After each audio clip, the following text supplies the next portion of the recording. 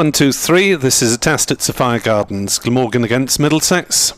Play begins at 11. Commentary shortly before that.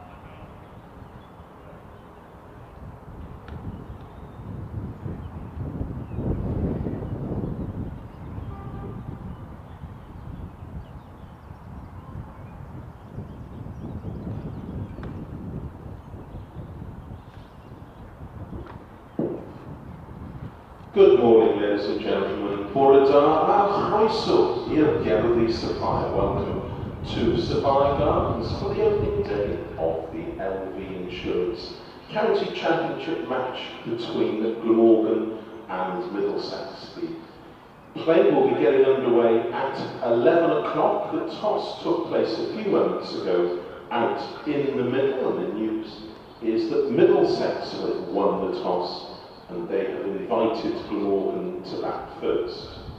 I'll quickly go through both teams. The Glamorgan team is as follows: David Lloyd, Andrew Salter, Marnus, Labuschagne, Sam Northeast, Kieran Carlson, Chris Cook, Callum Taylor, Michael Nisa, James Harris, Tim van der Gooten and Michael Hogan. Middlesex lineup as follows: Sam Robson, Mark Stoneman, Robbie White, Peter Hanscom, Max Holden, John Simpson, Martin Anderson, Toby Rowland-Jones, Tom Helm, Shaheen Afridi and Tillan Wallawita. As I say, the umpires today are Michael Burns and Rob White, and the match referee is Dean Cosker.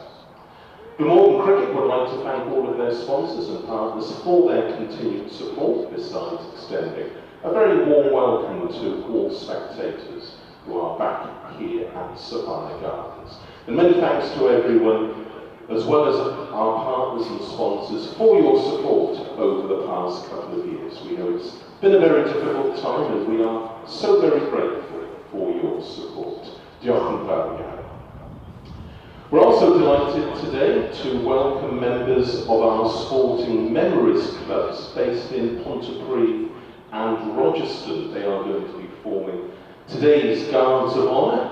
We hope, ladies and gentlemen, that you enjoy your day here at the home of Glamorgan County Cricket Club. The official Glamorgan website, www.glamorgancricket.com, contains details of how to purchase tickets for all forthcoming games here this summer at Sophia Gardens.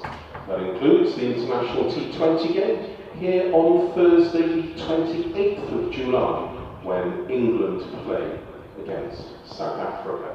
Also on the official Glamorgan website are details of the various matchday hospitality packages which are available for all games here at Sophia Gardens. That includes those in the T20 Blast as well as the Welsh Fire games in the 100 later this summer. Copies of the 2022 Glamorgan Yearbook are now available for purchase via electronic means from reception. Reception is situated on the ground floor of the Thatcher's Pavilion. Copies of the yearbook are also available for purchase from the Glamorgan Club shop, which is Labuschagne leads Glamorgan to victory.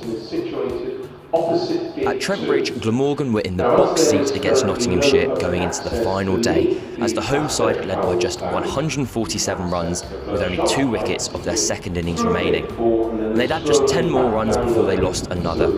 Brett Hutton clean bowled by Michael Hogan for 31, an error in judgment which saw the ball crash into the middle and off stumps. Joey Everson provided some resistance with the bats from number 9, but he would be dismissed shortly after for 37, as he was adjudged caught behind off the bowling of James Whale. And that would be the end of Notts' innings, as they finished on 242 all out to leave Glamorgan with 166 runs to win. With the ball, Tim van der Gooten had been the star for the Welsh side, taking 4 for 60, whilst Ben Duckett had been Notts' leading man, scoring 95 to go along with his first innings century. Glamorgan's openers, David Lloyd and Andrew Salter, started the chase with aggression, taking the side to 30 without loss inside 8 overs. But the introduction of spin would see the breakthrough arrive, Liam Patterson-White trapping Andrew Salter LBW, Glamorgan 43 for 1. And the home side would strike once more before the lunch break, as David Lloyd was clean bowled by Dane Patterson to give them a glimmer of hope heading into the afternoon session. Glamorgan 52 for 2, with still 116 runs needed for victory, but crucially Marnus Labuschagne unbeaten at the crease on 8 not out. Sam Northeast was the new man at the crease, and he started briskly, as along with Labuschagne they added 40 more runs to the total at a good rate after lunch. But Northeast innings came to an end with Glamorgan on 92, caught in the deep by Dane Patterson off the bowling of James Pattinson. The highly rated Kieran Carlson was next in, and he and Labuschagne kept the run rate ticking along as Glamorgan were easing their way to the target of 166. With just 7 runs needed to win, Labuschagne reached his half-century in his first match of the year for the Welsh side, before Kieran Carlson finished the game in style with a 6, launched over backward square leg to seal a convincing victory. A fantastic win for Glamorgan, who will look to carry this momentum forward into their fixture against Middlesex next week, who travel to Sophia Gardens in Cardiff. Meanwhile, defeat in the second match of the season for Nottinghamshire, an early blow in their hunt for the title. They'll look to bounce back in their trip to the Riverside to face Durham. Finally, I'm delighted to say that you're very welcome to go out to look at the pitch during the lunch or the tea interval. Lunch today is scheduled for 1 o'clock, tea scheduled at 3:40, or when 32 overs are remaining. If you are going to be venturing onto the outfield, though, we kindly ask you not to walk across the square or the wicket surroundings. And finally, for the benefit of those people who have just arrived here at Sophia Gardens, good morning. Florida. The news from the middle is that Middlesex have won the toss, and they're going to bowl when the game gets underway at 11 o'clock.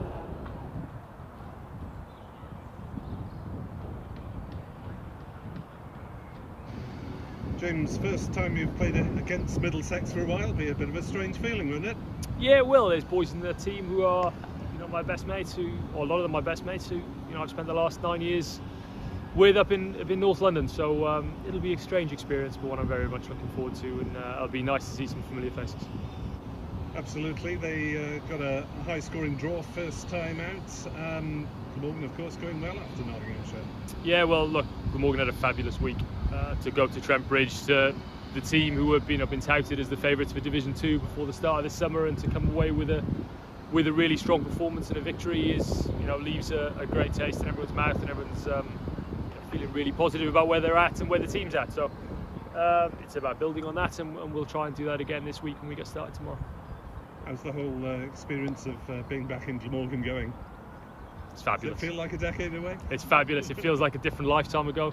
I can't quite believe sort of starting as a 16, 17-year-old what that was like, and how far we're away from that now. That's 15, 16 years ago. So I've changed a lot. I've grown up a fair amount. I'm losing a bit of hair compared to back then, but I feel like I've got a lot of years left in me. I want to contribute, and I'm really excited to be back in South Wales. To have the family down here with me is fabulous. They're enjoying it. So yeah, all in all, it's been great so far. And in terms of your contribution to the side, do you think you can make an impact in all formats this season?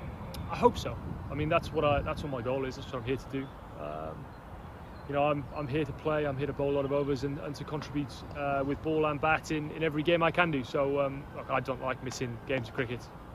Having a miss last week is never a pleasant experience for a professional. I want to play week in, week out, and hopefully I can do that through the year and stay in the team and prove my worth in my performances.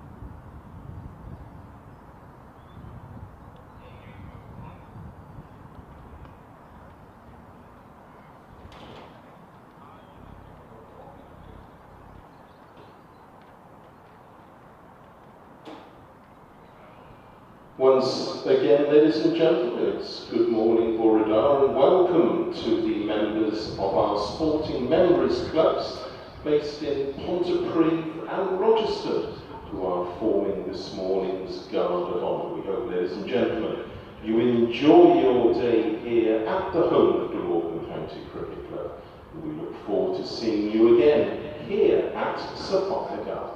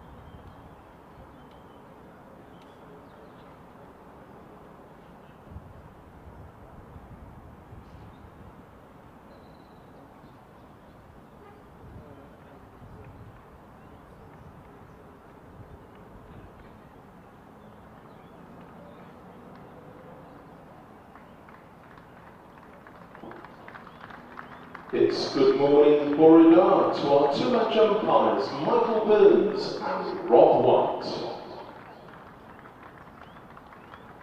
And good morning, Borodar, as well to the Middlesex team led into the field by Captain Peter Hanscom. And good morning, Borodar, as well to the opening batters for Glamorgan. The Glamorgan captain, David Lloyd, and with him, Andrew Salter. Good morning, Borodar, from the commentary box here at Sophia Gardens. Welcome to BBC's Sport Online, also available via the Glamorgan and Middlesex websites with the video stream. Welcome along wherever and however you are listening. Glamorgan have been put into bat by Middlesex. Shaheen. And we're going to get a first burst of Shaheen Shah Afridi for Middlesex making his debut. Team news for Glamorgan is quite simple. James Harris, after 9 years back with Middlesex, missed the last game with a minor illness on the first day at Trent Bridge. He replaces James Wheel. I'm Nick Webb. Alongside me is Kevin Hand. A very good morning to you, Kevin. Morning, Nick. Morning, everyone. Interested in team selection by Middlesex today. We'll have to wait and see. Ethan Bamber's not in. So Shaheen Shah Afridi, given his county cap this morning by Tim Murtagh, making his debut for Middlesex. And very excited to see him bowl for Middlesex. Has been a great clamour since the announcement that he was joining Middlesex for this year. Yes, remarkably experienced for a young man, 22 years old. Left arm quick, bowling from the River Taff end, which is where the spectators are concentrated for these first few games with stand closures. Would you like to describe him, Mr. Hand? Here's Afridi from the River End then. He's left arm over the wicket, Lloyd's on strike, the right-hander. He's got 3 slips in a gully, points mid-off, mid-on, mid-wicket and long leg. And Afridi past the umpire, bowls full outside the off-stump, quick, skids through to the gloves of John Simpson and taken away in front of Robbie White at second slip. A little bit wide the first one from Afridi, but one thing for sure, it was sharp. Yes, went through a distance outside off stump. We might have a bit of White confusion today because we've also got an umpire called Rob White as well as Middlesex batter. He's very much a Robbie. Yeah, all right. Is the Middlesex number 5, I think he's coming out, maybe at 4. I have to see, because Hanscom's back now, of course. Afridi up to the stumps, he bowls, and that ball's left alone just outside the off stump. There it goes to the keeper. Yeah, so a few changes for Middlesex. Stephen Eskenazi missing out on this one as well, having injured his finger in the slips in the last match, so a real blow having lost him, and Tim Murtagh for this game. They were missing Sam Robson for the opening game, but Robson back for this one. So a fair few changes, which will pull apart over the course of the next few overs for Middlesex. For Middlesex looking at Glamorgan, of course, all eyes on James Harris as well.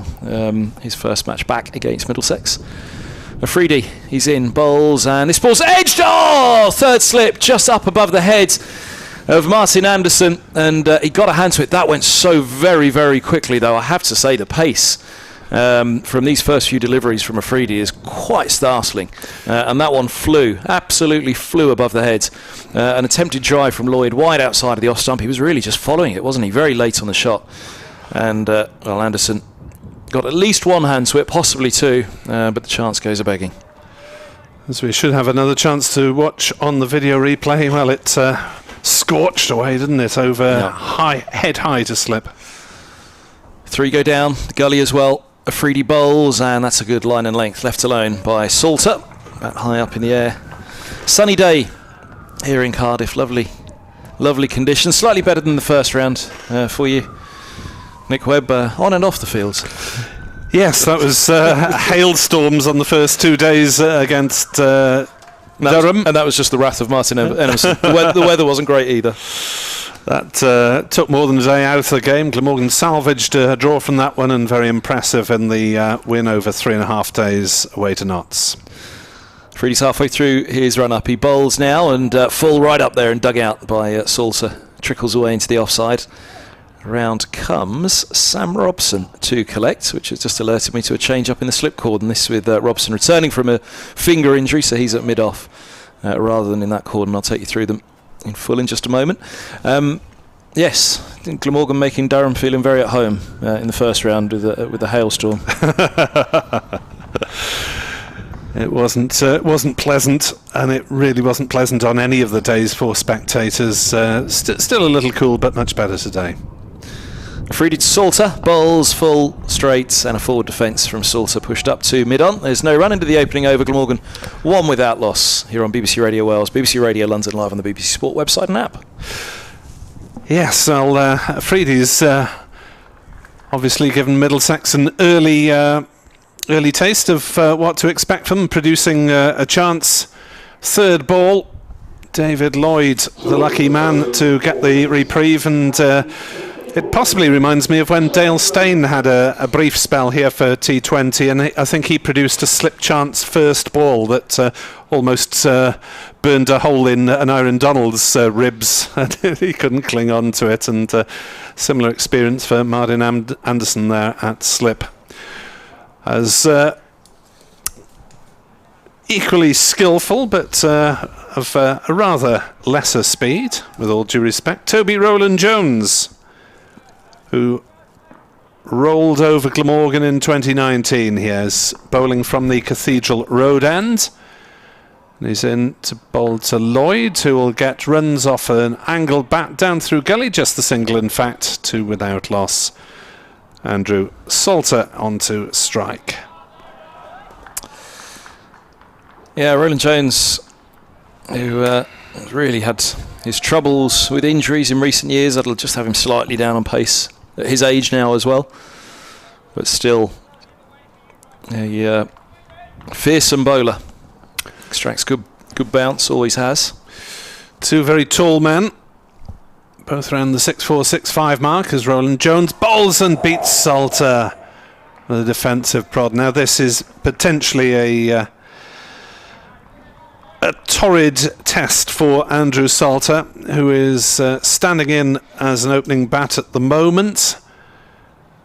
2 scores of 16 against Nottinghamshire, but of course has the 7-wicket haul against Durham. Career best bowling performance under his belt when he wasn't really picked for his spin primarily.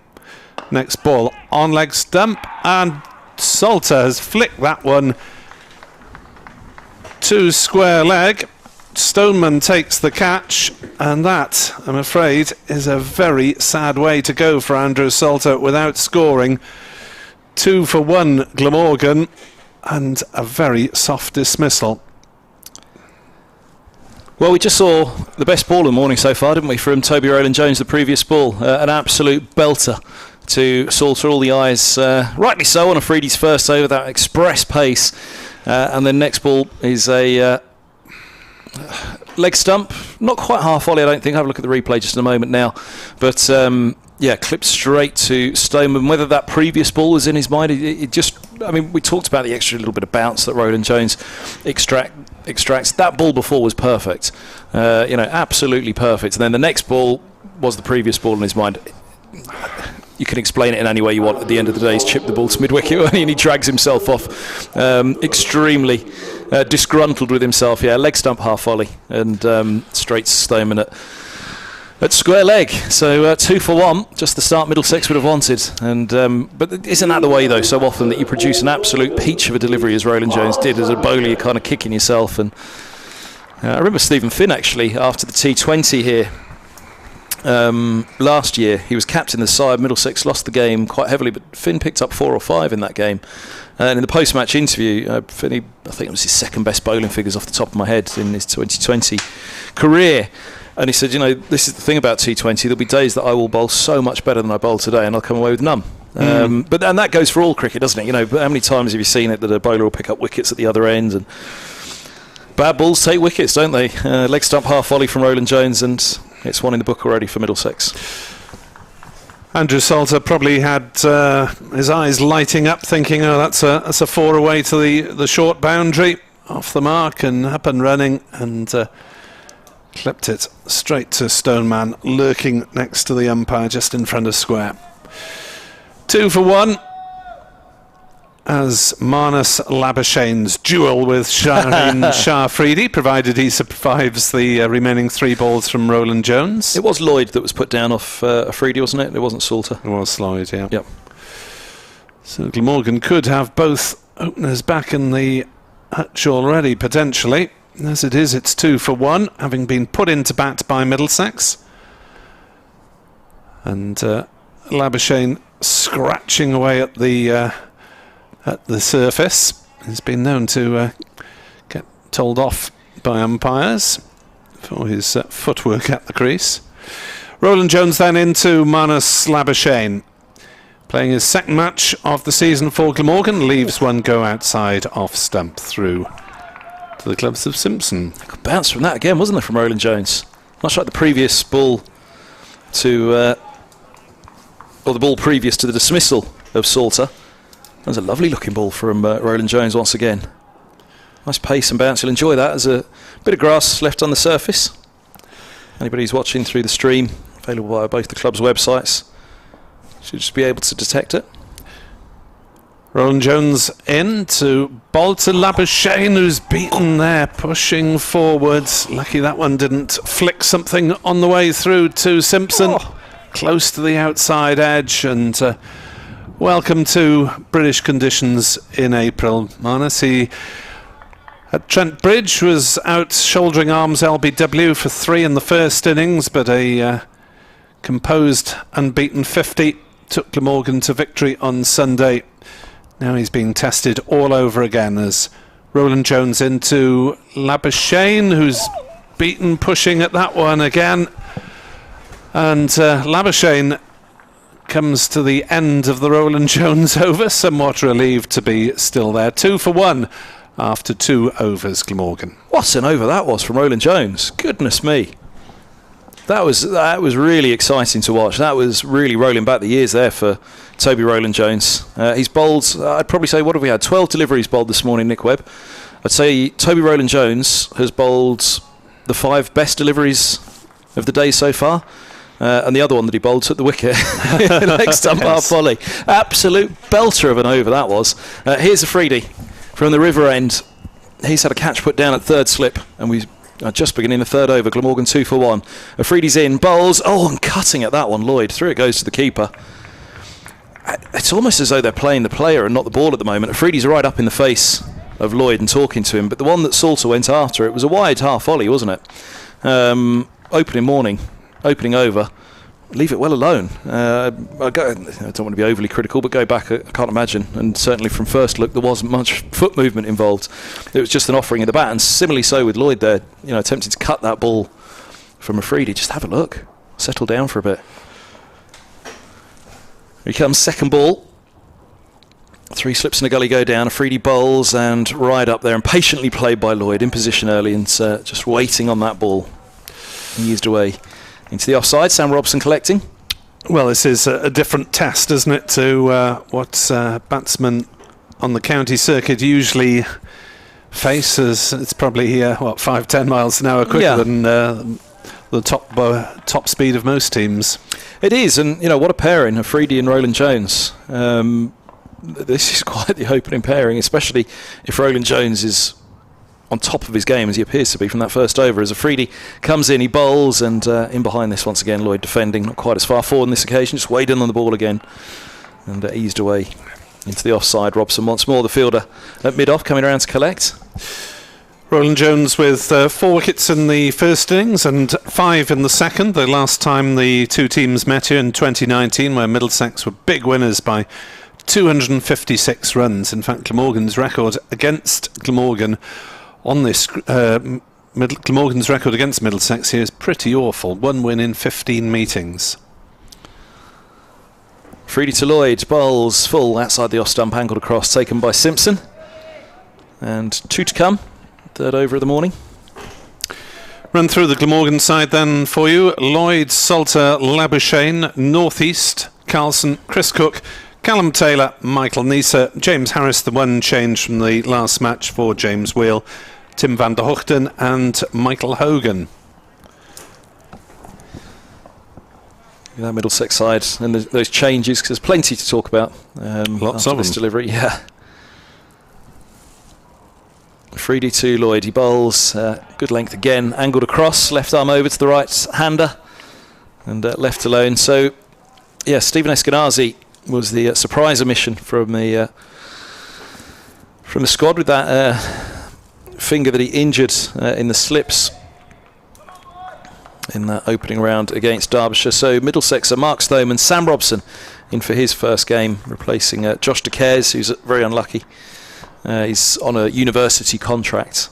De Cares scored 80 in the opening round, so a really good 80 in that first innings. Afridi in the sun, bowls and perfect line and length. Looking to hit top of off, right behind it though. Perfectly played defence from Lloyd's, tightly done. And the ball falls away into the offside. A dot ball, 2 for 1. Robbie White, the card has in at 3 in the absence of Eskenazi. Peter Hanscom, the captain, in for the first time this season at 4. Max Holden at 5. John Simpson, the wicket-keeper, at 6. Martin Anderson in following a side strain which saw him out of the Derbyshire game. Toby Rowland-Jones, Tom Helm, Shaheen, Shah, Afridi and Tilan Walalawita, a spin option for Middlesex in this game. Roland Jones into his second over from the Cathedral Road end, bowls, and that's left by Labuschagne. The ball coming back slightly into the gloves of John Simpson. Last game here, Sam Robson enjoyed himself batting through the second innings with 140 not out. Just wondering about Josh De Cares being omitted. Didn't get any in the second innings, but having scored 80 as an opening bat, you would have thought that he wouldn't be the one to give way, but they obviously wanted to go like for like at the top with Robson fit again.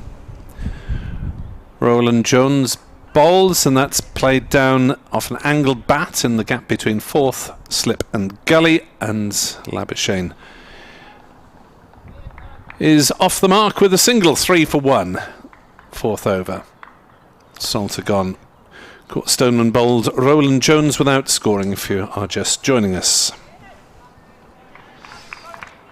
And if you want to tweet us, at Kevin Hand BBC, at Nick Webb 2017. Is that change a Twitter handle for you? I don't remember that one being your old one. Here's Roland Jones bowling and driven by Lloyd, played out into the covers, no run. No, it's been the case since 2011. Philip Richards says, I think James Wheeler's unlucky to be dropped. Certainly performed well with bat at Trent Bridge. Got a couple of wickets in the second innings. As Roland Jones turns past the series of markings that note bowlers' run-ups, and that's on leg stump and just outside leg stump, in fact. And Lloyd doesn't risk any of the perils that befell Andrew Salt as he leaves that one go harmlessly down leg side. Looks almost like some sort of Aztec marking out on the field, doesn't it? Lots of squiggles with blue paint to mark all the bowlers' run-ups. Looks as though both teams have done theirs already, unless everyone on the Middlesex side fancies a bowl.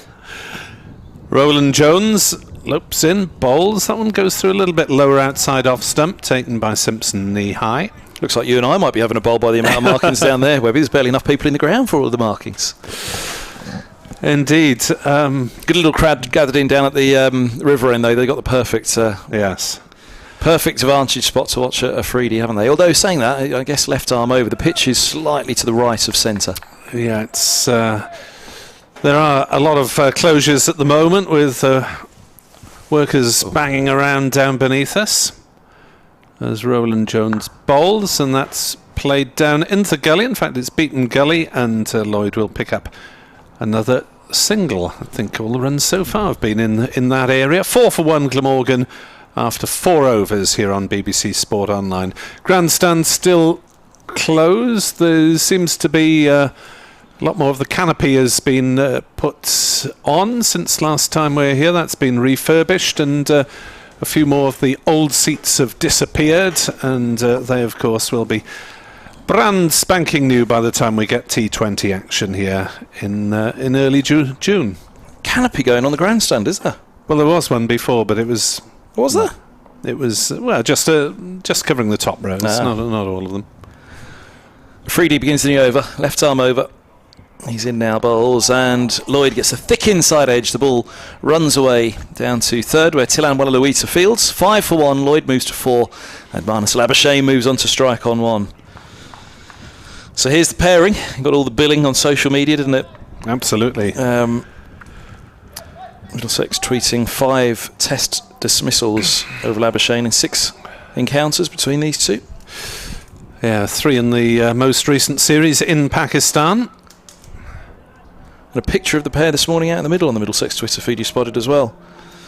Yeah, it was he must have got one of the nice to see respect coaches between rivals. Well, he replied to the Middlesex tweet, actually, Labuschagne, which they put up yesterday, saying he was looking forward to this encounter against Afridi. Here's his first ball facing him.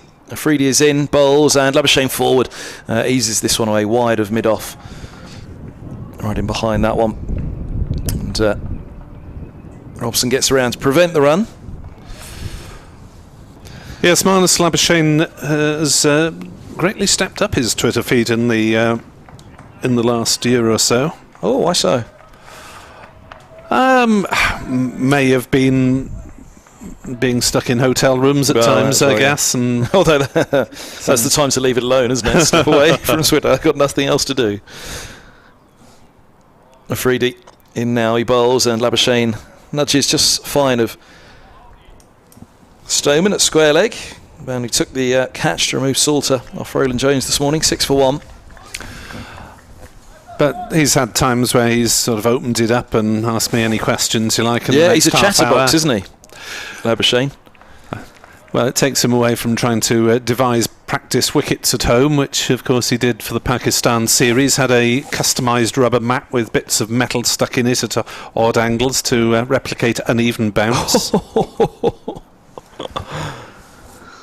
Afridi hits the crease now, he bowls, it's right up there and bumped back to him by Labuschagne. What I haven't dared ask him yet is whether he got his better half to do the throwdowns at home.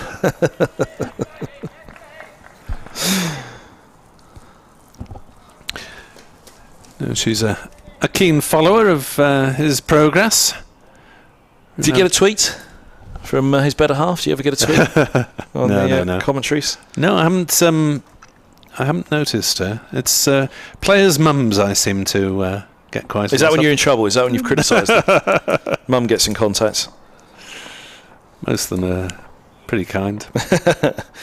Afridi's coming around the wicket for the first time to Labuschagne. 3 slips and a leg gully now. He bowls full, clipped through a straightish mid-wicket, and that'll be the first boundary. I think mid-on's giving a hard chase to Roland Jones. He does give up now, and the ball pops away over the boundary rope. It's 10 for 1, Glamorgan. My apologies, I think I just gave it to Labuschagne, didn't I? It was Lloyd who has clipped the ball away nicely. Yeah, David Lloyd generally will try and come hard at the bowlers, having been promoted up the order during the course of his career, starting off sometimes at 8 and 9 and playing as a fourth seamer, then moved up to 5, then to limited overs opening, and now into championship opening as well. Afridi remains around the wickets, and on the back foot Lloyd defends. He's to Robson at mid-off, no run. End of the 5th over, and 10 for 1. Glamorgan having been put in here by Middlesex. That's Sophia Gardens. Commentary from myself, Kevin Hand and Nick Webb. Yes, I hope it looks as though it's a bit warmer for them down at the River Taff end, seeing spectators in t-shirts and short sleeve polos and so on. It's slightly chilly in the commentary box. Might have to whack the heating on even. You're in front of that window, aren't you? It's a little breeze, chilly breeze at this Cathedral Road end. 4 slips posted by Middlesex as Roland Jones is in to bowl to Marnus Labuschagne and pushes forward, Peaton again. Well, Marnus Labuschagne is having an interesting time against Roland Jones. Well, all eyes were on Shaheen versus Labuschagne. This was the big build-up, but Roland Jones at the moment is having a belting time against him. Labuschagne really struggling to get to grips with this line and length of Roland Jones. Right on the spot. As I said, crucially for him as well, just extracting that bit of bounce. Roland Jones bowls outside off stump. A little bit variable, the carry, isn't as it? that one dies on the way through to Simpson. That reached him shin high, so it's not always consistent so far. As Kev was saying, the pitch again is towards the grandstand side. It's slightly more central than the one we had for the Durham game, but you're going to get pitches on the side of the square during these early stages of the season. With Roland Jones bowling and Labuschagne getting a full, firm defensive bat on that one, down into the gully. No run, because the televised matches, be it in T20 or the 100 or the International, it's being played here. They'll take up the centre of the square for television purposes in the centre of the summer, and the poor old unfashionable county championship has to make do at the sides. And at the moment they're using the wickets towards the pavilion as the practice wickets. Roland Jones bowls, and decent ball up in the block hole, well played by Labuschagne. Conventional forward defensive which he rehearses.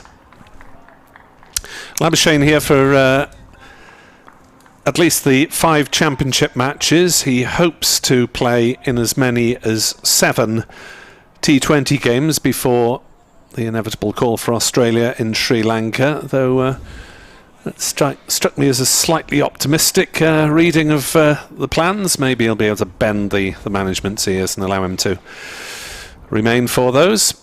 Roland Jones bowls, and that's squared up Labuschagne as he squirts one down into the slips, but got on top of it, played it down into the ground.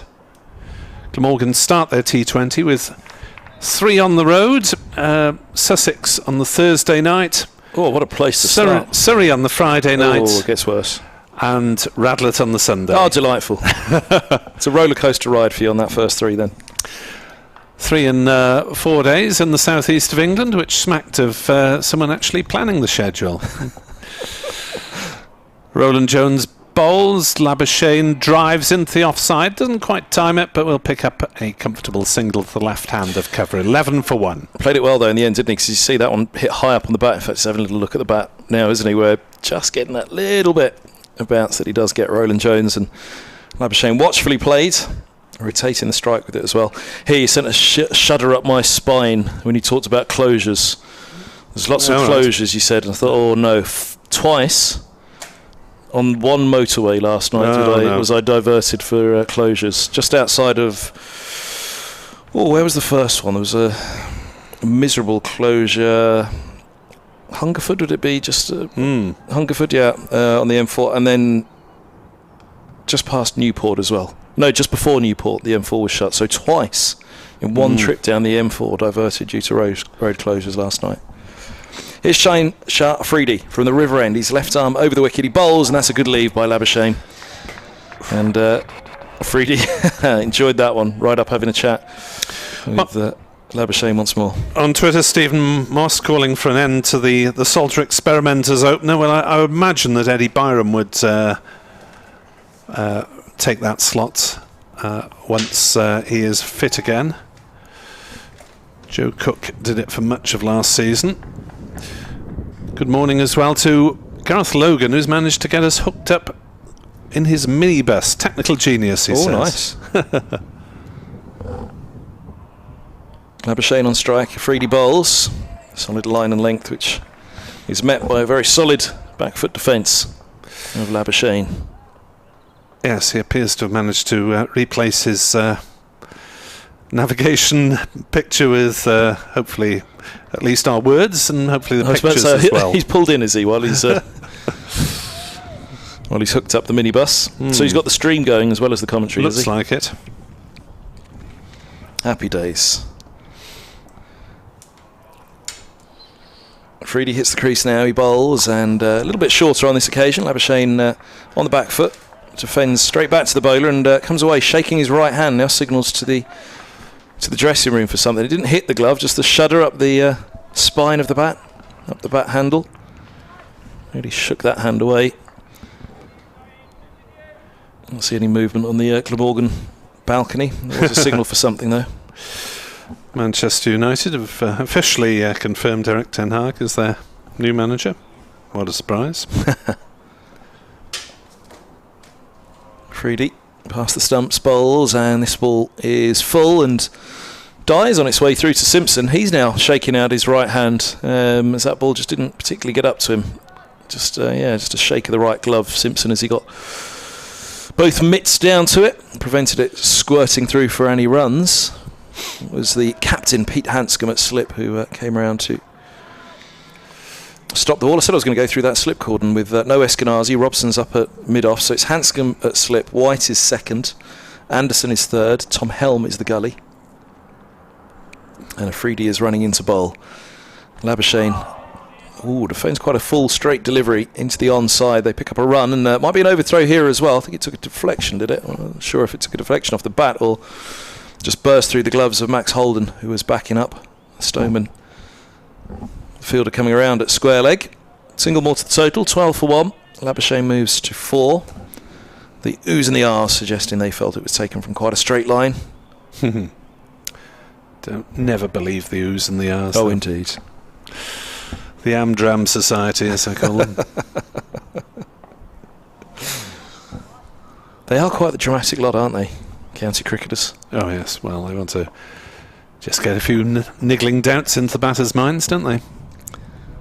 Afridi to Lloyd, bowls and thick inside edge across the front of the pad. I think maybe it just went through the legs past the heel of the front foot. It's fielded by Stoneman. That's square leg and no run to end the over. 12 for 1. Plenty of excitement, plenty of chatter. James Anderson is bowling for Lancashire at home to Gloucestershire. Gloucestershire batting first 17 for 0. Anderson started with a wide. Ooh. He's now 0 for 12 in his fourth over. See, England knew what they were doing, didn't they? But no Stuart Broad for Nottinghamshire. Ooh. Away to Durham. Obviously, Mr. Broad is still resting and writing newspaper columns and waiting to see who'll be appointed head of anything for England.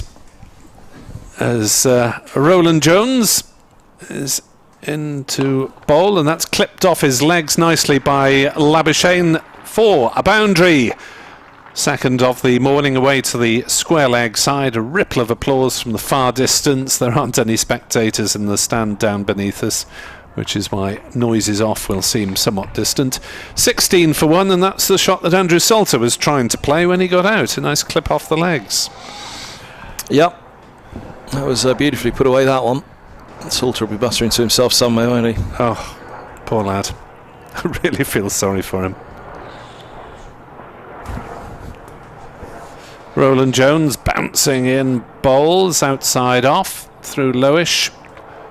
Speaking of newspaper columns, good morning, Ed Bevans, just sat back down behind us. Who's paying the big bucks for Ed's opinions this year? Oh, Wisden. Wisden. He'll be providing his wisdom to Wisden. And Edward will be joining us on commentary very shortly. Who's off, me or you? Who's got the hook first? Up to you, you're the visitor. Oh, your choice. No, you're the hosts. Roland Jones is into bowl. That's played down on the offside. There's no run. Well, I'll give way at the end of this over then, and Edward can accompany you for the next half hour, since our first radio bulletin update isn't until 1 o'clock. Radio bulletin updates, I remember those. Yes, we still do some.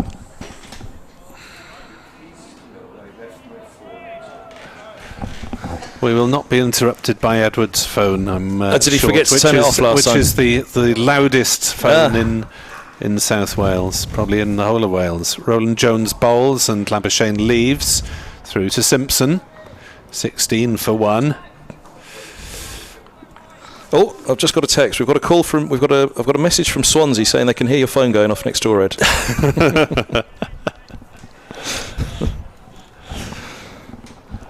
The 16 for 1 here, Glamorgan, having been inserted and lost Andrew Salter without scoring. Roland Jones, 2 balls left of his 4th over. Right on cue. As that's outside off stump, and Labuschagne allows it to go through. You could hear it. Somebody's tuned in at home, haven't they? They've just called him. You could hear it. He's just gone running. Brilliant. Someone's winding Edward up, probably. He just went charging for it. It is loud, isn't it? These are supposed to be soundproof walls, and you can hear Ed Bevan's phone through them. Yes, brilliant. Normally the television lot lurk next door, but we won't see them for a while. As Roland Jones bowls, and another leave by Labuschagne through outside off stump. That is the end of the Roland Jones over. He has 1 for 8. Shaheen Shah Afridi has 0 for 8. It was the Nick Webb fan club calling him. It meant that you stay on for an over more, Nick. Ed's disappeared next door. Was it the Nick Webb fan club, Ed? Yeah. There we are, just testing. So I'll give way, and we'll get Edward plugged in, and I'll be back in half an hour to replace Kevin. Thanks, Nick. Solid first half hour for both, really. Middlesex with an early breakthrough. Glamorgan will be pretty happy. They've settled in to some extent now. Here's Afridi to Lloyd. He bowls, and Lloyd looks to turn off his hip. Left arm over to the right-hander. It just falls away into the offside, and there's no run. 16 for 1. 33 minutes played here in the first morning in Cardiff. 3rd round of matches. 3rd game for the hosts. Middlesex just in their 2nd game after a draw against Derbyshire. First up at Lord's. Full 4 days played at Lord's.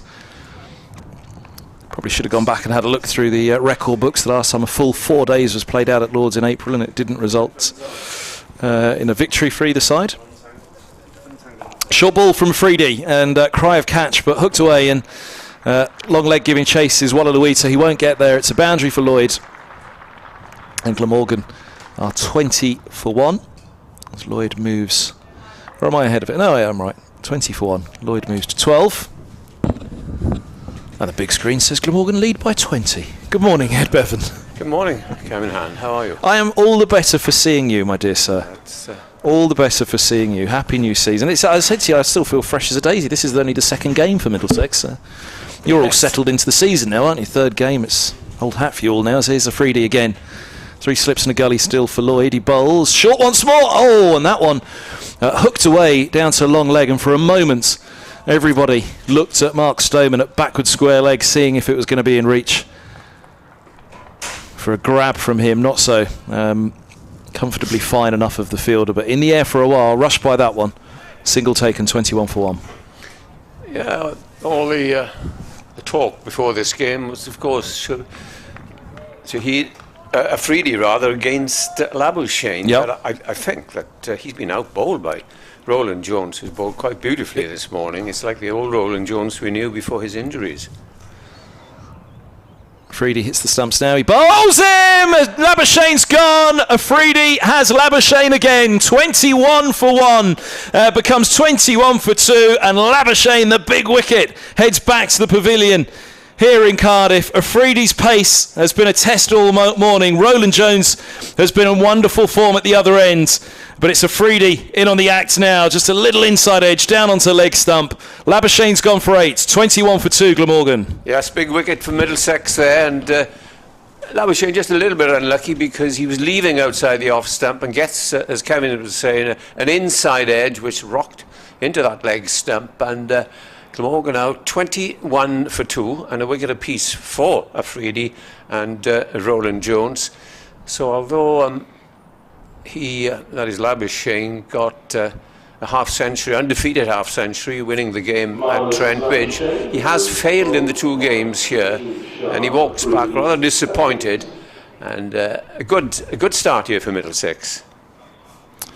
Yep, very, very good start, as you said, and absolutely right that you were, Ed.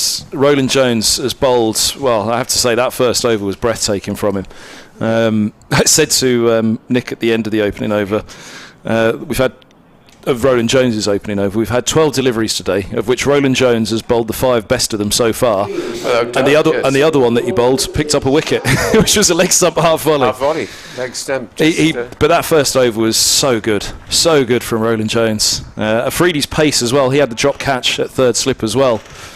Lloyd, who survived, it was a very sharp chance to Anderson at third slip. It was nothing more than a half volley wide outside of the off stump that he just offered the bat to, really. Yes, getting some pace out of this. Looks a very good cricket wicket, as was the one in the first game against Durham. It's got plenty of pace in it. It's good for the batsman, especially if the loose ball comes along. And Sam Northeast coming in out to join Lloyd, who started well for Glamorgan, got 80 odd in the match against Trent Bridge. Looks a very composed, compact player. And he's taking guard now against Afridi. 3 slips and a gully. And interestingly enough, for Roland Jones, there are 4 slips. So more deviation probably by the left arm seamer coming around the wicket and the ball normally going away from the bat. It's a big moment now, isn't it? Northeast in, facing Afridi right up there, and edged and gone. He's on a hat-trick, Afridi. 2 in 2. Northeast gone for a first ball duck. 21 for 3, Glamorgan, and Northeast heads straight back following Labuschagne. Bowled Afridi. This one's caught at second, and well, Shaheen Shah Afridi, what a way to make his county debut for Middlesex. Fine chance pouched by Robbie White at second slip, taken low down. But this is quite the spell from the Middlesex opening pair, and it's Afridi who's going to be on a hat-trick. Yeah, that looked a good delivery. That was the orthodox left arm seam across you.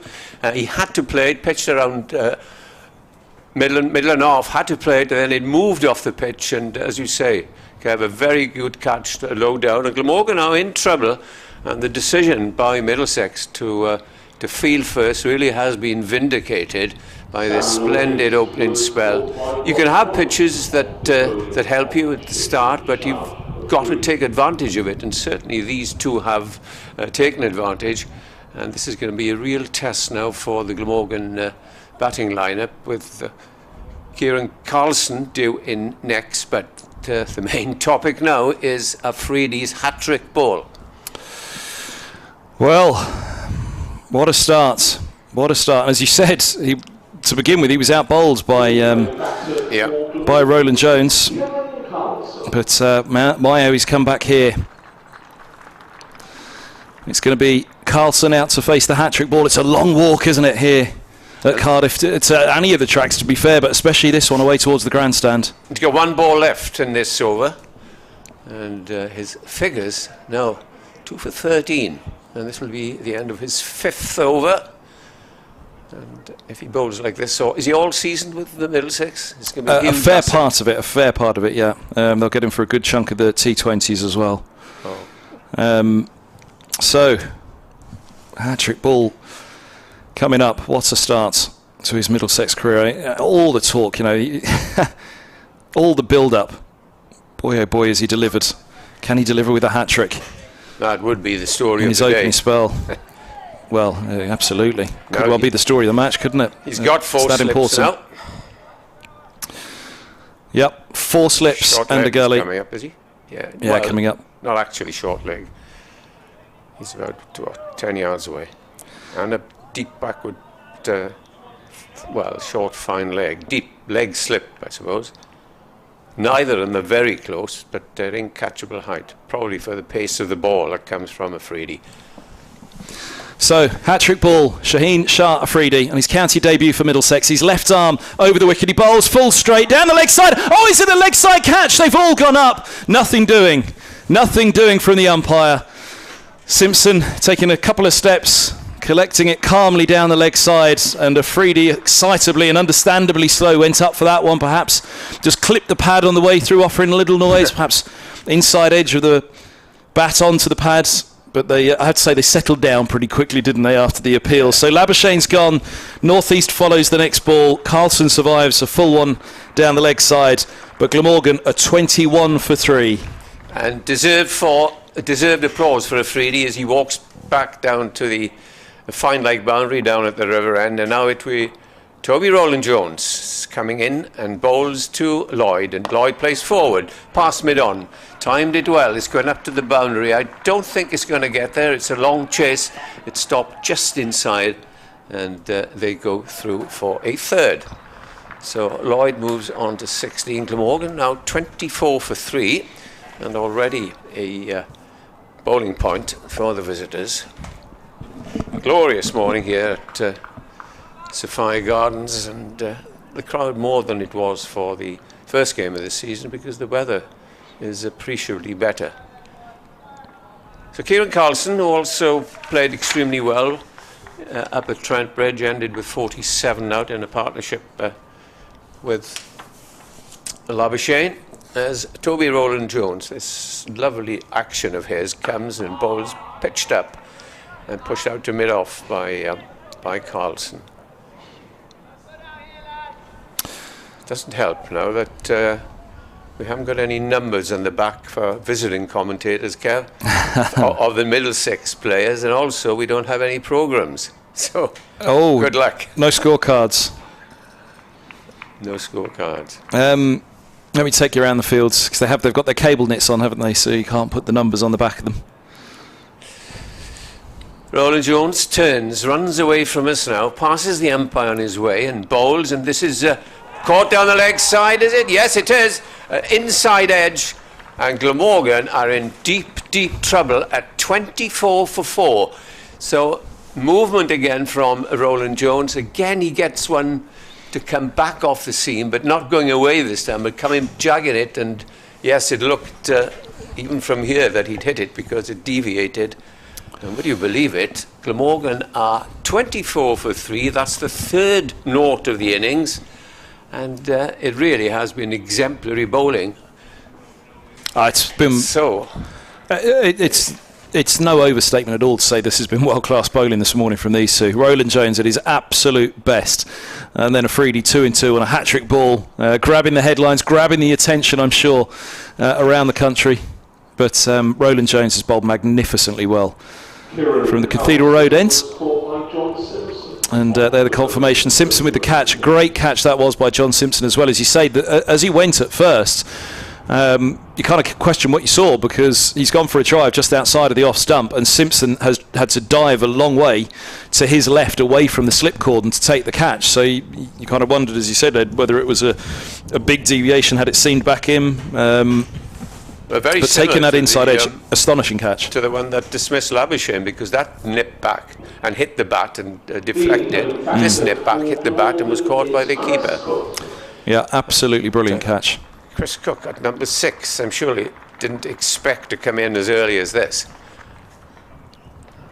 Former captain who was given way to David Lloyd, so you got this year's captain and last year's captain. And with the experience they have, they really have to do something to get Glamorgan to get some sort of score. But Middlesex going extremely well. I suspect Glamorgan might have batted because it's a very good pitch, but we shall find out as the two batsmen have a word. No doubt Lloyd is saying be very careful because these bowlers are on the top of their form and are moving it both ways. And this is wonderful to see for Roland Jones. Those years of injuries, I know you've always been a big fan of his as well, Ed. Everybody has, hasn't they? He's a great bowler, Toby Roland Jones. It's lovely to see him back. And bowling so well, and he's really bowling on the top of his game this morning.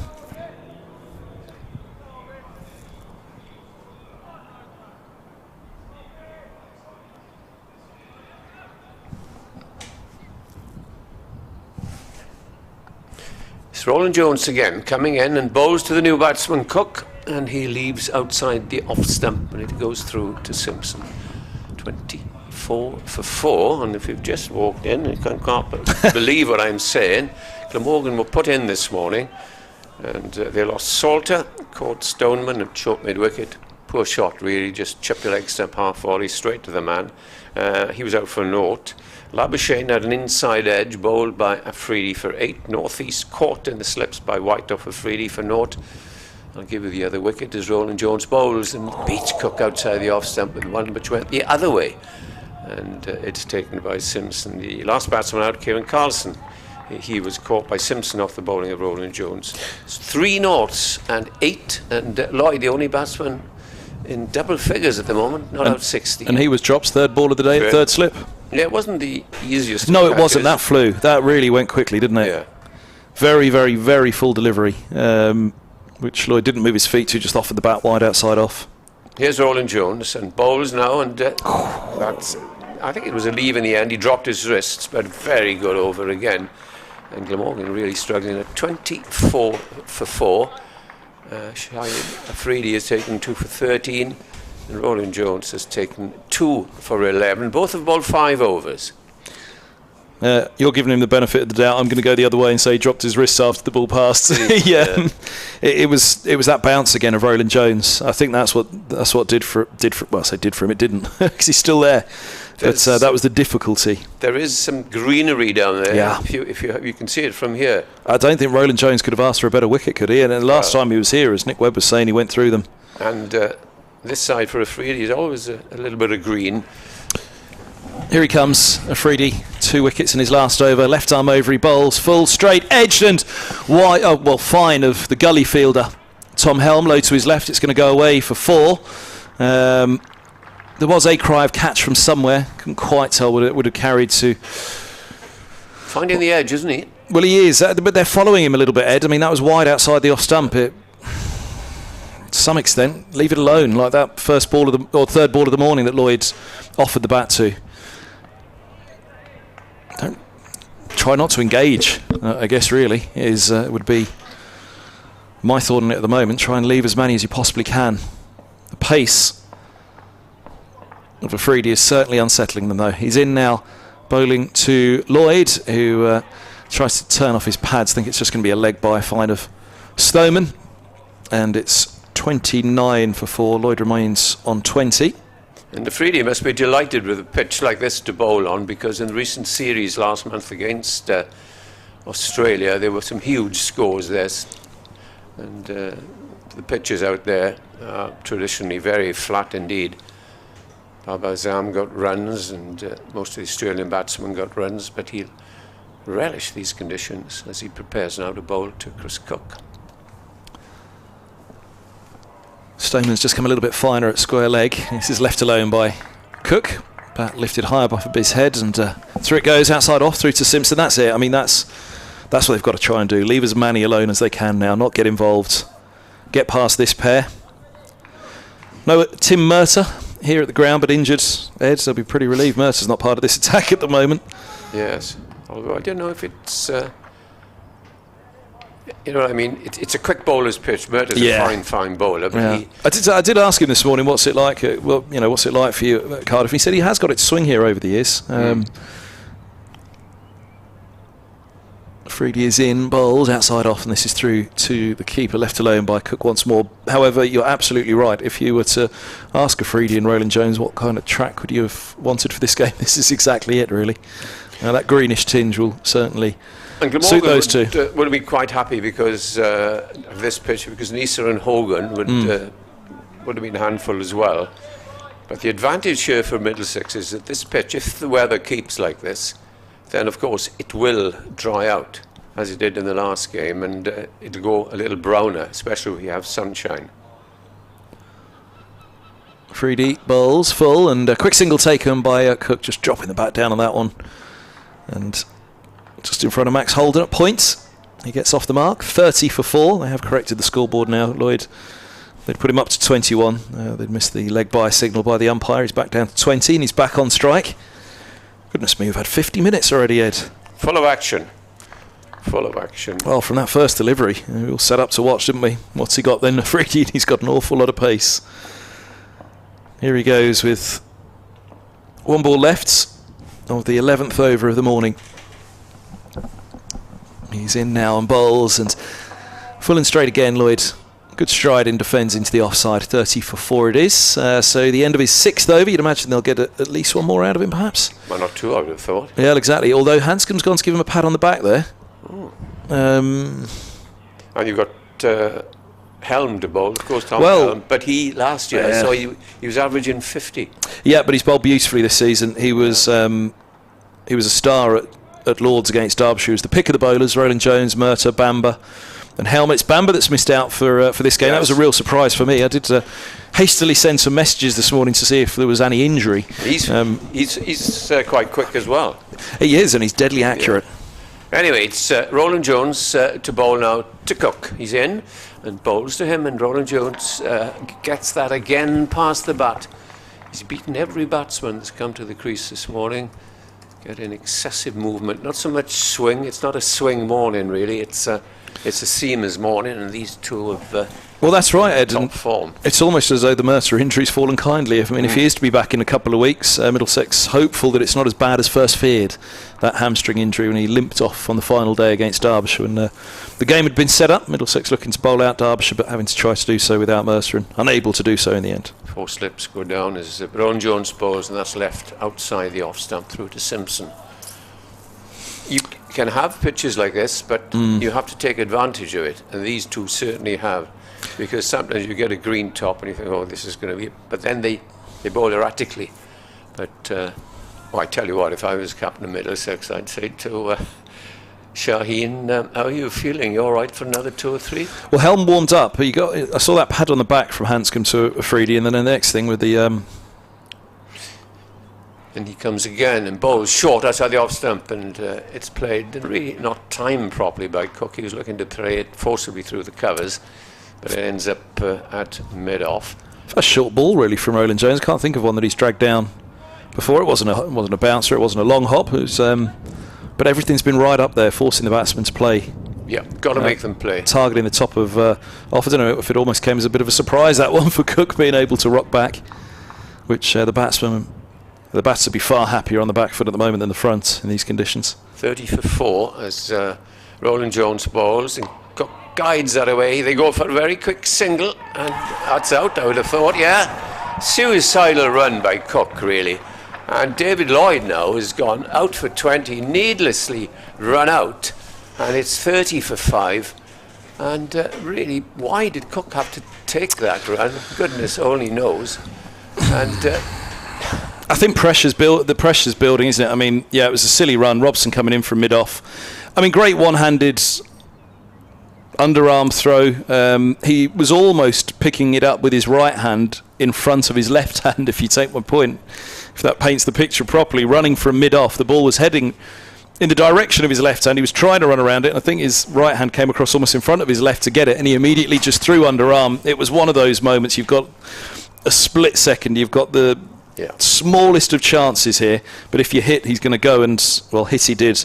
Robson, from in front of the stumps, you've pretty much got all three to aim at, haven't you? So yeah, that's a big blow, big blow for Glamorgan. And Cook will think now, right, I better get my head down here and get a big score, because I've needlessly rung out the captain, was the only one that's looked like getting runs, run out for 30, not for 30, for 20, and it's 30 for 5. Sunday, the final day, looks a long way away. It does, doesn't it? Saturday. Still playing golf, Ed? No, I haven't played for a couple of years now. Snooker hall anywhere nearby for us? No, I should be going across the road, because my village side are playing the Principality Stadium in the final of a Plate Cup. Oh. But cricket's a funny game, and there's a long way to go. Oh, there is. And listen, I mean, we've seen it before, haven't we? Mornings like this, pitches like this. If it goes disastrously wrong for Glamorgan for the final 5 wickets, as it has for the first 5, then their bowlers will be coming out tearing into Middlesex in the same way, you'd imagine, saying, look, conditions haven't changed, let's get at them.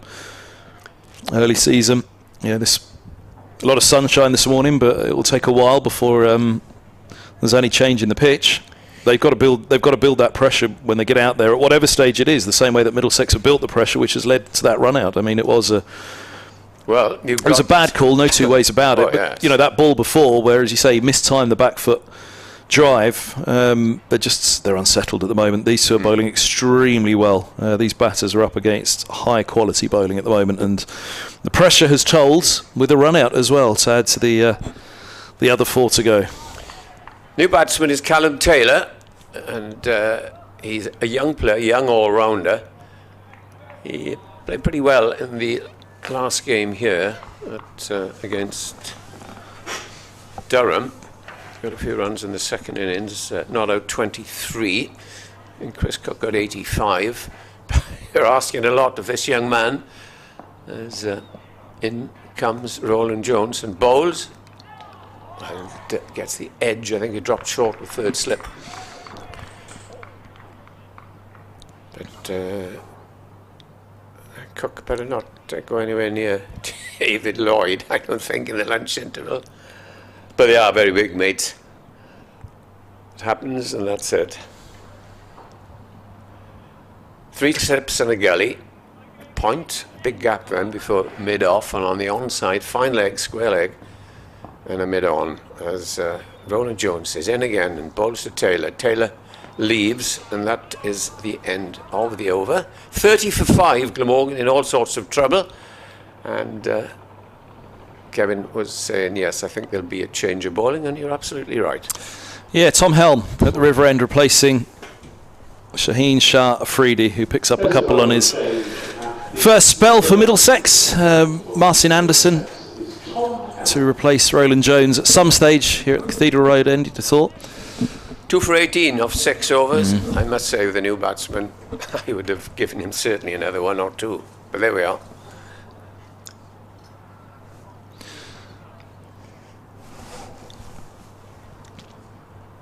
Just going back to Helm against Derbyshire, coming away from that game, I think Richard Johnson, the head coach, I think Mike Selby, the president, tweeted about it as well, that if Helm continues bowling like that, then England can't really ignore him. He's another one that's had his troubles with back injuries, but 3 of them now and bowling well. He's right arm over the wicket to Cook, and right up there, first ball, that's defended away into the onside, fielded at mid-wicket, and Cook was hopping across his stumps there, wasn't he? Just managed to trap the bat down. Yes, keep that ball Tom out. Helm has been on loan with Glamorgan once. He was, twice, of course. Yeah. Yes, of course. Yeah, he fitted in well. I think it's a couple of times he's been on loan. Certainly once, I remember him.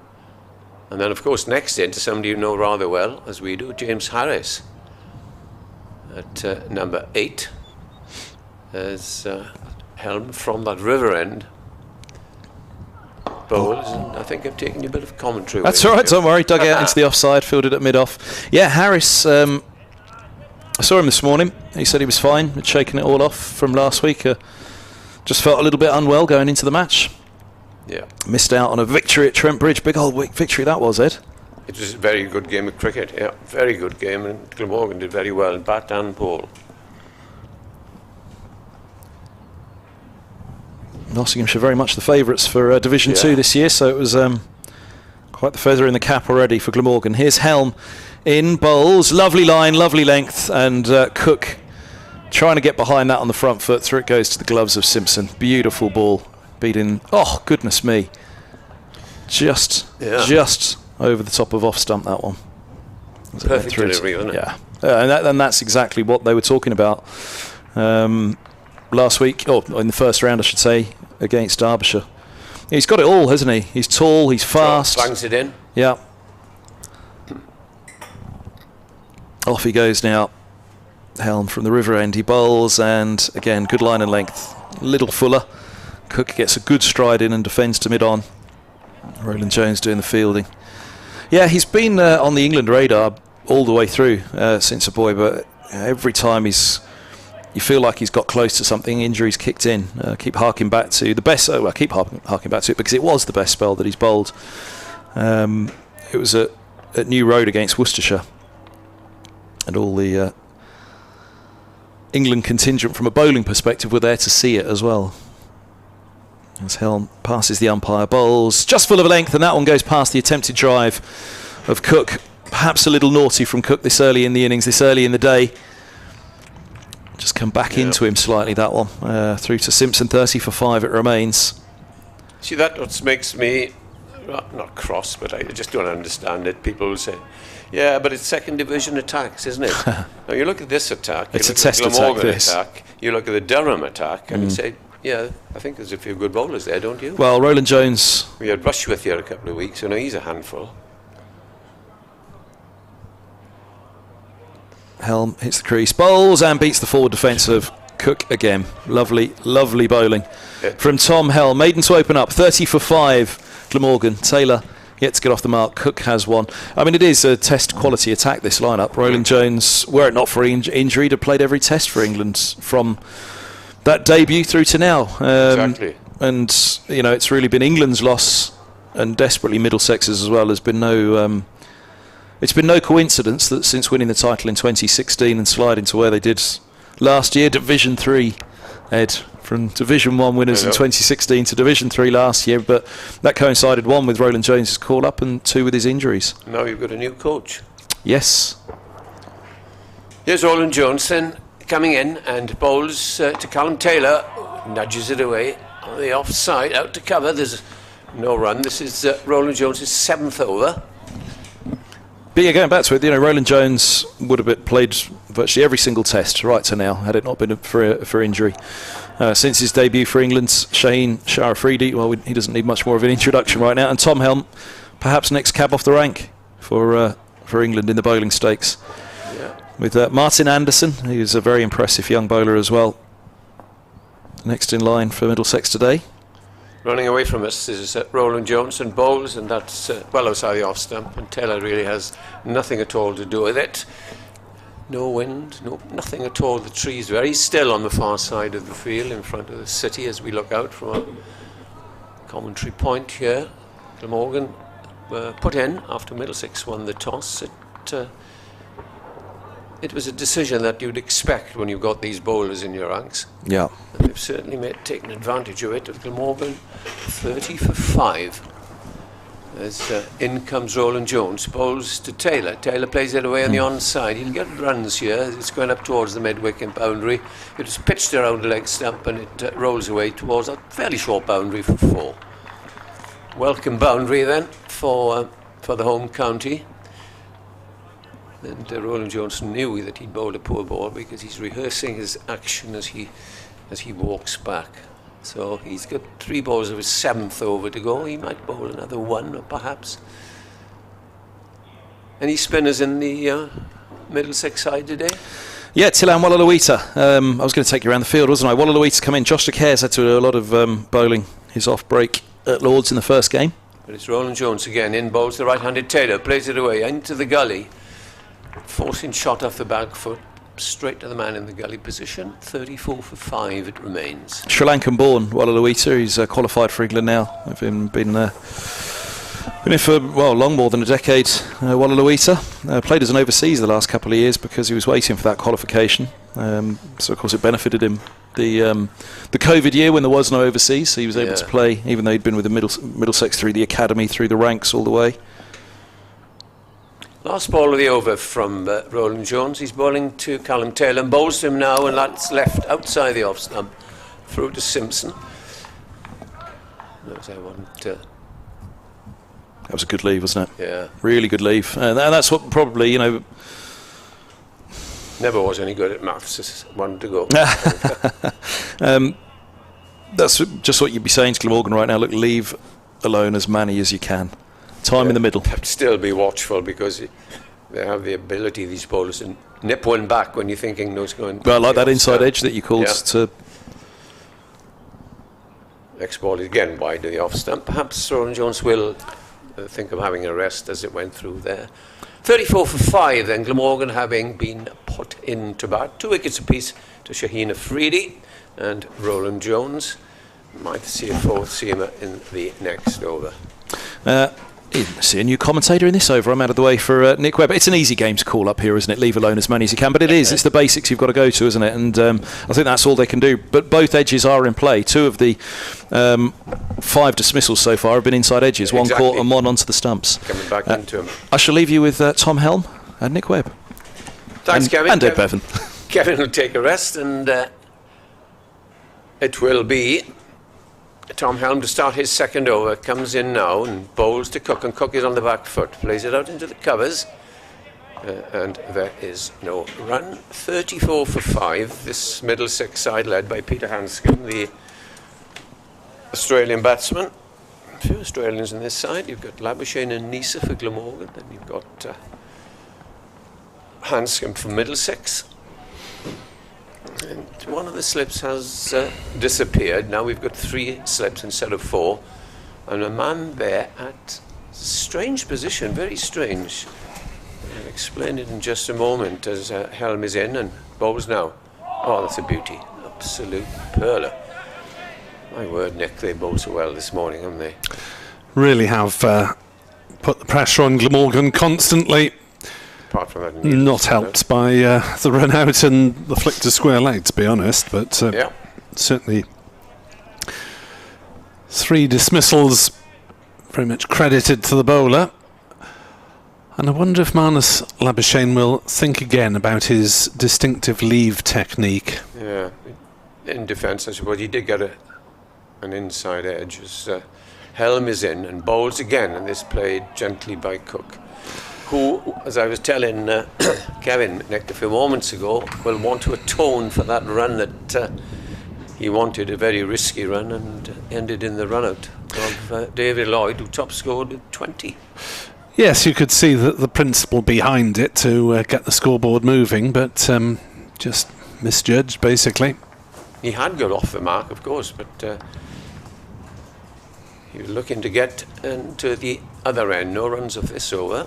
As in comes Tom Helm, bowls, this time is played away. The man I was going to describe, he's not a short third man because that'll be halfway back. He's in a sort of 6th slip behind the wicket. Now, would you agree? Yeah, 6th slip, very deep gully. Nowhere near a short third man. And, no, it's an odd. I've never. It's a angled fly slip. What do you reckon that's there for? I've never seen a position like that before. You see it fly slip, and third man halfway back, but never there. Might work for Helm as he comes bounding in from that river end and bowls, and this is played watchfully and very carefully there by Chris Cook out to mid-on. So Helm is in his second over, hasn't had a run conceded as yet, 1 ball to go. I suppose Middlesex do have these tall opening and leading bowlers, don't they? In Afridi, Helm and Roland Jones, so they're liable to generate a bit of extra bounce. Yeah, you think of Angus Fraser, of course, in the past, and Vincent van der Bijl back in the 60s and 70s, fantastic bowler. As this comes up up and bowls. And he stands up tall, does Cook, and plays it out into the cover. There's another maiden over, 2 overs, no maiden for Tom Helm. Glamorgan in trouble at 34 for 5. Yeah, what are you doing, Edward? There were only one down runner left. Yes. Yeah, I think going back to Labuschagne, he did get an inside jet and it rocketed into leg stump. Similarly, Carlson got one and he was trying to push it away in the offside. That nipped back at him and good catch by Simpson. It was off the inside edge. Long spell by Roland Jones. 7 overs, 1 maiden, 2 for 15. Martin Anderson is the 4th member of the visitors' pace attack. The all-rounder, one of the changes in this game, with Eskenazi and Murta both injured. De Caires and Bamba left out from the 13-man squad. And incoming Hanscom, Afridi, Anderson and Walalawita. Well said. As Anderson bowls, and that's chopped away on the offside. They will go through for a single, safe enough, though there's a scrambling stop at point. And Callum Taylor. Often you've seen it, or I've seen it often in the past, that when you get a medium pace coming on first and second change, you seem to think, oh, that's the pressure off, and you tend to take little risks, but it's the last thing that these two want to do, is take any sort of risks now.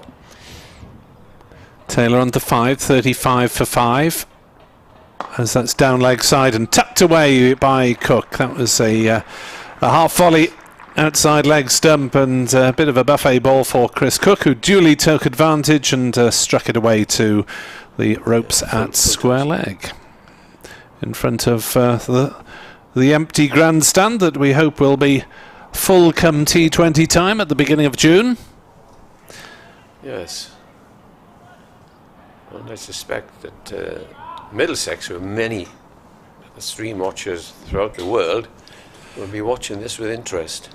Anderson bowls short and on leg stump. Cook tries to pull it into said grandstand and misses, is struck in the stomach.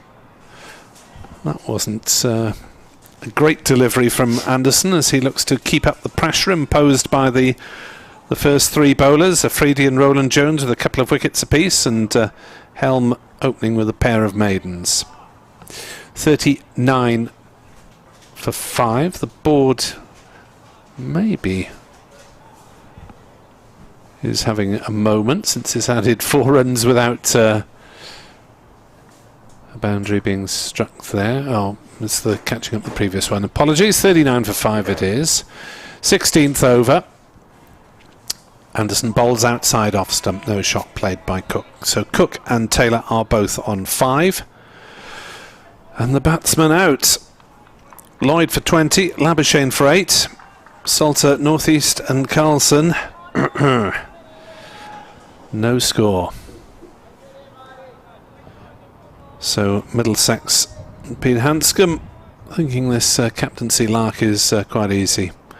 He resumes it from Tim Murta, and an attempted drive by Cook is not timed at all well. The ball, instead of sizzling through mid-off, rolls up to mid-on.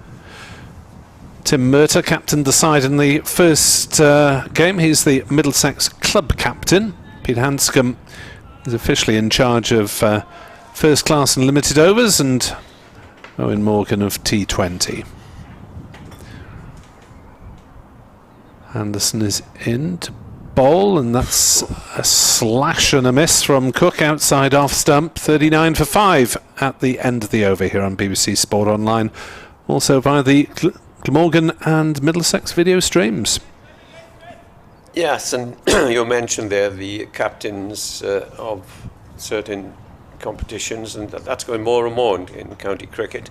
And I think whoever will be the new England coach, and Rob Key, of course, he's very much in favour of that, and I think it's the right thing, because as Joe Root found out, it was far easier to captain. Well, it wasn't easy for him because of the performances of his side, but it's so much on your shoulders if you're captain both the one-day side and the test side. So it'll be Tom Helm to continue from that River Taff end here at Sophia Gardens, and bowls the first ball, and that's a nice looking shot by Taylor through extra cover. He'll get a couple as it speeds along this very dry, a parched ground, although it looks green all round. And we haven't had any rain, well, for the last couple of weeks of any significance. Although tomorrow is a little bit iffy, it's a bit drizzly. But Well, to start this game, it looks unlikely that it'll trouble the Sunday. no, just telling Kevin I shall be over the road if it is all over, watching rugby. Here's Helm, bowls to right-handed Taylor, who plays it, and it beats that man at the odd position, I'll say, and they get a couple of runs down towards third man. And it begs the question, if he had been halfway back, that would only been a single. But there we are. What do I know? Well, Middlesex obviously in the ascendancy. They can afford to people in odd catching positions and look for the opportunities. Of course, if David Lloyd had been caught on naught, then Glamorgan would be even more in the mire, and 43 for 5. Those are the first runs of Tom Helm as he comes in again and bowls, and that's a handsome shot through extra cover by Taylor, who bent a little, got on the front foot and hammers it through the extra cover boundary for 4. Dare I say, some sort of a recovery. 47 for 5. It was 30 for 5. Lovely shot of the morning, I would say, Nick. Yes, there hasn't been a great deal to choose from, has there, really? It's a nice punch, if you like, in the last over from Cook. 13 now to Taylor, second Glamorgan batsman in double figures, but they're still precariously placed at 47 for 5 as he bounds in from that far end as Tom Helm and bowls again, and that's left outside the off stump. Good judgment through to the keeper, and the score remains 47 for 5. Taylor's on 13 and Cook is on 5. Going back to the tall men over the years that Middlesex have had, of course, I mentioned Vanderbilt and Angus Fraser and a great character Norman Cowans, and they used to come down here, and I think Glamorgan have only won one game since 1950 on this ground against Middlesex, if I remember correctly, as Helm is in, bowls again, and that's left. Flourish there from Taylor as he lets the ball go through. Yeah, one game, one win at Sophia Gardens in total in their 4-day format. Was it 1950, I think? No, they weren't playing here then, were they? Not here, but across the road at the Arms Park. No, it's 1 in 15 here. I did make copious notes. Unfortunately, I picked up the wrong notebook. And, yeah, you've got your rugby notes. I've got my rugby notes and last year's cricket notes. Tell all. Helm bowls, and that's wide of the off stump, through to the keeper, 47 for 5. Yes, since I'll be doing rugby tomorrow, I got myself in a bit of a mix-up with the notebooks in my office yesterday. And you go over to the rugby tomorrow night and you'll be saying Wales are 36 for 2 against France. Wales will be hoping that France don't run up a cricket score in that women's international, since there have been a couple of half-centuries for Les Bleus in recent encounters against Wales. Here is Anderson then. Slightly gentler pace than the first 3, and that's driven through the covers by Chris Cook, and they'll pick up at least a couple of runs. Will they come back for the third? They'll think about it. They do turn, and they're back comfortably for the third run. 2 good runners between the wickets, young Callum Taylor and Chris Cook, who, although he's mid-30s, is among the good runners. Chris? Yes. Didn't say judge of a run. Chris Cook having been involved in the David Lloyd run out. It happens to everybody. Good Lord. He's a fine player. He started well this season. Yes, the Glamorgan victory here, Edward, was, I'm sure you'd have been here actually, in 1991. As Anderson bowls outside off stump. Quick. It was by 129 runs, and there were 4 wickets apiece for Steve Barwick and Mark Frost. Oh. Well, yeah, I remember that. Well, I don't remember the game. I haven't seen a couple of thousand in all of my time.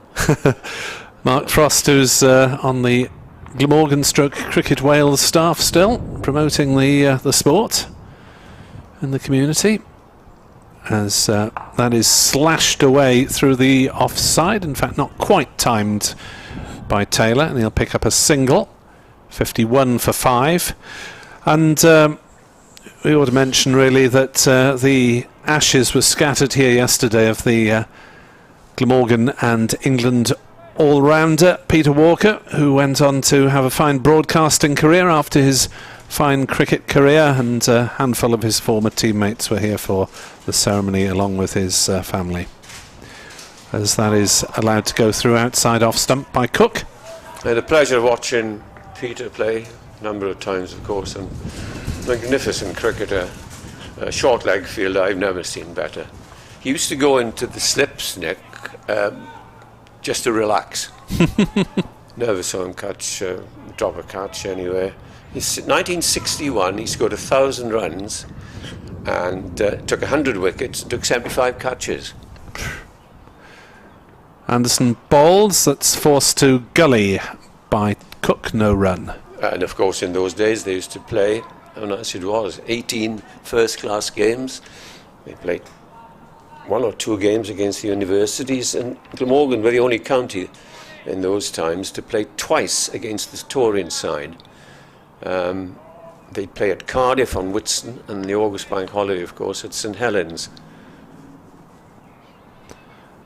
Anderson in from the Cathedral Road end, bowls, Cook leaves, shouldering arms outside off stump, through to Simpson, 51 for 5 and the over, Taylor 14, Cook 8. And the reason for that was because in those days they used to like to have local derbies at Whitsun, and you'd have Essex would always play Kent, Middlesex would always play Surreys, Somerset would play Gloucestershire, Derbyshire would play Northants, and of course they were all playing, and Glamorgan then would play the Taurus. And very, very big crowds. Anything over 20,000 would watch them at Swansea. Big old bank at St Helens. Oh, yeah, it's great days. Anyhow, back to the present, as they say. It's Helm bowling to Taylor, and bowls to him now, and Taylor's forward appeal for LBW, and he's given out.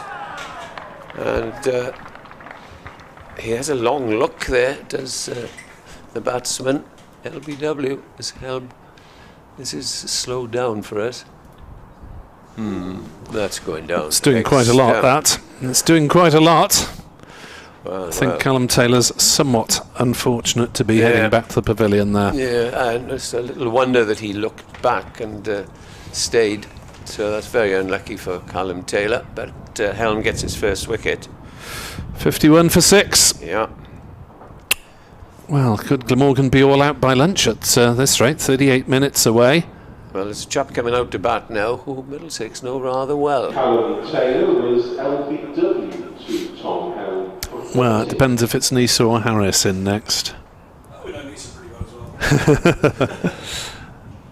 LBW, so... It wasn't a huge appeal either, was it? No, I think there was too many questions there, potentially. Anyhow, this is what happens in the game. 2 umpires are having a long conversation. And Glamorgan again, having recovered slightly there with a partnership of 21. 51 for 6, and would you believe it, at 20 past 12, Middlesex had picked up a second bowling point. Yes, it's been a flying start to the game by the visitors with their 4 changes, including captain Peter Hanscom. So it's Nisa ahead of Harris. I was rather surprised that, now, had they sent in Nisa, who's an attacking player by nature, generally bats... I think it was that order in the first game, I seem to remember. Let's have a look. Oh no, Nisa didn't play the first game, did he? No, Harris came in... He came in 8th at the last game, didn't he, at Trent Bridge? Yes, he did. Yeah, he came in before Wheel, who's not playing in this game. Yeah. Yeah, so he slipped He's down. no mean batsman, James Harris, either. He's batted it at 6 for Middlesex on occasion. Yeah. And he's 9 here today because Nisa is striding to the crease. The other Queenslander in the side, alongside Labuschagne. 1 test for Michael Nisa now. Adelaide, wasn't it? I watched it, yeah. Played during the Ashes, got a taste of it, having been on the fringes of the Australian Test squad, and has been 12th and 13th man on several occasions, but finally getting the baggy green. Got a wicket as well. Yeah, a couple of wickets, and didn't let himself down by any means. So here is Tom Hellman bowling to Michael Nisa, and bowls to him, and Nisa is leaving outside the off-stump through to the keeper. Yes, that test at Adelaide I well remember. It turns out, traditionally, England didn't play a spinner. And in the first game, of course, we all know what happens there at Brisbane, where it seems a lot on the first day and a bit. They didn't play either Anderson or Broad. Possibly that started the demise for England in the series. The captaincy of Joe Cook, 51 for 6. As and it comes again and bowls. And he said, looked as if he was going to smash that to the cover boundary, but thought better of it and went through to the keeper. Yeah, what about the successor to Joe Root? I mean, Ben Stokes has already got so much on his plate. That's my concern. And if you look at his predecessors in like for like, Flintoff and both of them both had their difficulties as captain. You tell me, Nick. I have no idea. And if it wasn't that Helm comes in again and bowls, and that's left outside the off stump through to the keeper yet again. Good line, good length from Tom Helm. Do you know who is going to captain? Broad, I think, hasn't much interest. He's still not playing for Nottinghamshire. He's perfectly fit, and he's the only name that I've heard touted round. And what if he gets injured? Well, he's not likely to play entire series, you wouldn't have thought, and it's been a leading presence in the dressing room, I suppose. Oh, that's a beauty. Beats Nisa outside the off stump through to the keeper. And another excellent delivery from Tom Helm. I don't know where English cricket is going, Welsh cricket is going at the moment. I really don't. I had a discussion with Kevin before play started. If you're going to play 5 championship matches at home, 5 away, that's what they want. If you get the outgrounds back, you play, shall we say, it's Scarborough, Cheltenham, you get 3 games at home. How are you going to attract members then? Anyway, here's Helm. Finish the over. Balls to Nisa. Nisa tucks it round the corner. He's off the mark down to fine leg for a single, and he will keep strike. And I think Kevin will keep strike in my place. I've had my hour and taken a few wickets. Thank you very much indeed, Edward. As we'll try not to throttle Edward as we move around the commentary box, and Kevin resumes his seat on my right.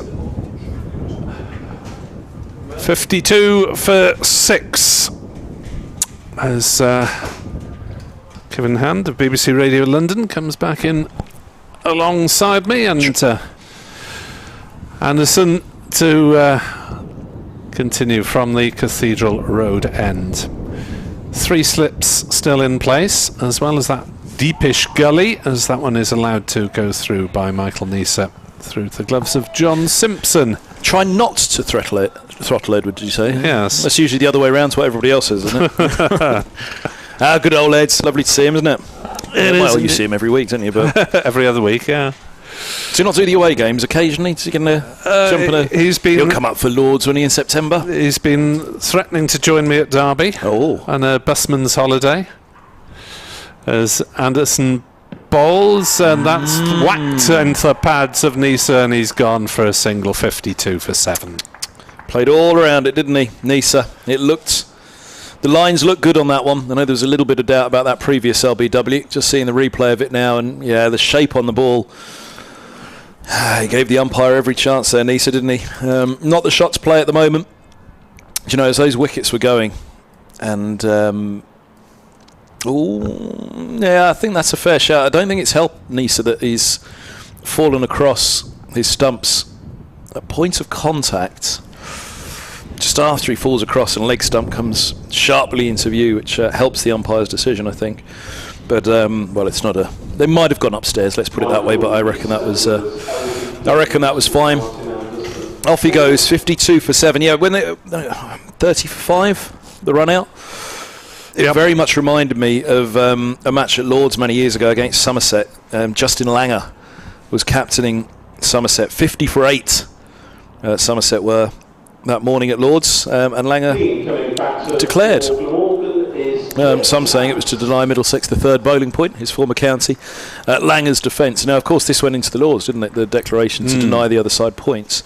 Langer was very much. We're seeing another replay of that. That's probably the fourth replay. I'm suggesting there's probably some doubt then, the fact that we've seen a fourth replay of that LBW. Just liking to keep our viewers as well as our listeners fully across things.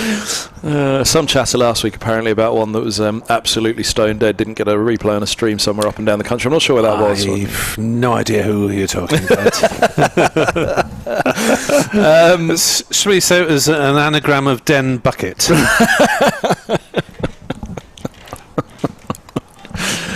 Oh dear.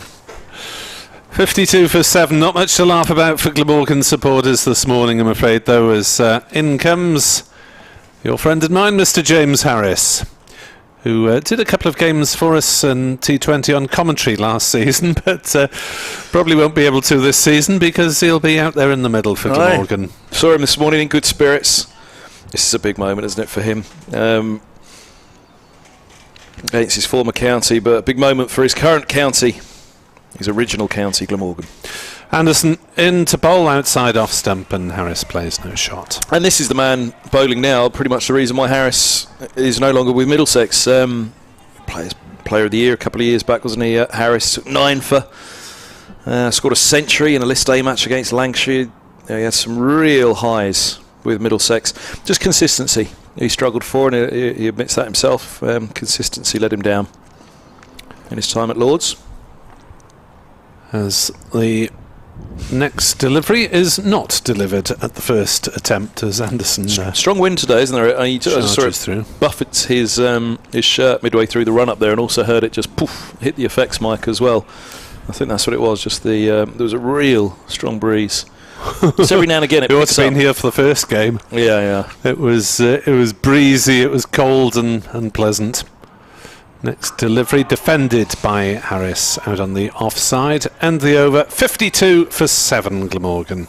So the emergence of Anderson probably brought a premature end to Harris's time at Middlesex. Such a popular player, regarded as the nicest player on the county circuit, isn't he, James Harris? Really is a gent. Lovely human being, and very, very popular on and off the field at Middlesex.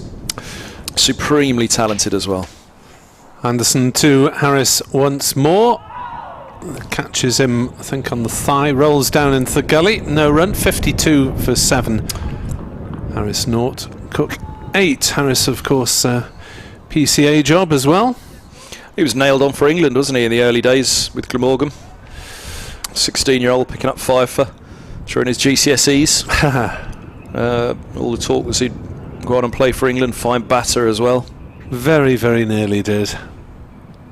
As Anderson bowls and Harris clips off his legs to mid-wicket, and there's no run. A regular for England Lions, the second string, and made an England squad in a T20 week as well, which was slightly unusual because I wouldn't have said that was his better format. No, indeed. That's going back a way, though, isn't it? That was in his first stint with Glamorgan, wasn't it? No, it was Middlesex days. Was it? So after England T20 squad. Yeah, I'm pretty sure. Because I was going to say the Lions call-ups that he got, the majority of those came before his arrival at Middlesex. There were a few after, but I think he got more of them, more so in his time with Glamorgan. I can't remember the T20 one, actually. Here's Roland Jones back. Sorry, no, it isn't. It's Helm. Helm bowls, and it's edged, and it falls short of second slip. Robbie White falling to his right-hand side. Cook on the front foot, getting the edge. And Helm tied as ever to the top of that off stump, and it fell well short of White at second. Running in towards us from the far end, Tom Helm. Thought for a moment they'd changed, but just as he turned, both tall, quick bowlers, he and Roland Jones. He's in now. Bowls just full of a length. That one's coming back in to Cook, left alone. Through to Simpson, it passes. And Anderson came through as a very quick young bowler, but his batting's come on leaps and bounds. So now very much playing the all-rounder role. Can be the third seamer, but fourth in this match. It's batted as high as 4 or 5 for Middlesex. So just one of those things, really. That Middlesex obviously backed the youngster Anderson, meant there was no room for Harris. As Helm is in, bowls, and that's driven away. Cry of catch. It was in the air for a moment in front of Holden at backward point, and it's away for 4. Cook's into double figures. He's on to 12. Glamorgan a 56 for 7. I go back once more to that Langer declaration at Lord's. There were. It was more about the overheads, if memory serves, that day. It was leaden skies, and he said, look, the forecast was that it was going to brighten up across the day at 50 for 8. There wasn't too much more we could do with our innings. We wanted to get on and try and get in amongst Middlesex, was his answer at the close of players. Helm comes in, bowls, and this ball's turned to mid-wicket by Cook, and there's no run. Today's very much about the surface, though, not the overheads. Blue sky over Cardiff, a lovely morning. Gentle breeze. It does pick up at times and buffet you a little, but yes, it's been a fine bowling performance by Middlesex to put the pressure on. A couple of self-inflicted wounds, I suppose, in the Glamorgan ranks. Helm, 3 slips go down. He bowls, and another beaut. Line of length beats the defence of Cook. Through it goes. One's come of Helm's 5th over. 1 for 13 off 4.5. Few tweets coming through, as you might gather. Steve West, Laurel and Hardy. Here's another fine mess we've gotten ourselves into. Robert Logan, it can't possibly get any worse, can it? I think that was tweeted fairly recently. Say says, after the giddy heights of a championship winner before Easter, this is more like it. Oh dear. Helm bowls, and pushing it this one, Cook. There'll be more runs here in front of point. Stoneman from a deep gully runs, slides, and Holden backing him up from point. Returns the throw to the gloves of Simpson. They've taken a couple. Cook's on to 14. End of Helm's 5th. 1 for 15 for him. And Glamorgan a 58 for 7 as Harris will have strike once more. Damien Owen tweets, that Glammy are back. Colin Palmer in Bridgend. This isn't making the COVID any better. I'm sorry, Colin. There's not much you can do to massage this sort of score, I'm afraid. Emir Evans says, feel sorry for Salters. He's never an opener. I'd be going with Joe Cook opening until Byram is fit. As good as Middlesex have been, we've been poor, says Emir.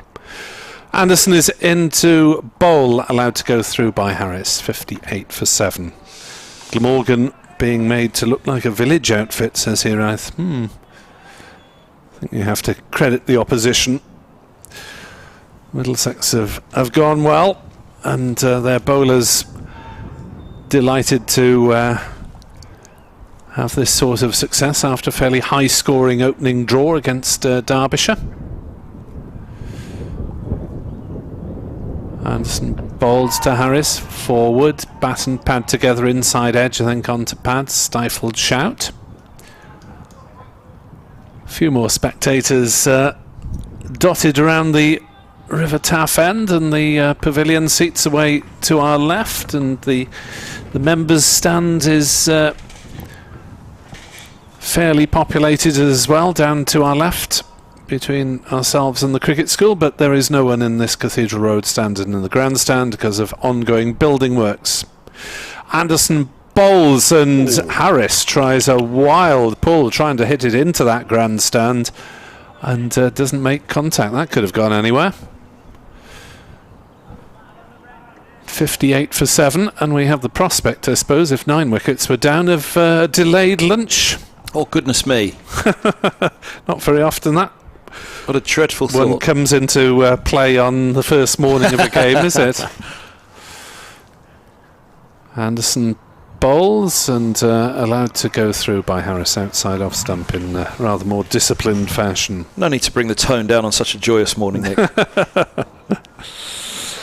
Joyous for supporters of the visitors, joyous in terms of we're able to watch cricket in the sunshine, and there have been enough times over the last 2 years where people haven't been able to support throughout 2020 and the beginning of last season. Anderson bowls, and that's a nice shot from Harris to get his account underway. It will be 4 runs driven away to the extra cover boundary. The ball rolling towards that indoor cricket school, 62 for 7. Such a lovely player to watch, James Harris. He really is, for a player who's always been a decent bat, hasn't he? Even since his young days. So much more still to come, if injuries are kind, for James Harris in the later stages of his career, I think.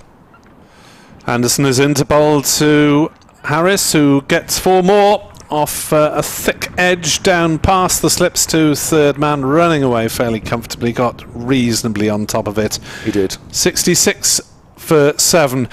Well, offered in the circumstances that Middlesex were in last summer, I think they were only offering 1-year deals, weren't they, at the time, and is on a 3-year contract here. Yeah, you probably know a little bit more about that than I. So I'm assuming Harris has come here and told you. Whereas, obviously, any of those that were signing or re-signing at Lord's probably kept tight-lipped about what was what. So it's probably... There are a few financial difficulties, or I think it was fair to say at the time, weren't there? Yeah, like I say, you're probably in a better position to have found such an answer, Nick. There we are. We'll gloss over that as Mr. Afridi returns for another burst to try and finish Glamorgan off before lunch. I mean, he was your summariser a fair bit last year, wasn't he? As you said, Nick, James Harris. So my point being, if a player goes to another county, you kind of get a little bit more info, don't you? If somebody re-signs, they don't tell you about their contracts. I think Middlesex did keep quite tight-lipped about those who did re-sign last year. As here is Afridi from the River End, left arm over, 3 slips in a gully. He bowls, and this is dabbed away into the onside by Cook for a single.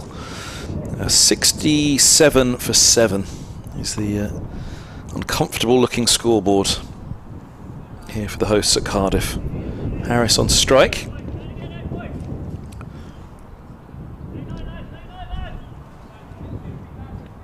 Yeah, there was 7 out of contract last year.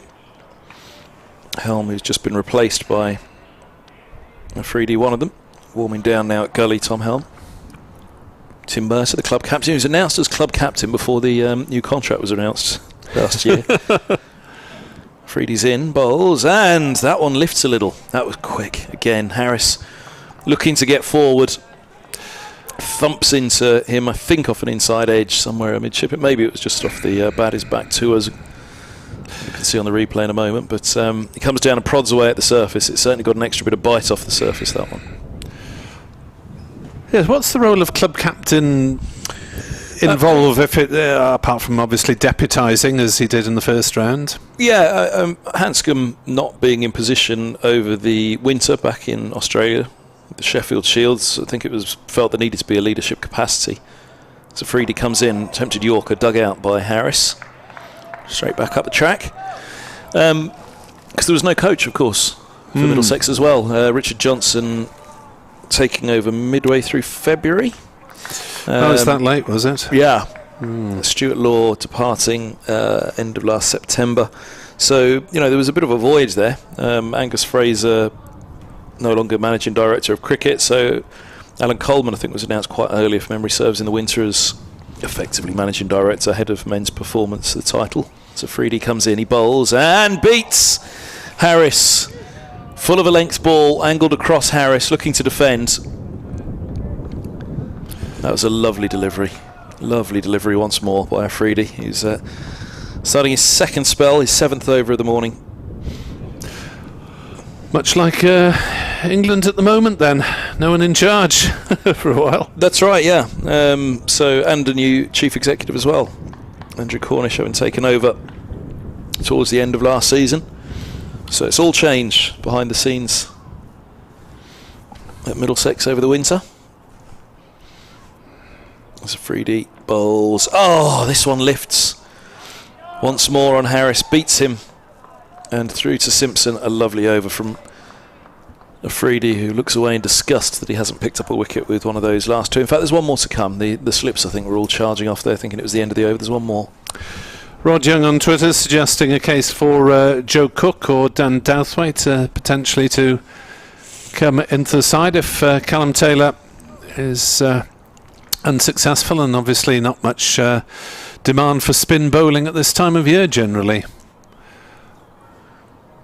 Afridi bowls. Harris, I thought he was a little early on that for a moment as he drives back to mid-on, and Afridi gets fingertips to it. I just wondered, was he going to lift it back? Maybe just checked it slightly in the end. 67 for 7. Cook has 15. Harris has 8. Was that mention of another Cook coming in, did you say? Joe Cook, who is related?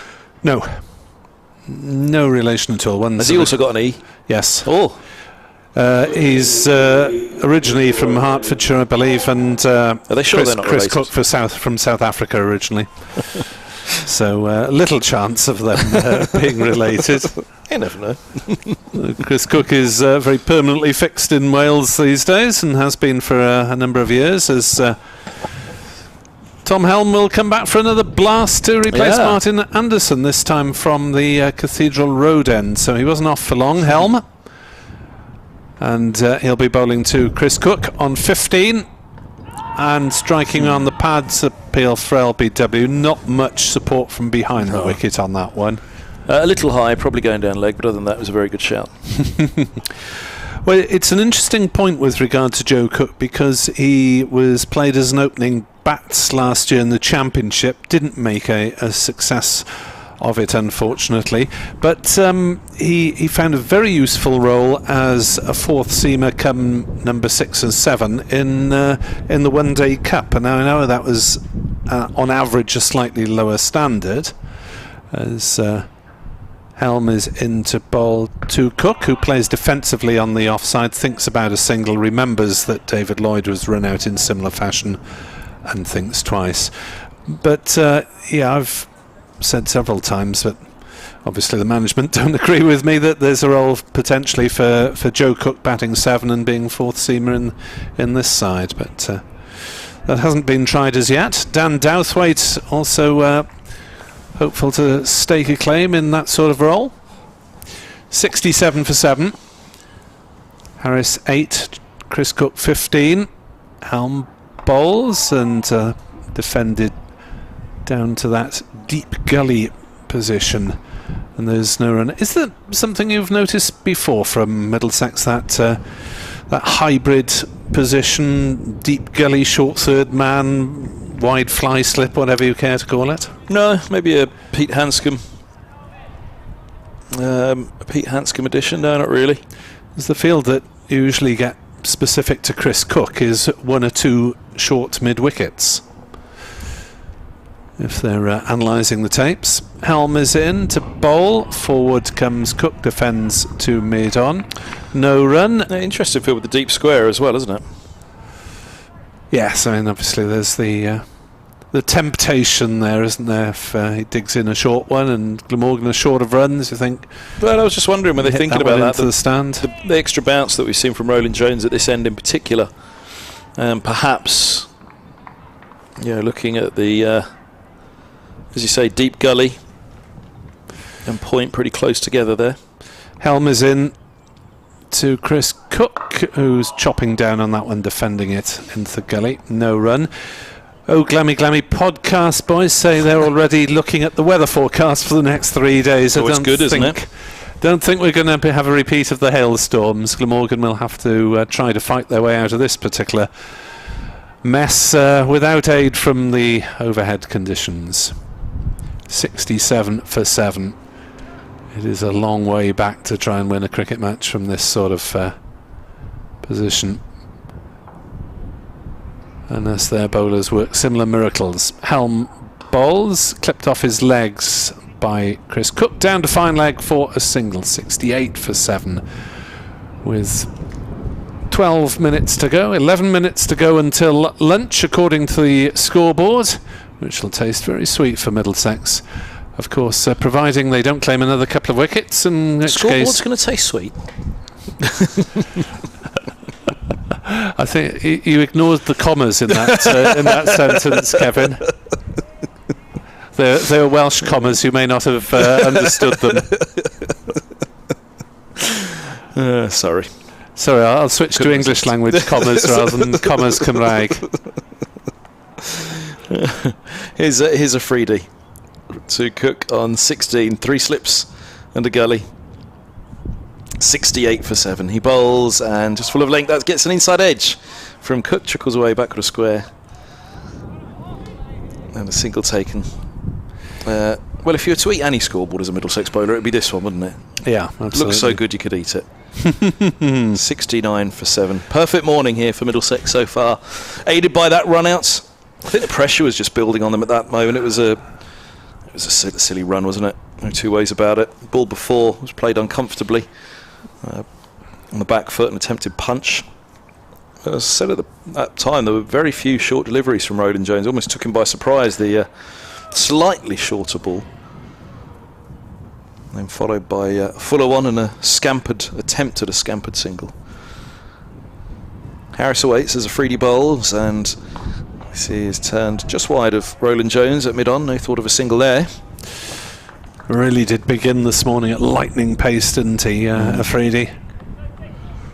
Yeah, that first over, I think really made us all sit up. We were all glued, focused to the action with all the build-up that Afridi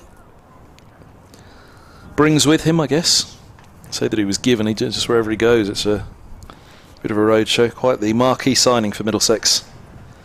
Afridi bowls now, and this is pushed away by Harris into the offside, fielded at mid-off. Previous stint with Hampshire as well, where he did complete a hat-trick against Middlesex in a T20.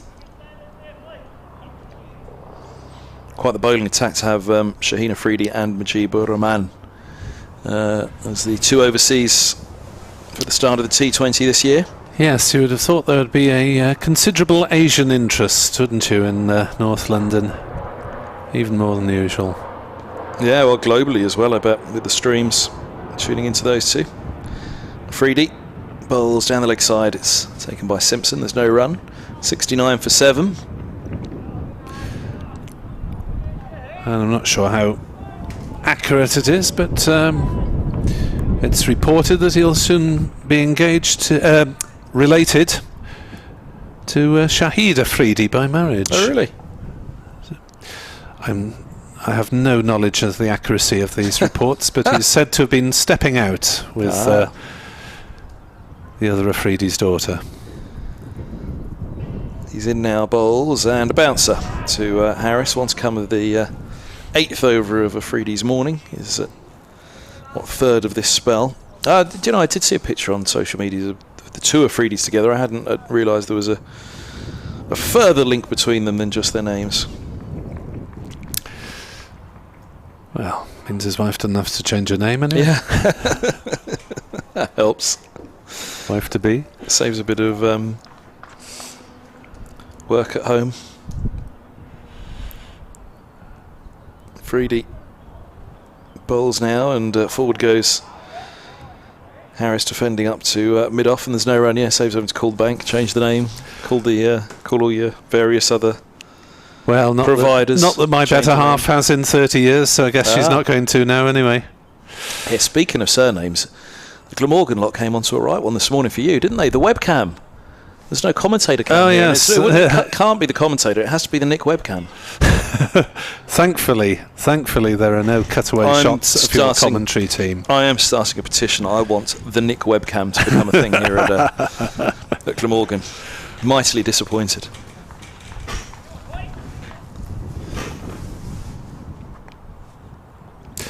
Here comes Helm then from the Cathedral Road end to bowl his 7th over. His first delivery is defended by Chris Cook. Although if Ed sits in for the day for you, the Bevan cam doesn't have quite the same room, does it? The trouble is with webcams, if it's too low, it's notoriously unflattering for reporters, aren't they? Shots from below. Well, if it's from above, it'll probably get me bald spot, and if it's straight on, it'll probably block me view. So no thanks. If you want to see Kevin Hand, you can, of course, look at the Middlesex Twitter feed, and you'll see his pieces to camera there. As that is defended by Cook to mid on no run. Go into pieces this morning. It must have taken about 100 takes. The first piece to camera of the season at the away games. I have to think of all the things you have to mention. All the signposts, all the idents. I'm sure you did a lovely job, Kevin. 69 for 7, 6 minutes till lunch. Glamorgan's first innings in tatters. 2 wickets to Shaheen, Shah, Afridi. 2 wickets to Toby Rowland-Jones. 1 apiece to Tom Helm and Martin Anderson, and a run out to Sam Robson. Helm in his second spell to Cook, who's defending to cover, and there's no run. The batting to come, Van der Hoogten, who is fresh off his 62 in the second innings against Nottinghamshire, and boy could Glamorgan do with a repeat today. And at number 11, Mr. Michael Hogan, the perennial number 11, who's as his bio says, probably scored more runs at number 11 than you have. Helm is in to bowl to Cook, who fiddles it away, off an angled bat down to third man. They'll take just the single. Adnan says it is true that Afridi plans to marry Shahid's daughter in the near future. Thank you, Alan. As we'll be updating BBC Radio Wales listeners on the ills of the morning from a Glamorgan point of view fairly shortly. Probably after play has finished, I would imagine. Depends how the overs fall at the top of the hour. Helm is in to bowl outside off stump, and Harris allows to go through. 70 for 7. You mentioned the social medias and all the things associated with it. I saw Legside Lizzie Ammon this morning tweeting, the counties have upped their game another level this season in terms of streaming services and social media clips and interviews and behind the scenes. Some great stuff being produced. Actually, it's wonderful, isn't it? I mean, all of the counties are doing a fabulous job. They're doing their very best, aren't they, to promote this. There's been an awful lot of chatter about the lack of promotion and coverage, so we say a little higher up, but the counties themselves are doing a magnificent job to sell this beautiful game as best they can. Helm is in to bowl, and Harris will take an easy single through the vacant mid-wicket area. 71 for 7. Yes, it was particularly highlighted when members of the media got a couple of emails every hour on the day of the 100 franchise squad announcements, which were staggered throughout the day for maximum publicity. Certainly was and staggering. That was 2 days away from the start of the championship, and we had virtually nothing on the 4-day format. Yep. I mean, there are never going to be huge crowds again for championship cricket, simply because of when it's played and the fact that people have so many calls on their time. It did take these BBC commentaries, Nick, to really nudge everybody and say there is an interest, it's just people can't get there is the thing. The modern world that we live in, it is very difficult. Time is precious. We're all running in circles all the time, aren't we, doing this, that and the other. Mentioned just the utility bills. The future Mrs. Afridi not having to change her name will help. Here's Afridi bowling, and this is clipped in the air just short of mid-wicket. Helm was moved in there only moments ago for Harris. Switched across from gully for the first ball of the over, and very nearly Afridi around the wicket to Harris, picking up the wicket. Just clipped it up upishly into that onside. Does have a fair old bit of bottom hand at play at the best of times, Harris. 3 slips behind him, and Afridi remaining around the wickets. He bowls, and Harris forward inside edge onto the pads.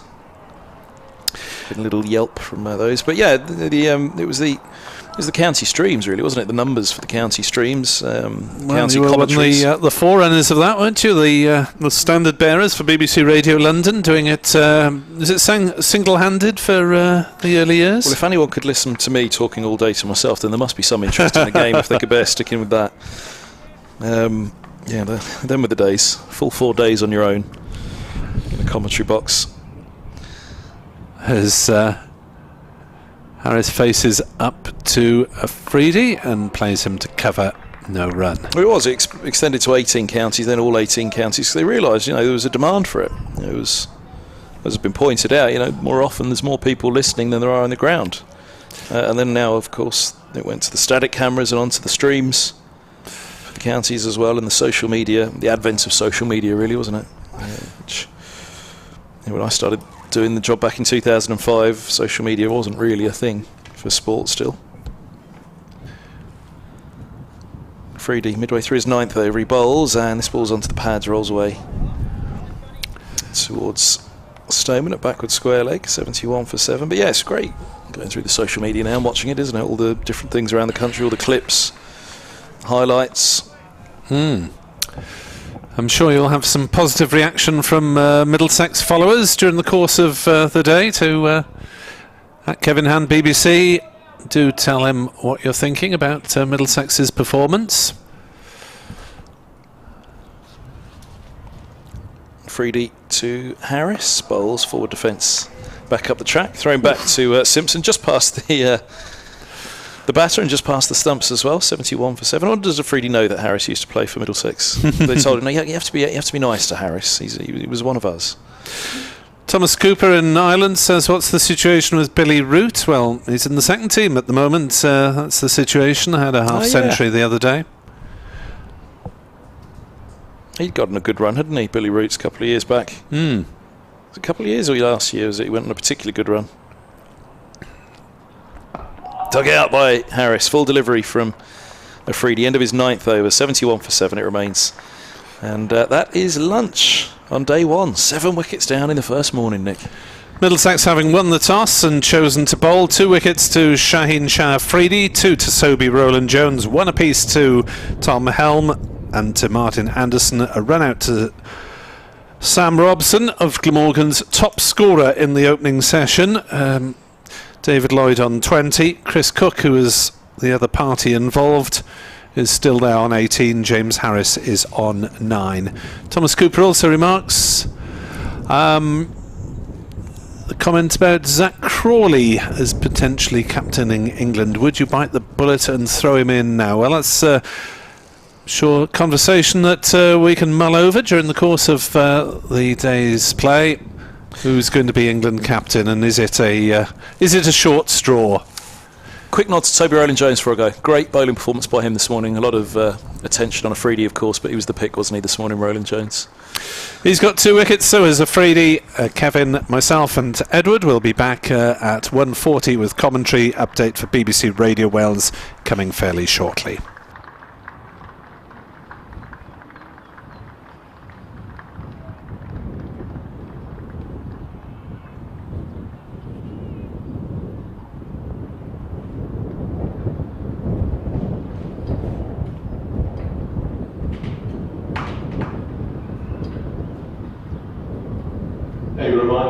Ladies and gentlemen, that you're very welcome to go out to look at the pitch during this lunch interval. If you are going to be venturing onto the outfield, though, we kindly ask you not to walk across the square or the wicket surrounds. Now, somewhere else where you may be interested in visiting during the lunch interval is the CC4 Museum of Welsh Cricket. It's situated on the first floor of the National Cricket Centre.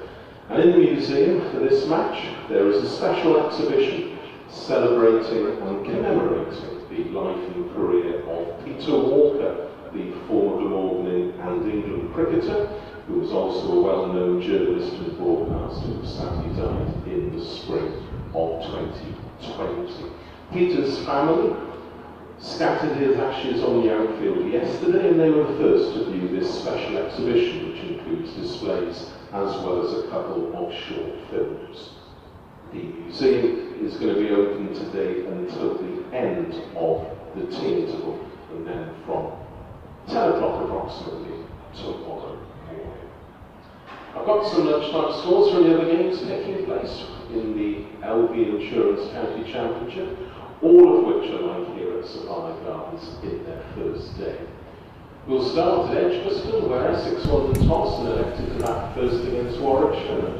It's been a dreadful first session for Glamorgan, who take lunch at 71 for 7, 2 wickets apiece to Middlesex's new Pakistani paceman Shaheen, Shah, Afridi, including Marnus, Labuschagne played on for 8, 2 wickets as well to Toby, Roland Jones, 1 apiece to Helm and Anderson. Lloyd's 20, the top score, before he was run out in a mix-up with Chris Cook, who's still there 18 not out. James Harris 9 not out against his former side.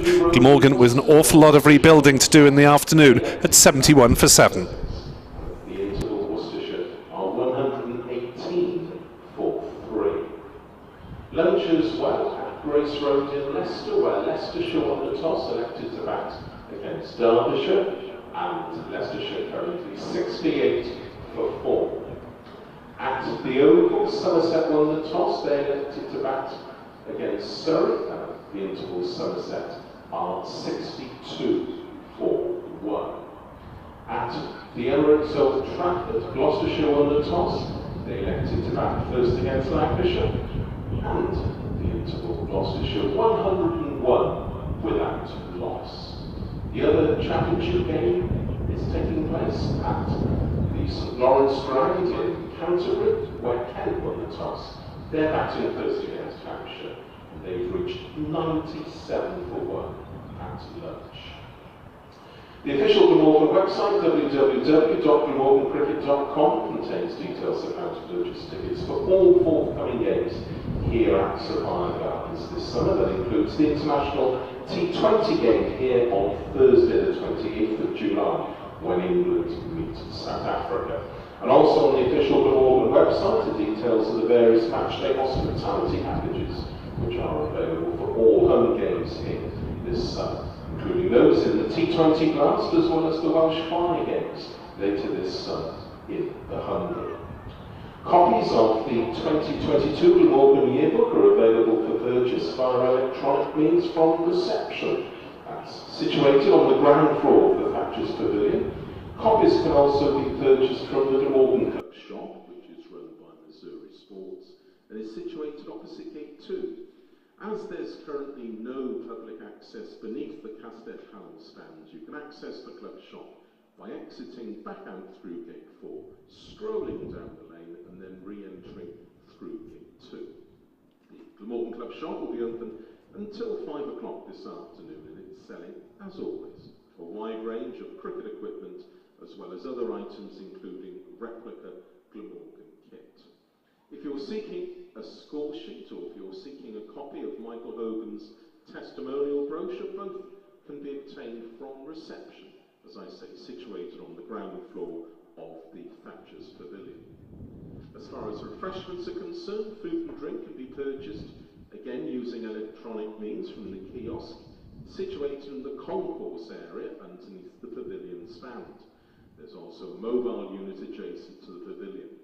As far as members are concerned, tea and coffee is available in the Lewis Lounge this afternoon between 3:30 and 4:30, and again tomorrow morning from 10 until 11.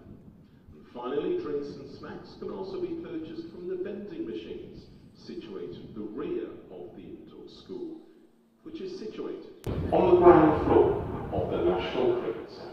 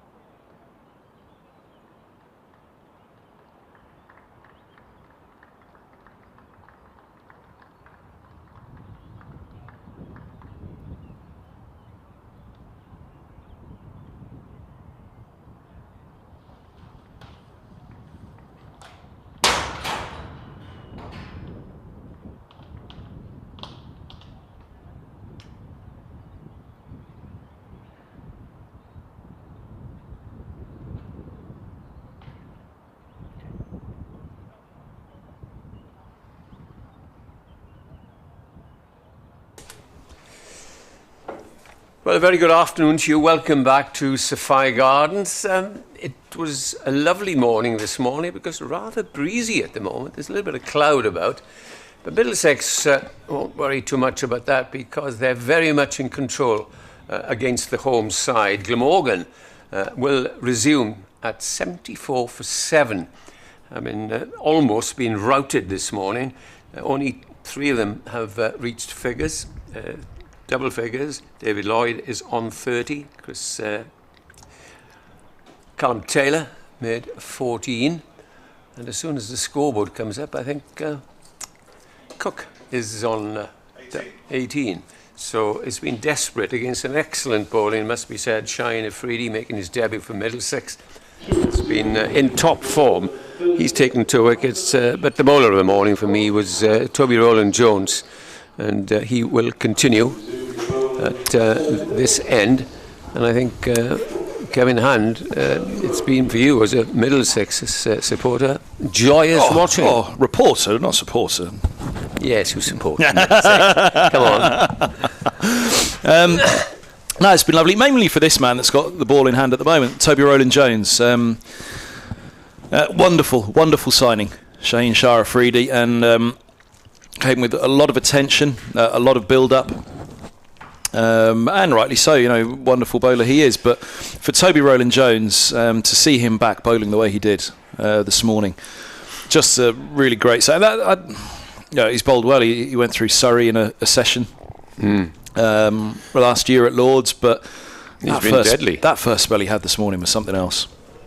Couldn't lay a bat on him. Anyway, here he is to start the afternoon proceedings, and he's bowling to Chris Cook, and the first ball is left outside the off stump. 3 slips, still attacking, and why not Middlesex? And this man in this peculiar position of backward point, not deep and not too close. So if you can work that out, good luck. But just picture it in your mind. Yeah, I'm wondering, is it a Hanscom fielding position? Is it, because it's a seamer's surface here, as you said, there's a bit of bounce from the Cathedral Road end for Rowland-Jones. They're looking for an uppish cut.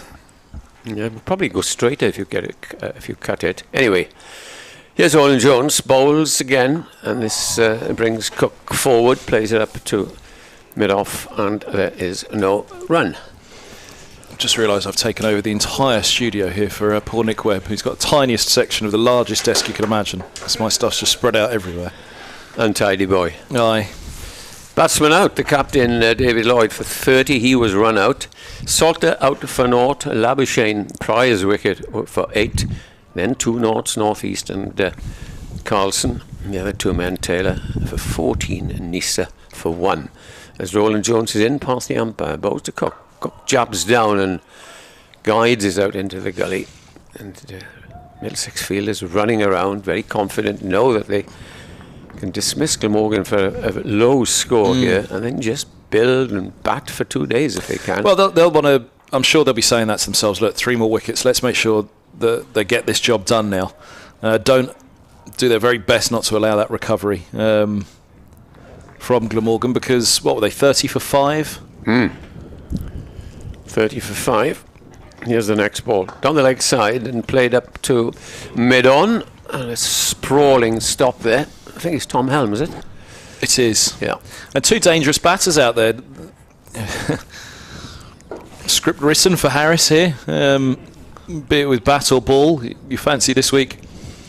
He'll have a say in the match somewhere against his former county. It's the way it works. He'll be trying his best. Remember him as a youngster. I think he's only got 17 or 18 at this. I think it was 90 out. Big partnership with Robert Croft at Swansea. So he's a good all-round cricketer, James. There's Rowland-Jones over the wicket, bowls, and that's gun barrel straight. Brings Cook forward again and plays it defensively. So it's funny, when you opened up the session there, Ed, good afternoon everybody, welcome back to Sophia Gardens. I was at the back of the box and it just threw me back to the first time we met here at the old Sophia Gardens. It was a little corridor that ran along the back, wasn't there, through to the commentary boxes. Didn't it have a carpet along the back, a bright red carpet? It was, yeah. Many years ago. No runs off this first over before lunch. This is the last balls. Rowland-Jones bowled. Clipped away down the leg side, and I think it might have just hit the thigh pad on its way. We'll look for the umpire's signal. He says, no, you've got a bat on that. So Cook retains strike. 72 for 7. Cook moves on to 19. Maybe I'm looking back through rose-tinted glasses, but I remember it had a great charm about it. It was a lovely... because so many of the...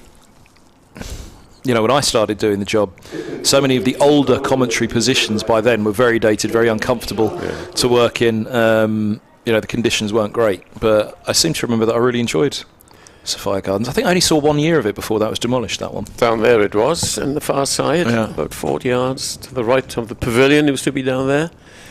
You'd have to describe it a bit more to me. I can just kind of remember that corridor and quite a narrow, tight corridor. Boxes. Yeah. Here's Shaheen Afridi, one of the stars of the morning for Middlesex, and Kevin will describe it. 2 for 20 so far. Here comes his 10th over. First after lunch, he's left arm over the wicket, bowls full straight and a forward defence from Cook right on the spot straight away. Afridi, 3 slips, a gully, points, mid-off, mid-on, mid-wicket.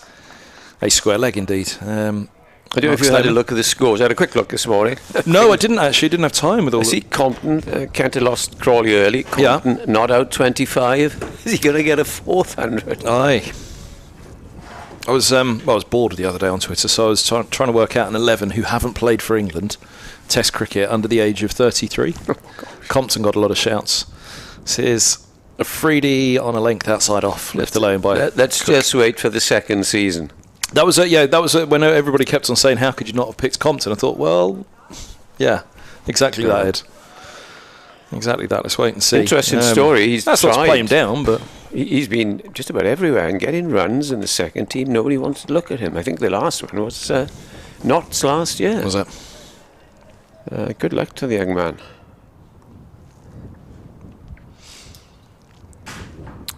Just in a couple of games at the top of the cricket scoreboard today, actually. Here's Afridi in bowls, and this ball's off the pads, backward a square on the leg side. Stamen tidies up, and there's no run. On the BBC Sport website, International Test Match Series.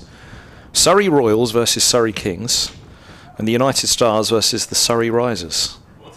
Yes, is that indeed. all about, then? What country is that? Sabina Park, Kingston, both matches. International Test Match Series. It must be labelled wrong, mustn't it? International Test Match Series. What, Surrey? Yeah, Surrey Royals versus Surrey Kings. They've been promoted, and it's the Queen's birthday. Then. Yeah. Sounds like an ECB future vision, doesn't it? A look into the future. The Surrey Royals versus the Surrey Kings. Afridi bowls, just full of length. Then, that's a lovely ball. Lovely shot by Cook, driven away for 4. He moves to 23. Nobody in the covers. Wouldn't have mattered if there was, really. Slightly overpitched by Shaheen Shah Afridi on that occasion. But nonetheless, put away beautifully by Cook. 76 for 7. Yes, Afridi won't be enjoying that much. Watch out for the next one. He's past the umpire now, Afridi, as he bowls, and that was sharper, wasn't it? Just pushed it down the leg side, though, and it's going to be 4. Leg buys, 80 for 7. Cook remains on 23. When were you last in Sabina Park, Kingston, Ed? Jamaica? Yeah. I'll tell you, the last time I was there was when the game was abandoned after 45 minutes, if you remember. I do, very well. I was absolutely distraught. Really looking forward to that. I was all set to watch it. I'm glad to relate that I was doing something for Test Match Special down by the dressing rooms where I had another point. And I relayed up to Aggers that this game has now been cancelled, and they wouldn't believe it. After Atherton and Butcher and Nasser had been hit all over the place. Afridi full into the block hole nearly. It's just dug out. There's a wide mid-off now after I think that cover drive. He's just gone a little bit wider there, Robson, and they've scrambled a single straight of the fielder. 81 for 7. Cook moves to 23. Keeps the strike end of the over. Harris has 9. That sounds like a BBC Radio Welsh special on the 40th anniversary or the 30th anniversary of the Sabina Park cancellation. Yes. Ed Bevan recalls the event. So you were downstairs. What, they threw down to you and you... Threw down to me. I think Peter Baxter, the producer, said, just go and wander down there. We've got a point. And if because by then the umpires, if you remember, they'd come off the field and said, this is ridiculous, somebody got killed here. Was it Thorpe and Stewart together when... I think it was Nasser and Stewart. Anyway, here's a new over. In comes the next ball, or the first ball, and a flourish and a leave by Cook. And the other one I did, I'm delighted to say, was, do you remember England winning in the dark in Pakistan? Yep. Did that at the end of that. That was Hussein as well, wasn't it? Might have been. It was dark. Yeah, have you seen it? Yeah, oh yeah, I was watching it, yeah. It is ridiculous. It should have come off, but in fairness to dear old Steve Buckner, the umpire, he said, no, you have been wasting time. Yeah. Bowl. Yeah. Yeah, memorable occasion that is. The next ball is played square on the offside, just short of a length. And interesting to notice here now, okay, I don't know if you've noticed it since lunch, there hasn't been anywhere near the movement that there was with the new ball. You might get a Jaffa and the commentators curse, but it seems to me that, and probably Middlesex won't mind saying this sort of thing, because they got 7 in the hutch already.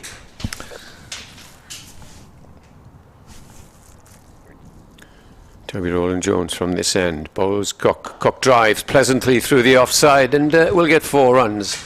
Cook, I did say he was going to try and atone for that error in judgment when poor old David Lloyd was run out, and he's moved on nicely now.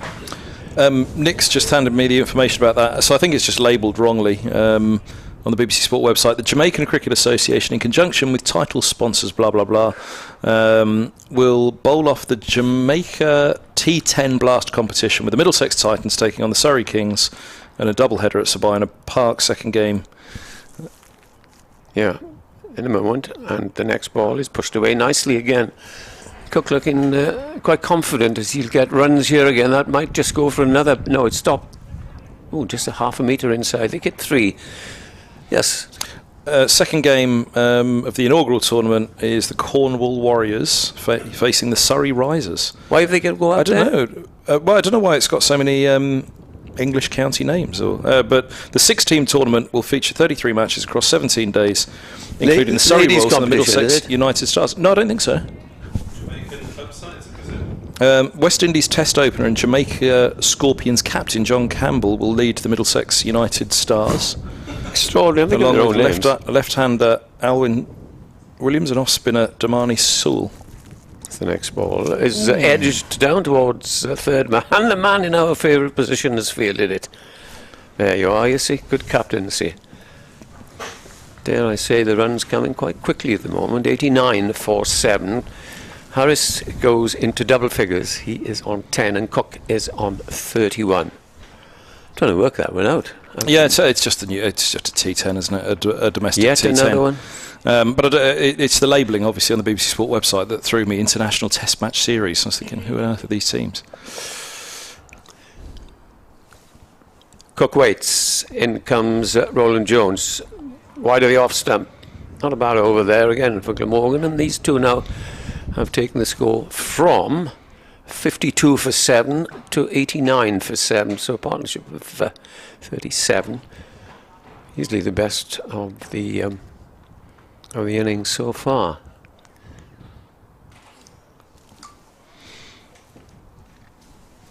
So let's hope we have, I was going to say 4 days of pleasant weather. Well, 3 days it looks like at the moment. I did say Two and a half, I did say to someone at lunch, what are you going to be doing on Sunday? And they said, well, probably the same thing I'm doing Saturday. Nothing. You never know in these games. No. That's why it's such a great game. Absolutely. Afridi is 11th over from the River End. He bowls, and that's left alone by Harris. Yeah, I was saying, Middlesex don't want to let them recover too much here. From 30 for 5, 89 for 7. Seems to be a little bit careful because there's enough in this pitch, isn't there? That at the moment, Morgan will come out, go hard at Middlesex, who have had their travails with the bat. Got Tim van der Gooten at 10. A small matter of 63 playing up at Trent Bridge in the Glamorgan first innings last week. They've just brought across the mid-wicket again from Gully. It's Tom Helm, Harris on strike and Afridi around the wickets to him. 3 slips still remain. He bowls and a bouncer, which Harris ducks underneath. Steaming in now, isn't he? Remember when Wakar played here, Wakar Yunis? Yeah. In the Glamorgan Championship, if he came in a little bit loose and was hit for 2 fours, you would know. Yeah.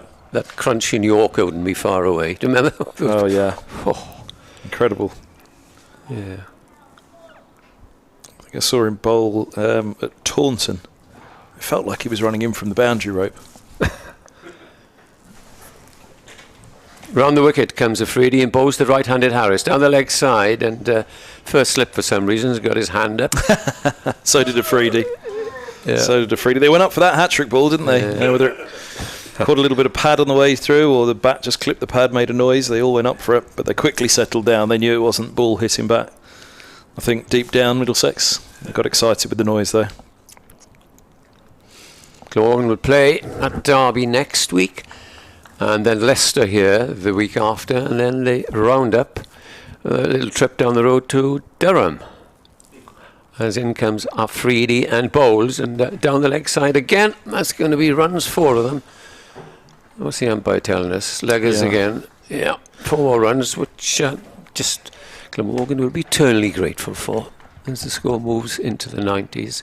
93 for 7. He's bowled beautifully over the wicket, hasn't he? He's come around the wicket to Harris. Almost exclusively, I think, to Harris. I don't remember him being around the wicket to anybody else. There you go, he's coming back over now. I think this is a better ploy. And I know, because he took his gully, he was trying to hit that leg stump. I think because he plays a lot chipped with bottom, one. Yeah, he plays a lot with bottom hand as well, doesn't he, Harris? Yeah, he chipped one earlier on into Helm, who, I don't know if it was a low chance, but... yeah, it was just in front of him, wasn't it? It didn't quite carry. But I think this is the better ploy. It's brought him great success this morning. He's looked a threat all the way through. Nobody's looked comfortable about him. He's so quick and accurate, isn't he? Back he comes, left arm over now. 3 slips in a gully, bowls, and Harris forward defends. Robson comes around at mid-off, and there's no run.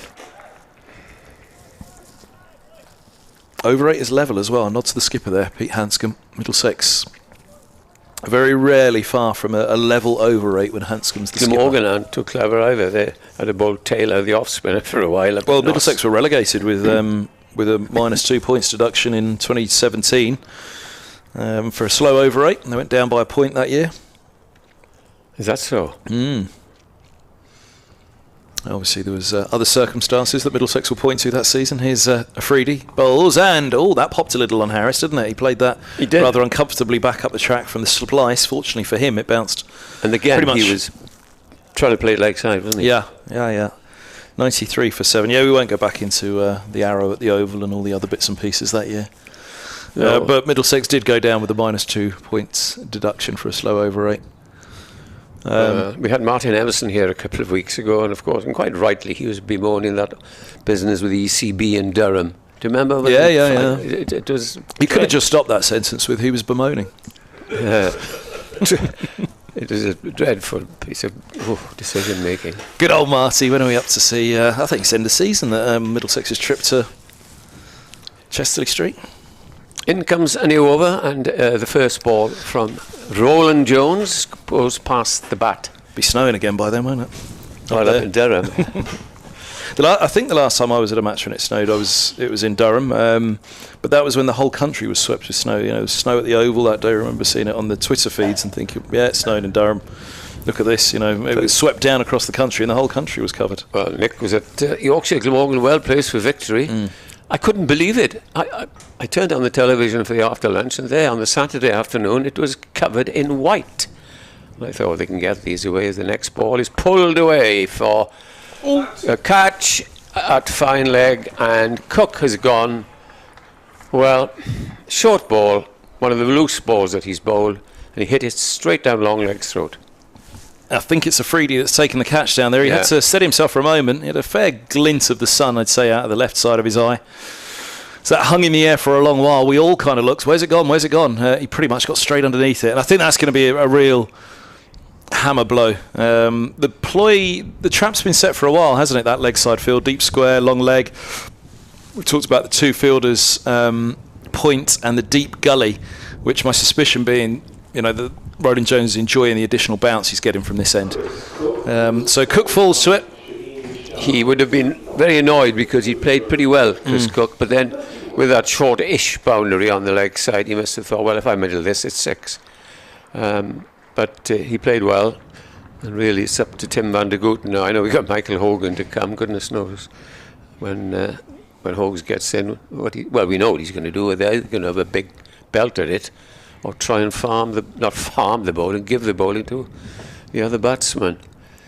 So that was an useful partnership. It yielded 41 runs. But again, a wicket that rather needlessly was given away. It sailed over Afridi's head for 6, then everybody would be happy. But we need Van der Goot now to try and keep this innings going. The only thing for Glamorgan now is that they'd be saying, well, it's still after lunch on the first day, this pitch still has a bit of greenness, it hasn't all gone brown, and perhaps if we bowl well, there could be early wickets for us. And here's one of the men who bowled exceedingly well at Trent Bridge, Tim van der Gooten, coming in. And of course, the new rule, Kev, although they crossed, the other batsman goes back. Yeah, it's been quite well welcomed, this one. It doesn't give the incoming batsman, had they crossed, the chance of, I'll have a look at this for a couple of balls. No, pal, you're going straight in and meet it full on. Yep. It's been warmly met. It's changed the laws, MCC driven change, which was first introduced in the 100, which led a few to believe that it was a 100 introduction to cricket, but it was an MCC one that was put forward, and then the 100 were the first to take it up. Shah Afridi was having a good chat with the spectators down there. A lot of Pakistan I was going to say, live in Cardiff. Yeah. Anyway, we'll watch now as the first ball to Tim van der Gooten is left outside the off stump. He's a bums-on-seat player, isn't he, Shaheen Shah Afridi? If you can get there to see him, you would. A bit like we were saying about Wacker, back in the day when you used to be blessed with the top talent of the world featuring throughout the summer for the counties. We've certainly got one now, Middlesex in Shaheen Shah Afridi. He's still talking there. Yeah. We've had numerous Pakistan teams coming here on One Day International as well. There's more Pakistan gentlemen and ladies here than there are anybody else. The next ball is driven, and Van der Gooten plays it quite nicely, but it's stopped by the bowler. That's wonderful, isn't it? And that's the future. That's what the ECB have really got to heavily prioritise. The 35% participation rate that is not represented at first team level across the country, and as a result is not represented in the stands. You just tell me how many Pakistani lads who play cricket live in London. Yeah, and thousands upon thousands. Middlesex, they've been making it a priority for a number of years now. Back in 2020, there's Roland Jones and bowled to Van der Gooten, who plays it nicely off his legs up towards mid-wicket, and that'll run away for 4. Just starting where he left off at Trent Bridge, Nick. Middlesex have been making a real priority of it for a number of years, and obviously everybody in cricket was haunted by that harrowing testimony of Azim Rafiq to the DCMS committee. But Middlesex have 2020, I think it was, the year before the Rafiq testimony, launched ED&I, equality. Right. Now then, this is interesting. With one ball left, is a 3, 4 on the boundary, 5 on the boundary, allowing a single as this comes and is caught. Is it? Now, did he get an inside edge for LBW, perhaps? Well, I don't think it carried in the end, but did he get an inside edge on that? Roland Jones convinced that he got him LBW. Well, the ball must have been. The ball ricocheted through, didn't it, towards the cordon. I don't think it carried to slip or second. We'll wait and see if we can see a replay of it in a moment. Might just have to scrub back on the stream to have a look. But either inside edge onto pad saved him and then it didn't carry, or no inside edge and Roland Jones felt he had his man plumb. Ed, you're off, are you? I'm off. I've had enough of you. Here's Nick. I don't blame you either. Oh, that's dreadful, isn't it, when someone leaves the mic pining for Martin Emerson? You've done a bad job. He's at Lord's soon, a couple of weeks. BBC Radio Newcastle's Martin Emerson for the visit of Durham. Look forward to seeing him. Here comes Afridi, 97 for 8. Just about to grab the look back at that last Roland Jones delivery. Let's have a look. Nick's sitting down alongside me. We might just be able to have a look at it before. Here we go, before Shaheen bowls. No, we won't, because here he comes. Left arm around, 2 slips, a gully, deep point cover, mid-off. mid-on, deep backward square leg and long leg, and Afridi bowls. Oh, that's a no ball called. They were all going up for an LBW appeal. Left arm around to the right-handed Harris, but the left arm of the umpire is outstretched, calling no ball, and the attempt at the appeal had to settle down pretty quickly. So Kevin is more technologically adept than I am, and he can have a look at that previous instant with James Harris facing. I think it's an LBW shot. Just got outside the line of off, do you reckon? Yeah, because the ball didn't carry through to keeper or slip, just bounced short. 99 for 8. All sorts of trouble, Glamorgan. 52 for 7. There's a marginal recovery, I suppose.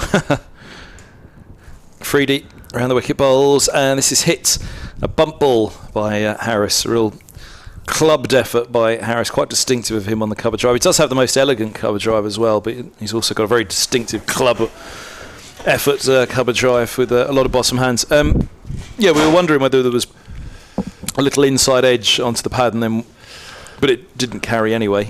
But equally, looking at it, maybe just hit outside the line of off if there wasn't bat involved. Afridi around the wicket again.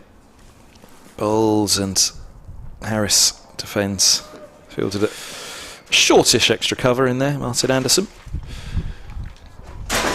Yeah, Middlesex launched, I was just finishing what I was saying to Ed about Equality, EDI. Diversity and Inclusion Committee. And Ankit Shah, who's the co-chairman of that, is a wonderful, wonderful man to speak to about what needs to be done, basically. I know you were nodding at the back of the box, and I was saying that's certainly an expansion that the ECB should be looking at the moment. As here is Afridi, 2 slips and a gully.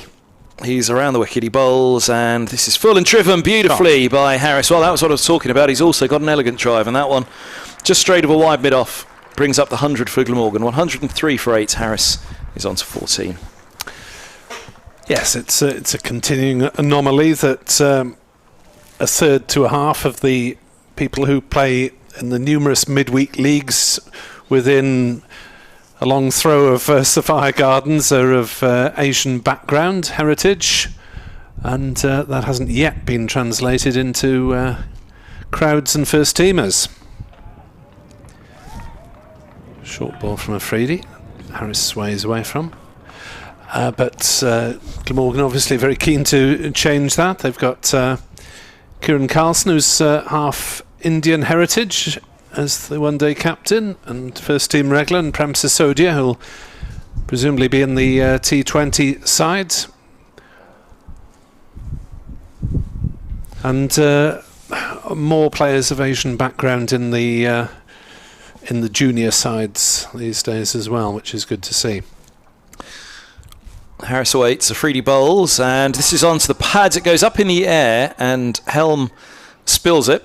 It looped to him, so no bat involved, because nobody was particularly excited about the catch. It was just pad, but must have been clearly going down leg from Afridi. Left arm around to the right hand of things. Nobody really went with a massive appeal for the LB.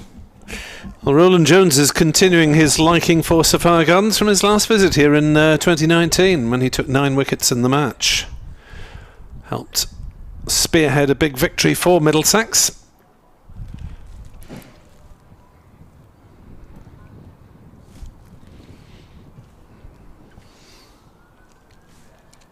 Last ball of his 12th, Afridi.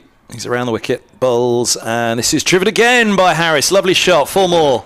107 for 8. Harris moves to 18 and giving a little bit back against his old county. He has 18. Van der Gooten will have strike on 4. Well, it's nice to see a player so far not cursed by the web interview on the day before the match. I had a good chat with him yesterday. And James Harris doing quite nicely so far, but he and Glamorgan have got a long way to go to haul themselves anywhere near back into this match, being 52 for 7 on the first morning. It's going to be an uphill struggle from here on, you suspect, as Roland Jones looks to add to his 3 for 28 as he prepares to start his 11th over from this Cathedral Road end. Bowling to Van der Gooten. Roland Jones in to bowl. Van der Gooten pushing forward, hit on the pad. Ball runs out on the leg side. Other games then in Division 2 of the Championship at Chester Street. Durham 108 for 4 against Nottinghamshire, who do not have Stuart Broads but do have the ever popular Luke Fletcher back in their side to add to the trio of patos in the attack. This is one to look out for later in the season for you, Kevin, as Roland Jones is into bowl. Forward comes Van der Hoogten, no run, playing out on the offside. Pattinson and Patterson White, who were the 3 takers of second innings wickets on Sunday. So Pato Cubes was what Dave Bracegirdle came up with. At Leicestershire 75 for 4 against Derbyshire. Sam Evans still there, 32 not out. The wickets shared round among the Derby bowlers. A few new names there I'll have to get used to next week. Roland Jones in to bowl. A leave by Van der Hoogten outside the off stump.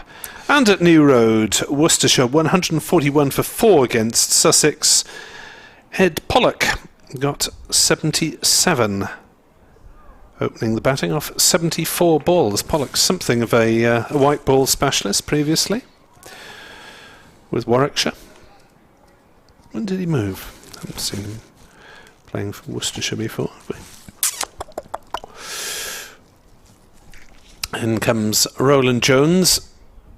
Balls clipped away on the leg side by Van der Hoogten. It'll just be a single as there's a scrambling stop. In fact, they'll come back for a second run because that was something of a fast bowler's stop there. I thought that was a fabulous sliding tackle by Tom Helm there. He went sliding alongside it, didn't he, with his hand to stop it, and then realised, I'm not quite going to reach that, so he had to throw out a foot at the last minute and just hook it with his boots, prevent it getting away. He'd mistimed or misjudged the slide. I hope he's all right, actually. He's on his haunches a little after that, but yeah, it didn't quite execute the way he thought it was going to, but he adapted well at the end to hook it with his boot.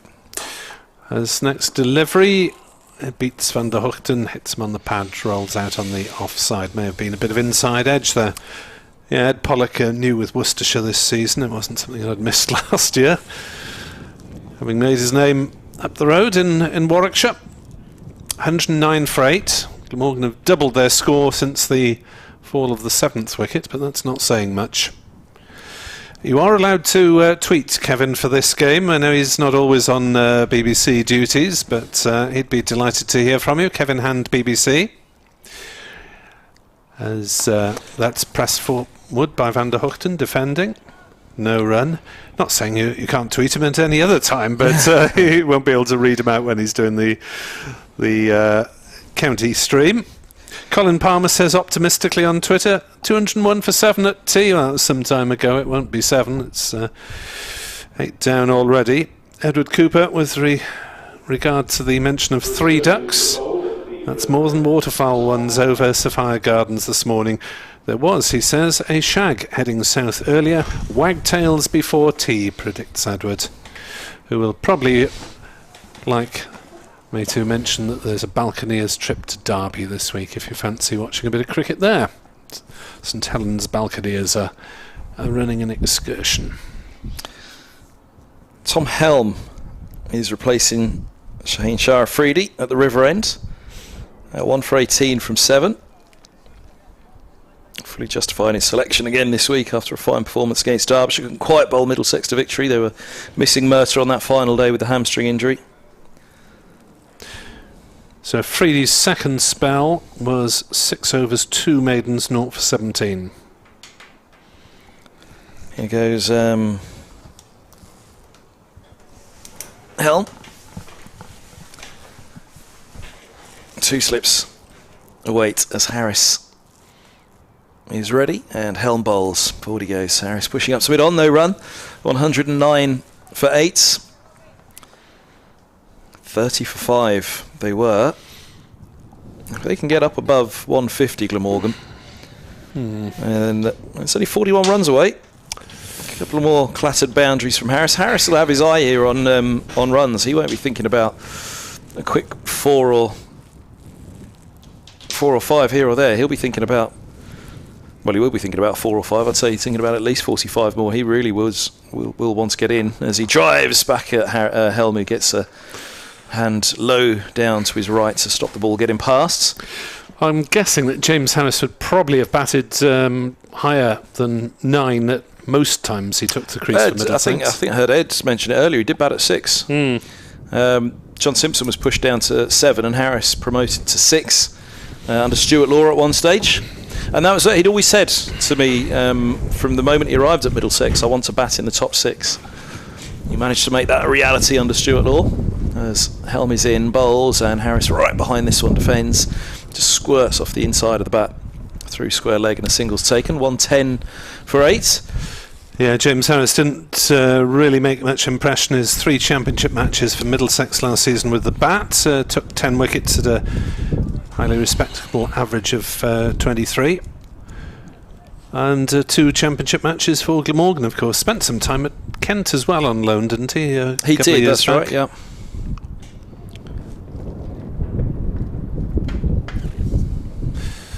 .35 runs for once out for Glamorgan last season.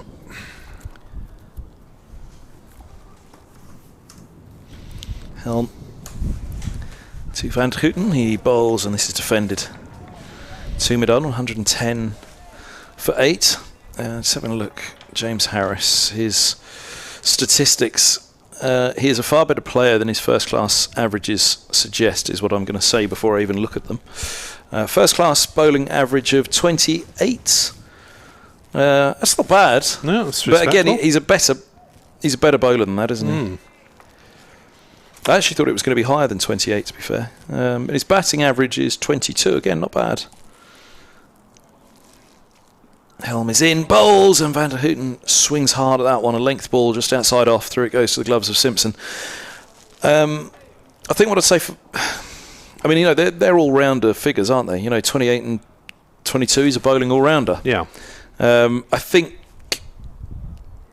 I mean, clearly he'd love to switch those figures and have a bowling average of 22 and a batting average of 28. But particularly the batting average, I think, you know, for a guy who wants to bat at 6... wanted to bat at 6 for his whole time at Middlesex. That needed to be higher, didn't it, for him to be... Yeah, that's a fair enough comment. A genuine all-rounder as his. Helm bowls, and this is pushed back to mid-on, and there's no run. 110 for 8. But I said earlier, you know, of his time with Middlesex, just didn't quite hit form consistently enough for them. You know, had some incredible highs. Second highest bowling figures at Lords, which I must mention the person who... second highest at Lords and second best post-war figures for Middlesex. And I must mention the person who has the best post-war figures for Middlesex because he's the Middlesex coach now, Richard Johnson. He's 10 for 45 at Derby.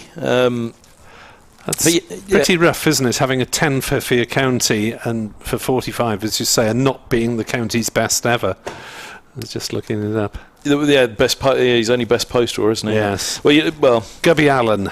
10 for 40. Which was at Lords, and Harris is the second best bowling figures at Lords behind Gubby Allen with his 9 for. Here is Roland Jones, and there's Harris playing it defensively on the leg side to mid-on. And on Twitter, Jason Gillespie says, great to see Bones back at Glamorgan. Yeah. Well, I think he's talking about James Harris and not me. He is, indeed. Hey, Adiz. Hope you're well.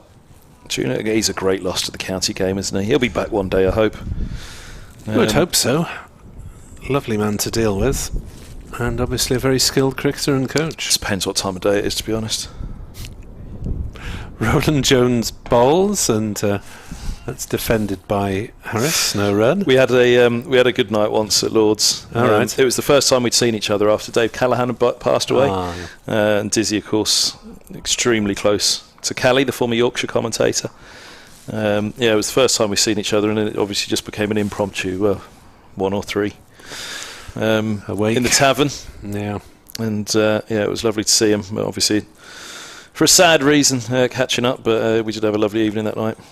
110 for 8. Roland Jones in to bowl to Harris, who will pick up a single there, as he'll have to hurry as Roland Jones turns and has a throw at the stumps at the non-striker's end. Van der Houten called it early, but they seem to get in a bit of a muddle there with the bowler in there as well, and having to run round him. Anyway, they're through for a single, 111 for 8.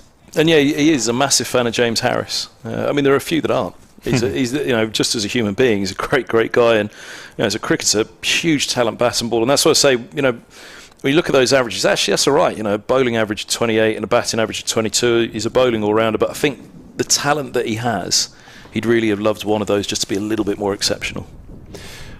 Roland Jones bounces in, bowls to Van der Hoogten, who is caught behind, is he? Everyone's celebrating. Not given. Roland Jones didn't go up. All right. He didn't go up. Those they all went behind up behind the wicket seemed Roland absolutely convinced as we watch the replay on the stream. No, the bowler knows. The bowler always knows. Very well. Belated. Is that a belated appeal, or is that I'm sure it's going to be given out? It's a posthumous appeal. I don't have to appeal. Let's have a look. Yeah, he's got a smile on his face. There we are. 111 for 8. It was a posthumous appeal. You're on BBC Sport Online and on the Glamorgan and Middlesex websites, covering all bases with audios and video. As next ball from Roland Jones is driven by Van der Hoogten to mid-on. Pleased to say that Fionn Wynne will be writing our match report. Of course, you can find a match report on every day of Glamorgan's season on the BBC Sport website, and Fionn's doing it today, and my colleague David Pritchard will be here to both to commentate and to write tomorrow. Since I have to wander down the road. He's the James Harris of the commentary team, is he? He's a good solid all-rounder. David Pritchard, yes, he knows his stuff in football and rugby, so don't always get the chance to drag him down here. As Roland Jones bowls to Van der Hoogten, who allows that one to go through to Simpson, no shot played. 111 for 8, Glamorgan, with Harris 19, Van der Hoogten on 6. When Harris arrived at Middlesex, Andrew Strauss was still playing, and Strauss said that he reminded him of a young James Anderson, which was a huge thing to say, really, of Harris. He was still relatively young when he arrived at Middlesex. What was it, somewhere around 2013, 2014? Certainly he was there at 2014, because he batted with Tim Mercer at the end of that season to keep Middlesex up at Old Trafford.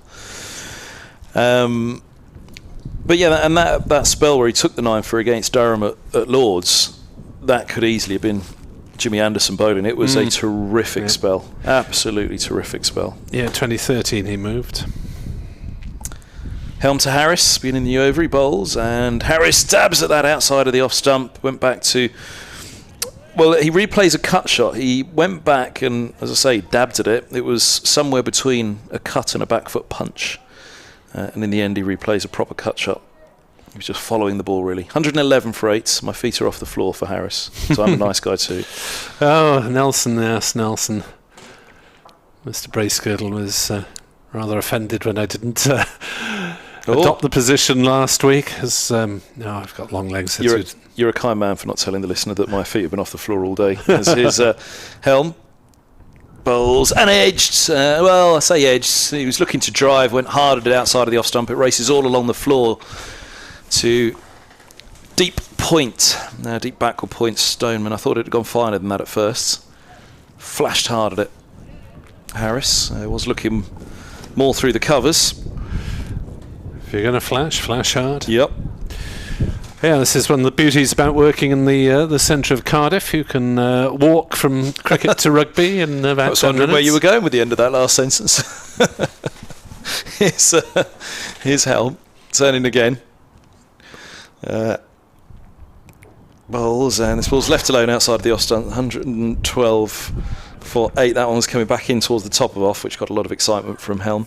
So our correspondent tomorrow, he's walking from one to the other, is he? I am. You are, of course. Sorry.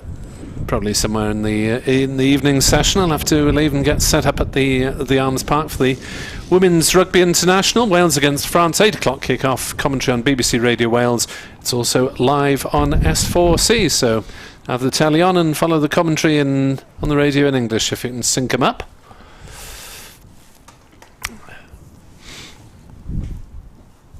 Three slips crouched down. Helm's midway through his 9th over. He bowls, and that's driven just wide of mid-on. For a single by Van der Hoogten, moves to 7. 113 for 8. Yes, Glamorgan by some distance the most wickets lost of all the county games. No one else is more than 4. Glamorgan was 7 down at lunch, and now 8 down with Chris Cook walloping Roland Jones down Afridi's throat at fine leg, trying to hit it into the taff or into the grandstand. Helm bowls forward defence from Harris, fielded in the covers. Now who's that? Oh, it's Max Holden. Thought it was a sub that was on, but it is Holden coming in from points. Yes, if you're just joining us, this is a much changed Middlesex side from the opening draw against Derbyshire. In come Robson, Hanscom, Anderson and Afridi, and out go De Cares and Bamba and the injured Eskenazi and Murta.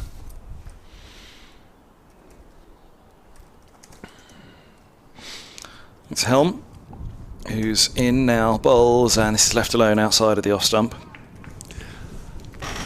I'm not sure whether Glamorgan will be heartened, obviously, by getting some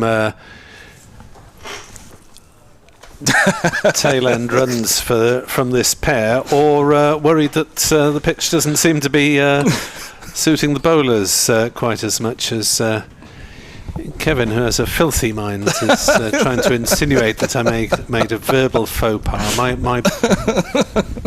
mind is much purer than that, Kevin. I shan't read it out. It was more the timing of your big inhalation of breath, which came at the end of, and that's one of the wonders if you live in Cardiff, given where you'd finished the previous sentence. The two sentences were not connected thematically. I'm going to have to go back and listen to that on the stream later. Roland Jones is in to bowl to Van der Hoogten, who defends on the offside, and there's no run. Your commentary team full of lasagna and chips this afternoon to switch. I've been told I've been full of worse. Switch matters to less contentious issues. Usually by Angus Fraser.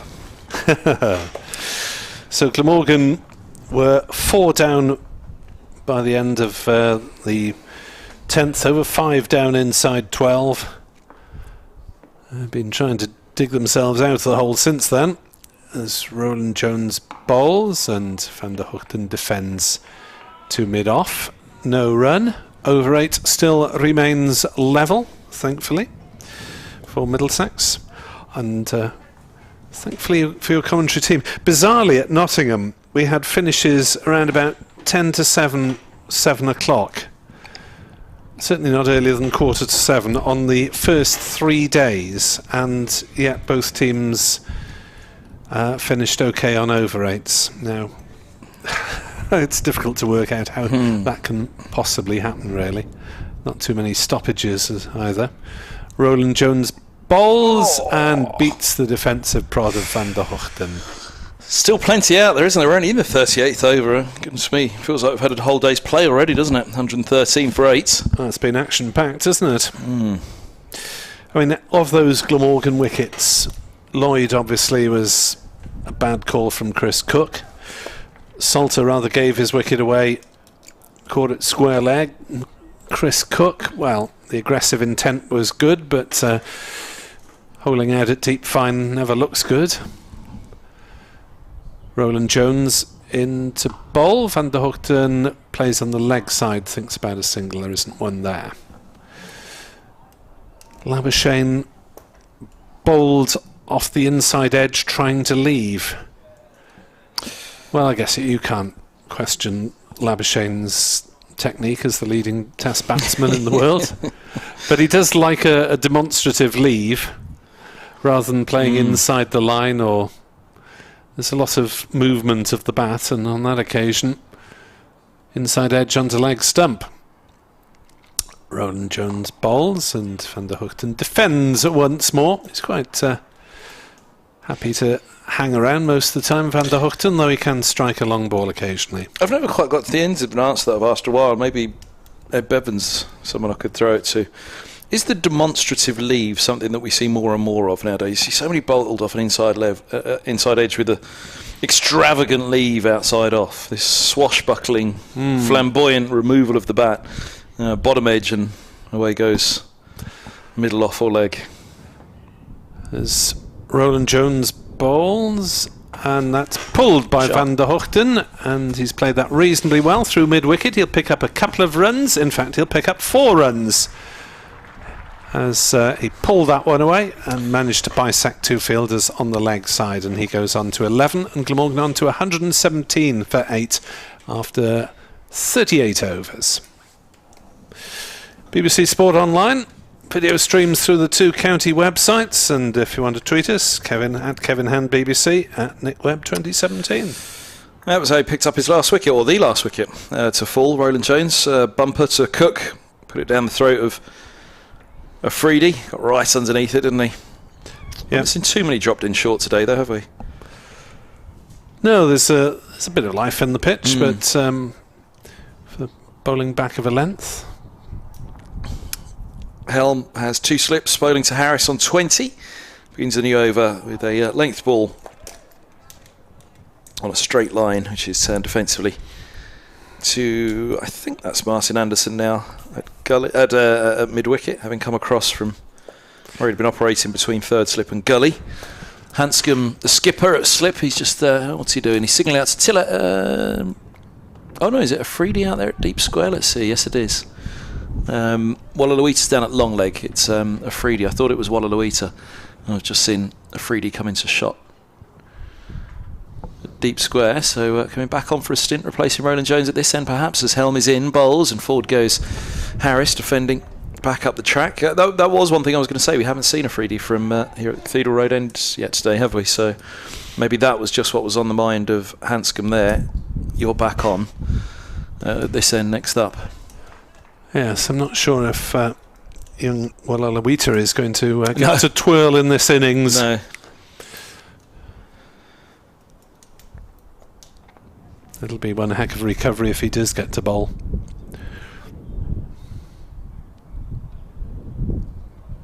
Helms past the umpire, he bowls, and Harris goes after one on the back foot. Just followed it really, didn't he? Let's see, what does he replay? He replays a nice checked back foot drive, but all he was doing was following the ball back and across. 117 for 8. Yeah, I was just thinking if Wallaluita were to bowl, it would be... This has always been the spinner's end, hasn't it? The Cathedral Road end. Thinking of Dean Kosker over the years. Well, Kosker and Croft would have operated in tandem plenty. Well, that's wouldn't true, yeah. I suppose it would depend on the placing of the pitch as well for the off-spinner and the slow left arm. Helm. Bowl short. This is hit up into the air and gone. Afridi takes the catch. Harris falls for 20. Afridi at deep square collects 117 for 9. Harris hangs his head in disappointment, and big boundary away to our left, away to the pavilion, and it's a long walk back in that direction now for Harris, having picked out Middlesex's new signing, Middlesex's last departure. Harris makes his way off, 117 for 8. 117 for 9 indeed, as he's gone for 20. Disappointment for him and Helm. Great joy as he has a second wicket, 2 for 21. Yeah, again, a dismissal where the batsman is left thinking, I wish I hadn't gone for that, rather than the bowler getting him out with pure skill. Obviously there is skill to bowling a short ball and setting a trap, but particularly on that side of the ground, it really looks such rather a big an boundary. obvious trap. Yeah, exactly, on the shorter side, the Cook decision to go for it would be more understandable, because you can plonk one into the stand at about 60 metres there. It is a longer boundary on the pavilion side, and it would take a very big strike to clear the fielder on the boundary there. Well, that was exactly where I was going with the train of thought on Wallaluita, that if they were to bring on the slow left armour, which end would they bring him on from if they were going to try and tempt Van der Hoogten to try and go after him? I guess they probably would have bowled him from the river end indeed, and tried to get Van der Hoogten to go to the, hitting against the spin across the line to the bigger boundary towards the pavilion. Here's Hogan out to the middle. You never know, if these two hang around for a little while, the skipper might just give a nod to the spinner, say okay, toss one or two up from the river end and see if they send one down. I'm not sure if throat of long on or deep. Hang around is ever an apt description of Michael Hogan's batting. Let's say another way. If he gets after the bowlers, then they might say the spinner may do it even even more cheaply than the quicks. But I'm sure Helm with 2, Roland Jones with 3, and Afridi as well. They'd all like to get in on the act with 1 more wicket. Middlesex maximum bowling points inside 39 overs. Happy days for the visitors.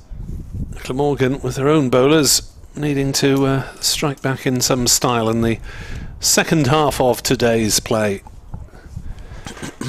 Michael Hogan, last season of first-class cricket, hanging up his battered bowling boots at the end of it. Hogan on strike, and 2 slips crouched down. Helm runs in, 2 balls left of his 10th over. He bowls, and Hogan edgily down to 3rd, offers the bat, picks up a single, 118 for 9, and Van der Houten on to strike. I was trying to think, I was looking, I was scrambling there for where the other wicket was. 2 for Helm, 2 for Afridi, 3 for Roland Jones, Anderson with 1, and the run out, of course, as well. But, looking at that card of Afridi, Roland Jones and Helm, with Helm in the form that he's in at the moment, I'm just trying to think if I've seen a better 3-pronged attack for Middlesex, who have had some mightily good 3-pronged attacks in the years I've been covering them. Helm's in, bowls bumped back to him, he gets his left hand to it. Van der Houten will remain off strike on 11. Hogan will have strike. It's the end of the over. Hogan won to his name, 118 for 9, and Harris was caught. Afridi, second catch for him to go with his 2 wickets today after bowling of Helm for 20. Honestly, to put this morning into some perspective, and now this afternoon as well, I think of the title year: Murtagh, Roland Jones, Finn, Franklin, Harris, Helm, and I can see his face move to Kent from Middlesex. It'll come back to me in a moment. Another young bowler along with Helm at the time. They were youngsters just outside. Yeah. James Fuller was part of that attack as well. And if Finn at his absolute best alongside Murtagh and Roland Jones, then absolutely those 3 are tremendous. But these 3 are up there: Shaheen, Shah, Afridi, Roland Jones and Helm. As the 22-year-old Pakistan paceman is back into the attack for the first time at the Cathedral Road end, and he's bowling to Michael Hogan, who is caught at slip. Second, yeah. Oh, no, dead ball's called now. Why? Why is a dead ball called there? He did signal dead ball. They're coming together. Yeah, it pitched and then took the edge of the bat. I think they're asking the question, was it pitching and then hitting the ground? I think it's quite clear that it pitches there, then it hits the edge of the bat, doesn't it? I would have thought so. White takes an absolutely stunning catch and the decision's not out. Well, if the umpire isn't sure, no, they can't give it. But he signalled dead ball. I didn't think yes. That seemed an peculiar signal. I'm going to have a chat with my mate at Square Leg was in fact the was what he did decision. But I thought Square Leg, I thought the doubt was whether bat it pitched on first, ball rather than whether it actually carried to the fielder. I don't think there's any doubt that it carried, was there? That was a brilliant catch by White. So Hogan gets another chance and misses a ball going down leg side. That felt a little bit quicker from Afridi. I thought the replay there on the stream, it looked pretty conclusive that ball pitched, then hit the edge of the bat, then was taken at second very cleanly. I'm just trying to think what else there could have been. But maybe they're just saying, look, we couldn't tell whether it was... Well, if the umpire's not sure, they don't give it. No, exactly, yeah. You know, and the batter clearly felt that it was bat into the ground, which, you know... He's jamming his bat into the ground at the same time. Yeah. He doesn't always know. 118 for 9 it remains as Afridi comes around the wicket, and Hogan, I think, has hit on the boot there as the ball runs down to fine leg. It at least cheered Afridi up. As he had word with Hogan. I think it looked friendly. Sorry, not sorry, might have been the expression from Afridi, thinking that he should have had Hogan back in the pavilion. It's a leg by, and it's 119 for 9 as the field disperses slightly for Van der Houten to give him the single, out towards square leg or deep point. Third man and fine leg also back as Van der Hoogten drives back to the bowler, who fields in a tumbling acrobatic follow through. Freddie Jones in the Mumbles says, hopefully, did you see any good batting prospects when you watched Wales recently, Kevin? Kevin was oh yes, watching a game between who was that, MCC, Freddie and the Mumbles. Freddie, hello to you. So Kevin was watching Goodness MCC against the Wales club side basically last week. 40th over to get to this, The Riley, he was good. Owen Riley, wasn't it? Yeah, from North Wales, Bangor. As Afridi bowls and Van der Hoogten drives to mid-on, no run.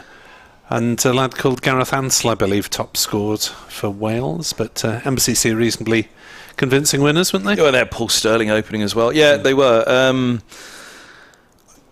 Riley was the picker. He was the standout of the day for me. He looked quick. He looked sharp. Skiddy as well with it. I really like the look of him. Cardiff Met Uni. Yep, Cardiff Met and Bangor Cricket Club. Afridi bowls, a short ball that Van der Hoogten pulls, but straight to square leg. No run. 119 for 9 Glamorgan remain. Have you asked anybody about Riley? Or do you know actually anything about Riley? No. Was it out of the blue, that one, when I sent you the messages? Yeah, I mean, it's that side was not the sort of side that usually takes the field for Wales. Oh, really? If you see what I mean. It wasn't a version of the Wales national county side, although it may have been under the same banner, if you see what I mean. Wales. That's a good day out, that. It was played really close to a very, very short boundary, which Sterling had some fun with, to begin with. Yes. But Sam Pearce, who did play for Glamorgan last season, and Steve Reingold were playing for MCC, weren't they? Yep. Here's Helm to Hogan. He bowls, and this is driven back to him. No run. So there is quite a lot of crossover generally between the Wales national counties side, between Glamorgan seconds sometimes, and between the Cardiff UCCE side. There's a good deal of mix and match between those three sides. Wales national counties back in action with a T20 doubleheader against Oxfordshire at Wormsley, the Getty ground, this Sunday. And bowls swing across the line from Hogan, but he'd step back outside leg before doing so it deflects off the front pad, across off stump, and White goes around from second slip to collect, leg by Signals. Well, he's got a reputation to think of, Michael Hogan, hasn't he? He's got a record to keep up of never having been LBW in first-class cricket. Is that right? Is that that's because he steps back outside, yeah. The front leg is usually clear. It's the Murter-esque approach to batting from Hogan. Clear the pads out of the way and swing hard. Quite often, yes. He's got a defensive prod, very occasionally. Helm, third ball of his 11th over, he bowls, and this is played with an open face out to deep point where Max Holden fields. Van der Hoogten's on to 12, 121 for 9. From 30 for 5, if they can add... I mean, how often do we get this stat that the final 5 have added... more than double what the first 5 contributed? It happens so often nowadays, doesn't it? Well, it did in my first season doing Glamorgan full time in 2015. It happened more often than not in the first half of the season, anyway. Helm bowls and driven towards mid-on watchfully though by Hogan. No run. There was that period, wasn't there? Before they got rid of the toss, didn't they? Was one of the things that they did. There was the Tyflex ball was used in Division 2, I think, for a little while as well.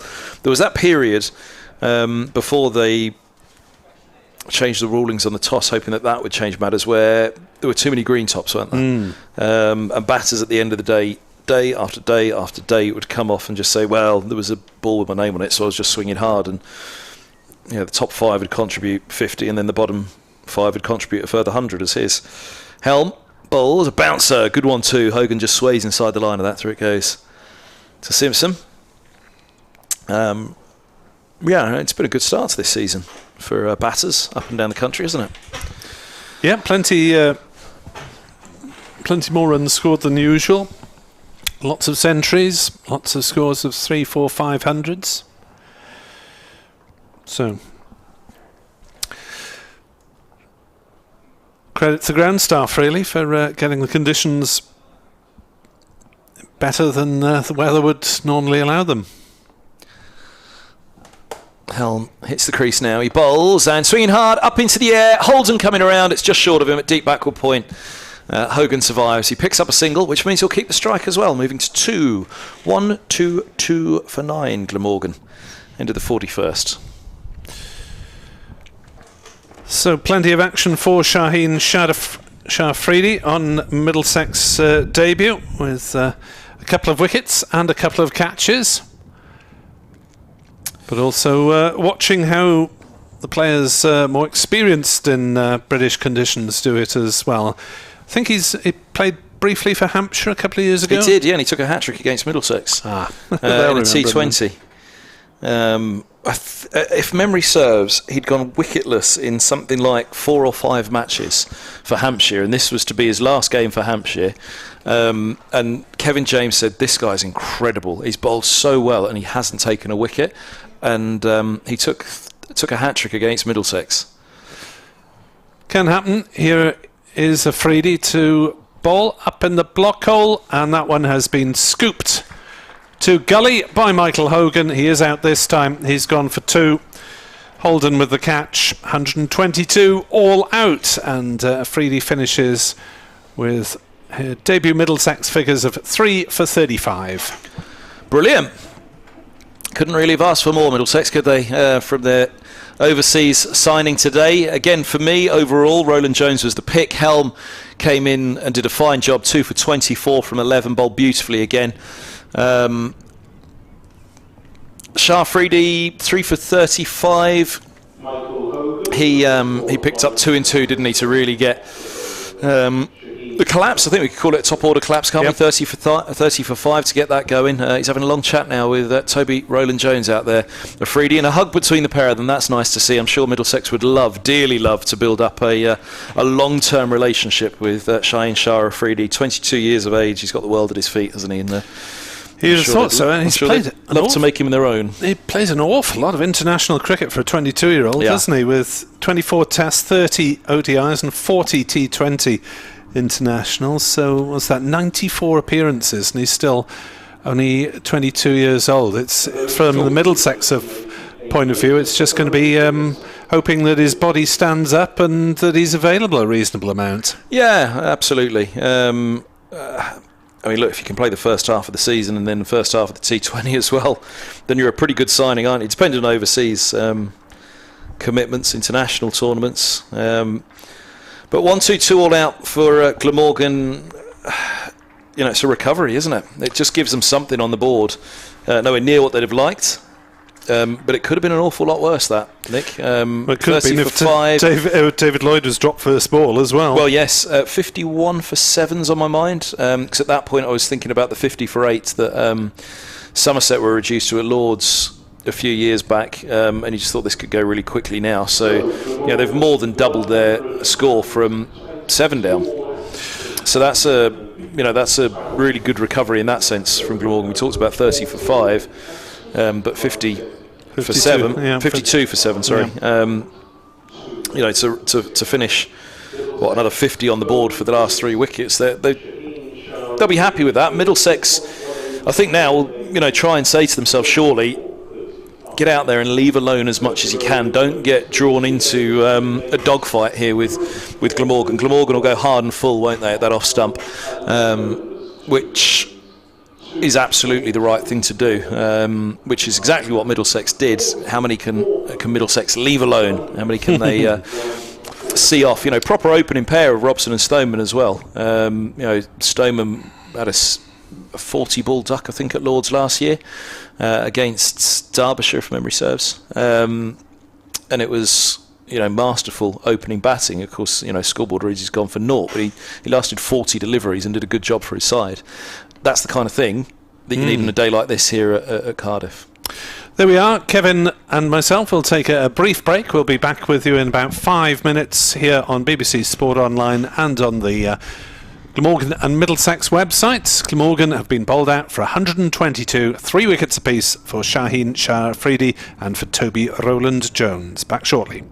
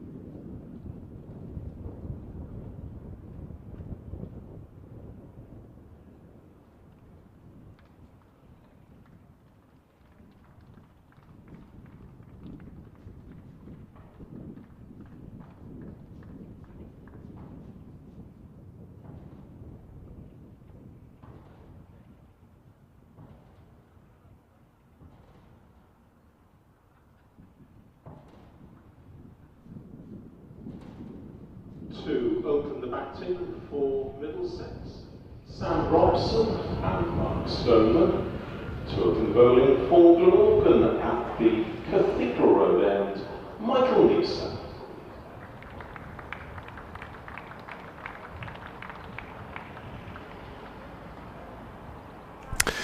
Welcome back to Sophia Gardens then on BBC Sport Online and on the Glamorgan and Middlesex websites, where Middlesex are thoroughly on top in this game, having dismissed Glamorgan for 122 after inserting the home side this morning. 3 wickets apiece for Shaheen Shah Afridi on debut, and for Toby Rowland Jones, who may have played once or twice before. 2 for Tom Helm and 1 for Martin Anderson. Glamorgan's top scorer was Chris Cook with 31.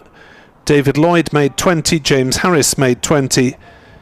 Tim van der Hoogten 12 not out. Callum Taylor 14. But a few ducks around, and we're not talking on the River Taff. It will be Michael Nisa to start from this Cathedral Road end. You may get the construction work down beneath us, and Nisa bowls, and that's down leg side. There's an appeal from the slips for a caught behind, but nothing much from Nisa. Robson then coming into the side, having missed the first game through injury, replacing Josh de Caires. Somewhat unlucky. 19-year-old, turns 20 next Monday, so the next time Middlesex viewers see him, he'll be no longer a teenager. Unless, of course, he's on as one of the substitute fielders in this match. Here comes Nisa in to bowl, and that's beaten Robson through outside off stump into the gloves of Cook. Nick Webb with you from BBC Sport Wales, Kevin Hand of BBC Radio London. A few eyes on these pair for Middlesex, Stoneman and Robson. Middlesex having England having a few problems with test openers at the moment. 2 former test openers, one who hasn't played since 2014. Sam Robson, despite for so long having the best record alongside Alistair Cook since Strauss's retirement. Robson, now 32 years old, faces up to Nisa and edges that one down into the slips. So I think we're going to have to get rid of the effects mic, or keep it very low, because we've got construction work down beneath us, unless it's the door banging, and I don't think it is.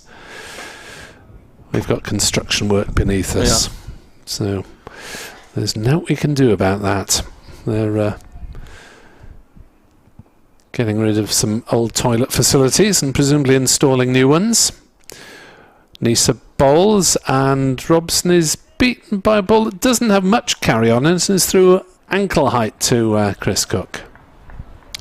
Yeah, interesting. A couple have died already there, haven't they? We saw a few edges fall short in the Glamorgan innings. Saw a few from Rowland Jones really take some bounce from this, the Cathedral Road end. Yeah, so not the most consistent bounce that we've had. Just going back to these two, Richard Johnson in the pre-season friendly, I remember, was talking to me about it and said, look, England are after openers, 2 ready-made ones at Middlesex. Next ball down leg side, and Nisa has his hand in the air in dismay as Robson is able to clip it off his legs, and it races away fine for 4. That's a nice feeling as a batter, isn't it? An economy of effort, economy of movement, so it'll tickle off the legs. 4 runs, thank you very much. Horrible for the bowler, isn't it? Feels like cheap runs, doesn't it, when you just Yeah, just strayed a little bit towards leg stump. 3 slips for Glamorgan as Nisa is into bowl, and that's left as it cuts back in, but eludes the off bail. A little bit of interest from the Glamorgan slips and the bowler there. 4 for naught at the end of the first over. Well, there's plenty in it. As we've just seen from that last delivery, if the bowler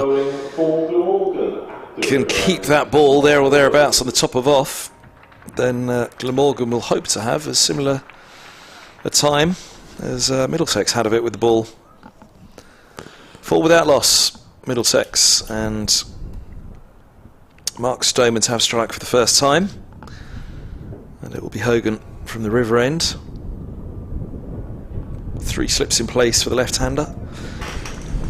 3rd point Mid-off, mid-on, mid-wicket and long leg. Hopefully the construction sounds down beneath us will ease, or perhaps not. No. There they are. Hogan in. He bowls now, and Stoneman on the back foot turns this backward square on the leg side for a single. They'll think about two, and they will get there. Long leg's a little finer than I realised, and it's a comfortable two. Stoneman off the mark, first ball. Well, I tell you what, you wouldn't have liked it much at Lord's a couple of years ago when they were demolishing the Edrich and the Compton. All right. What, during play? Yes. Plumes of smoke from the nursery end as this crane tore to pieces the Compton one day, I remember, as his. A full ball outside of the off stump from Hogan, left alone by Stoneman. Through it goes. They were dousing the smoke down, the dust down with water. Players on the field. Obviously, if the wind had changed direction, it would have been all blown straight into the field. But as the Compton was being, what was it? It was almost like a. How would you describe it? It wasn't a wrecking ball that they were using. It was like a drill thing that they were kind of pulling. They were drilling down with this huge crane-like drill. As here comes Hogan, bowls short, hits in the hip of Stoneman, who looks to hook, falls away into the offside, the wreckage over there and the noise on the effects mic. I think it was perhaps a season without an effects mic, perhaps. That one. Oh dear, whole season. That's bad news. Yeah, it might be exaggerated slightly, but it was, quite the... we, the media, were sat in the tavern stand looking across it. The media centre was off limits while construction was ongoing. Hogan's in, he bowls, and this is clattered away in front of point for 4. Classic Stoneman. Gave that the treatment, little bit of width, and Stoneman really leaning into that one, giving it the treatment. Well, Glamorgan's experienced opening bowlers will not be pleased with themselves, Nisa having given Robson one down leg side to get underway, and Hogan then straying, really, for him outside off stump to allow Stoneman the width. Hogan bowls, and Stoneman waiting on this one, angles the bat, and a single down to third. He moves to 7, 11 without loss. Middlesex are the ones come with the second over. The drop, third ball of the innings by Anderson off Lloyd. That was a near crease length wide delivery, wasn't it, from Afridi, which he just kind of trapped the bats down on outside of the off stump, took the edge, absolutely flew above the head of third slip. Martin Anderson just did well to get something on it, didn't he, really? But yeah, the point being, it wasn't exactly a great ball. It was just poor. It was a poor early innings shot, wasn't it? Stoneman last ball of the over. Robson last ball of the over, facing up as Hogan bowls, and that's clipped off the hip. Fine for 4. Robson moves to 8. He will happily have it there all day. Robson, a fine player, clipping off the legs or off the body. He moves to 8. 15 without loss. It's the end of the second. I think it's the end of me, isn't it? You're probably due a break, Kevin. Make way for Ed. Thank you very much indeed. Kevin Hand of BBC Radio London will be back in around about half an hour, because we can have a long spell until tea, I suspect, which is 18 overs away at 15:04. So tea will presumably be at 10 past 4, somewhere around there. There's Edward Bevan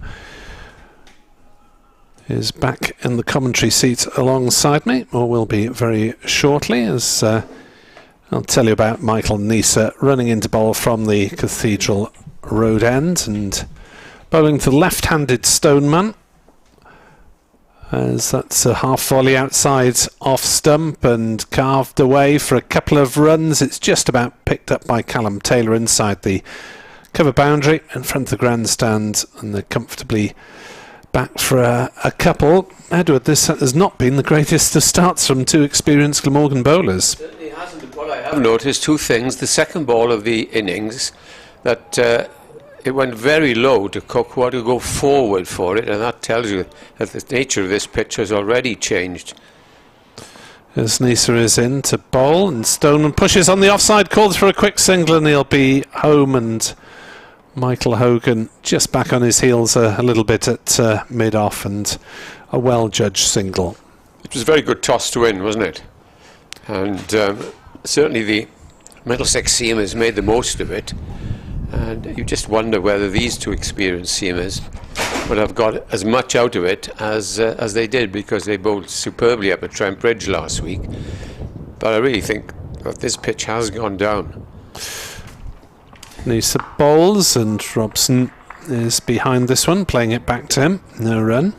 It's just 100 odd runs now. You see 104 in arrears, and we got 49 overs remaining, which if things go well for Middlesex, even if they go in threes or something like that, they're going to have a hefty lead already on the first night. That's a distinct possibility, maybe even a probability this evening, as Nisa bowls, and Robson getting everything behind it and defending it back to the bowler. Batting to come, not necessarily in this order: Hanscom, White, Holden, Anderson, Simpson, Roland Jones, Helm, Afridi and Walalawita. The slow left armour who was not called upon. Am I right in saying that Stoneman played for Surrey last year? Yes, Stoneman is from Durham, has had Surrey and briefly Yorkshire. The reason I say that's driven back past him by Robson. 4 runs, that'll be up to the long off boundary. I think the ball's just going to get there, and a nicely timed shot by Sam Robson, as Nisa slightly over pitching, and these two opening bowlers really haven't got their radar right straight away. 22 for naught, only 100 behind. Because in the Royal London match, Surrey playing down here, very first ball of the match, Hogan had Stoneman caught at second slip. I think I'm right, in the Royal London home game for Glamorgan. As Nisa bowls and Robson drives back past him this time, it's picked up by Hogan at mid-off, and there's no run. 22 for naught at the end of the over. Let's see if I can find that in my notebook, since I got last year's book here with me. Hogan went for 11 in his first 2 overs, and Stoneman caught, Selman bowled Hogan, no score, edged first ball to slip. I've got written down, Edward. I thought it was, yeah. It was an absolute beauty. Hogan would like something like this now. As I say, he went for 10 in his first over, 11, and Nisa has gone for 11 in 2 overs. But Glamorgan need to attack, and they've, even though they're not looking like taking a wicket at the moment, 3 slips there. Hogan is round the wicket to the left-handed Stoneman and bowls to him. Stoneman pushes forward on the offside, where it's fielded by Carlson at mid-off. But Stoneman did play 4 championship games for Middlesex last season and averaged 50, so they knew what they were getting straight away. Did he? He played a game for England, didn't he? He's played 11 tests for England. 11, is he? Not just the one. 11 tests for Stoneman, 7 for Robson. A couple more they've tried and discarded. Hogan bowls, plays forward onto the offside. They take a quick single and get there as the ball is some 10 yards away from the fielder. The score goes on to 23 without loss in the 3rd over. And both batsmen quickly into double figures. Robson on 12, Stoneman on 11. Likes of Hasib Hamid, of course, who we saw last weekend, has been tried and discarded a couple of times. Yeah. It's nice quiz question. How many openers have England had in the last 5 years? Oh, heck. Hogan bowls to Robson, and Robson is beaten outside the off stump. Good delivery. That's the one that both bowlers want to try and land if they can. Yes, we're not going to be able to bring you much of the atmosphere of the ground and the crowd applauding, because the crowd are 100 metres away from us, and there's some workers with some large heavy implements smashing away down beneath us. There's predominantly about 90-odd% Glamorgan supporters. They haven't had much to cheer. Hogan bowls. Oh, nearly plays on. Just past the leg stump. That's the way, of course, that Marnus Labuschagne was out this morning. But that jagged back at Robson, and he just got it past the leg stump for a single. He moves on to 13 and scored a 24 without loss. And we've got, how many? 16 overs before a tee. Oh, there we are. We'll free you for an early go at the scones if you want, Edward. They're there. Are they? And I've had one little cake. Hogan round the wicket, bowls tucked away on the onside, but straight to the man at short mid-wicket. Taylor. You've been into cakes by 10 past 3. Well, I passed the cake stand, Nick, and I looked and I thought, oh yes, only a little one it was, don't worry. And Kevin's munching away at the back of the box. Yes. Yeah, a bit early for that. Hope there's something left by the actual interval. Hogan, last ball of the over, bowls to Stoneman, good length ball, played defensively on the onside. That is the end of another over. There's somebody in the country, Nick, that has been taking toll of the streams and decided that he or she would give them marks, won the 18 counties. I don't know where Middlesex are, but Glamorgan are second. Oh. All right. Where do you see that? Well done to the boys next door. Yeah. Well, yes, it's hard work producing a video stream all day. One cameraman. Plus the various fixed cameras. As Nisa will turn from this Cathedral Road end and run in to bowl. Gets up a little bit on Robson, but he plays it nicely out on the leg side. Callum Taylor fields. No deviation now. Hardly at all. We saw one pass the bat when Hogan bowled to Robson, but really there's nothing. You would say nothing warrants 3 slips, but Glamorgan know that they've got to try and get early wickets.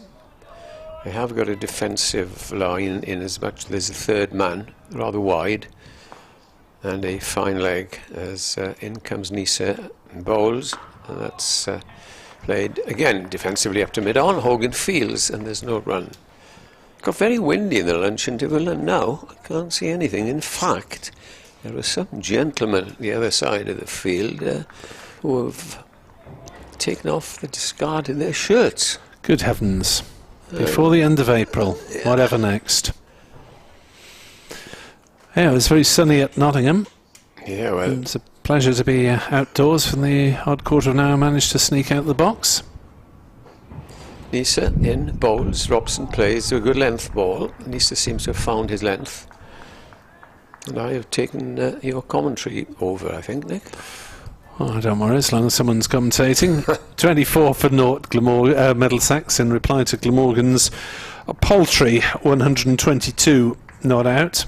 There was some fine bowling. There were some injudicious shots. Mixture, wasn't it? And a run out as well. Just when David Lloyd looked to have survived the initial onslaught. That was 30 for 5 at that point. Then 52 for 7. Nisa bowls and Robson plays to Hogan at mid-on, and there's no run. Credit to Roland Jones, 3 for 34, to follow up his 9 wickets in the last match here in 2019 between these two counties. And Glamorgan head to Lords in September to hope for better weather than their 2018 match there, where didn't even get a day's worth of play over the 4. Nisa bowls, and Robson's played that one down into the gully, and there's no run.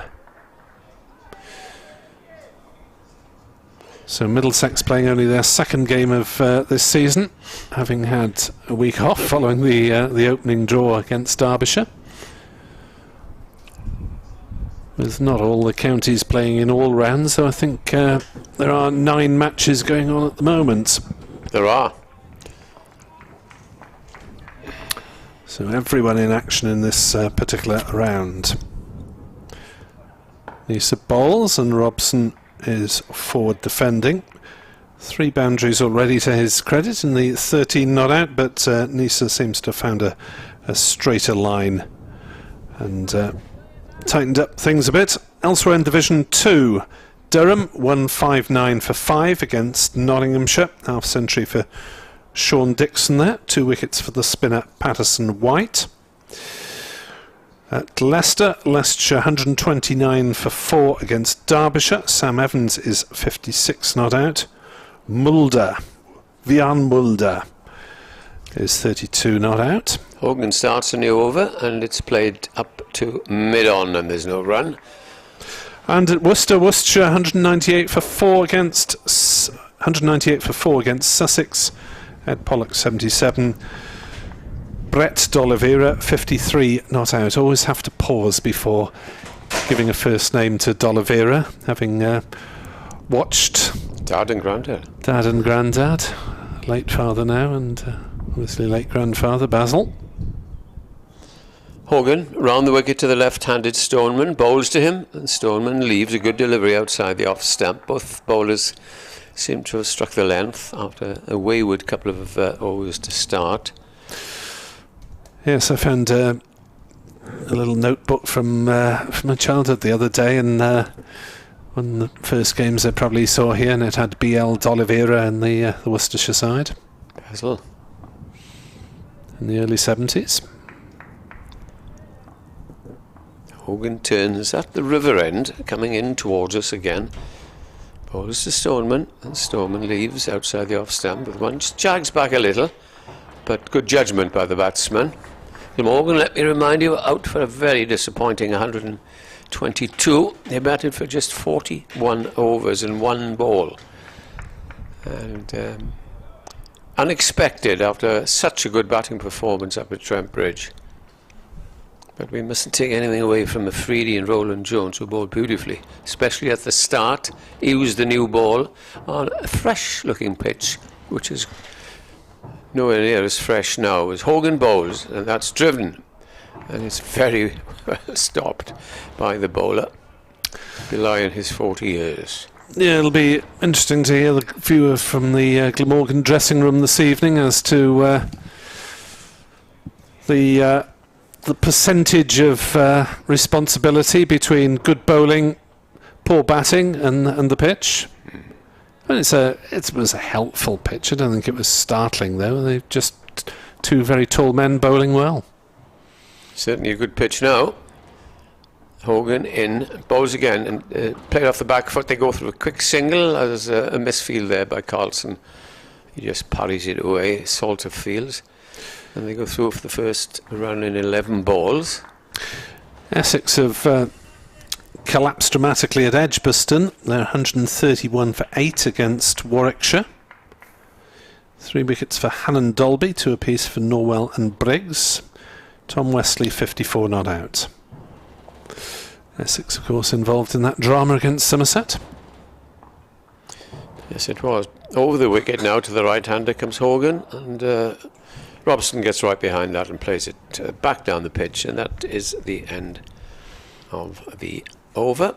End of the 6th over. 3 overs apiece to these. First change will probably be Tim van der Gooten, who bowled so well in the last game.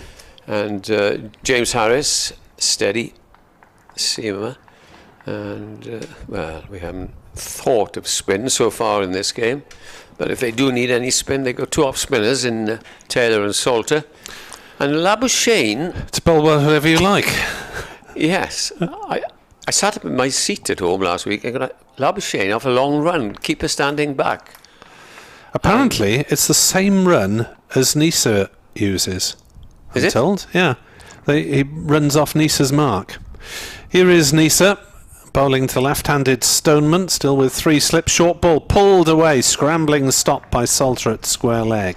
No run. That's interesting. Because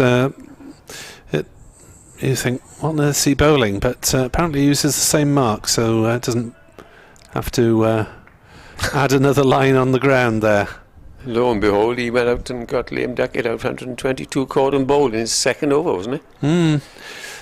Faster than he looks, I'm told. Labuschagne is a seamer.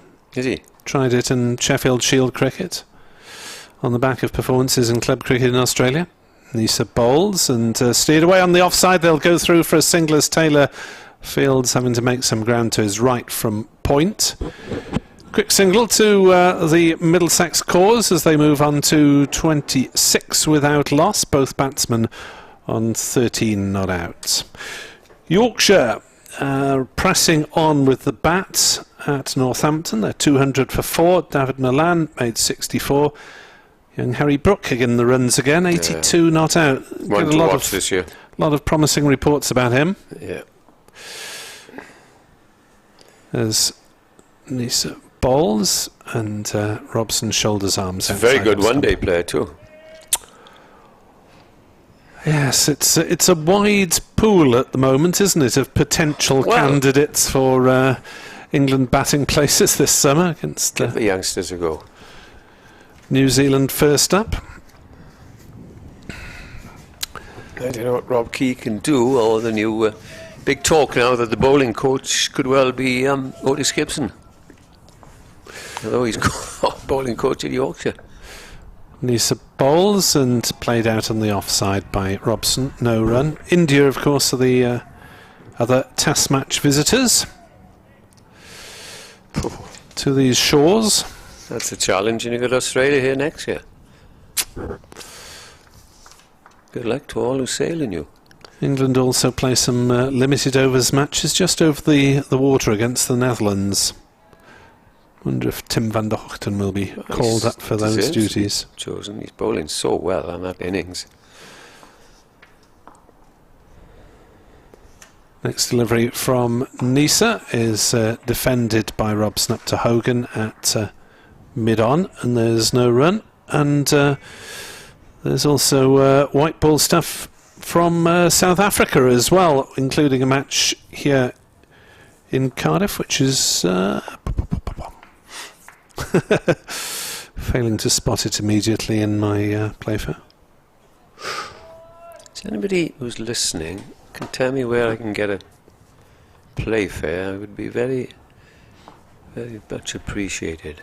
As Nisa is in to bowl, driven nicely on the offside by Robson through the covers. Will that go all the way? It's slowing up. There's a pursuit on, and it is flicked back by Carlson from just inside the ropes. Run forward. Have they run 4? Or yes, they have. Just the 3. Robson is at the far end. There we are. Carlson's dive was in vain. It's 4 to Robson anyway. He moves on to 17-30 without loss. I got mine along with the who's who off a well-known online delivery service named after a river in Brazil. Kevin is back with the selection of cakes, so we don't miss out. I think they'll go. Oh no, sorry. Excuse fingers. I'll go for the old carrot cake. Thank you. As where's that commentary coming from? Oh, there we are. Kevin's got us in his pocket as well. Here's Hogan amongst the cakes.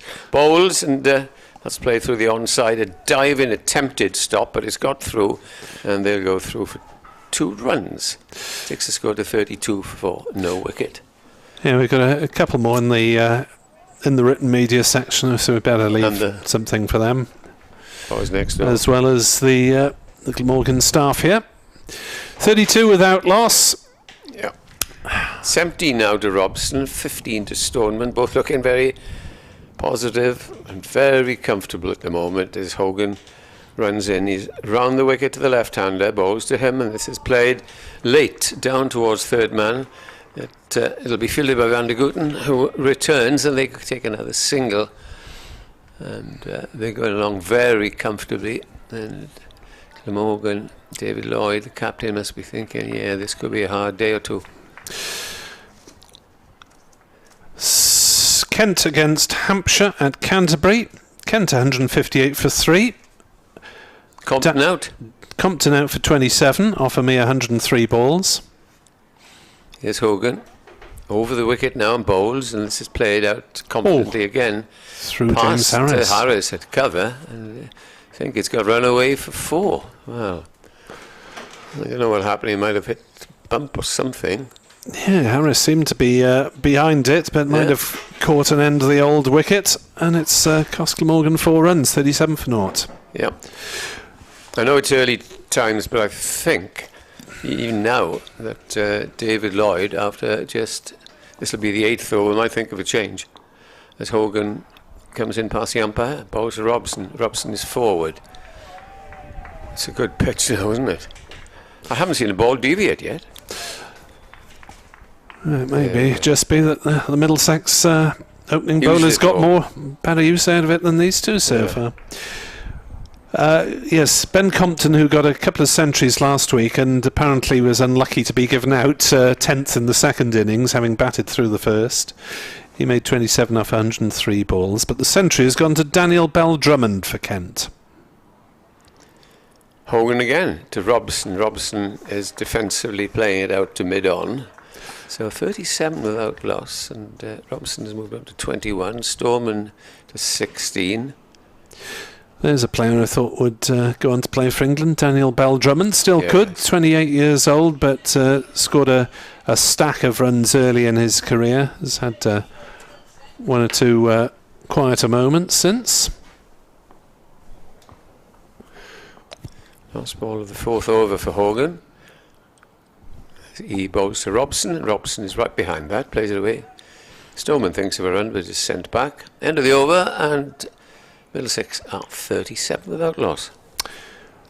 Just to round off the county scoreboard then that we've been giving you at Old Trafford, where Jimmy Anderson is in action. He's been economical, but he hasn't taken any wickets yet. Saqib Mahmood has taken a couple. Wrong generation. And Gloucestershire 146 for 4. They did have an opening century stand between Marcus Harris and Chris Dent, both of whom got half centuries but have fallen away slightly since then. And at the Oval, Somerset 134 for 3. Tom Abel's 49 not out. Matt Renshaw, the overseas, made 48. See, Tom Banton's playing his first game. Banton is playing, he made 16.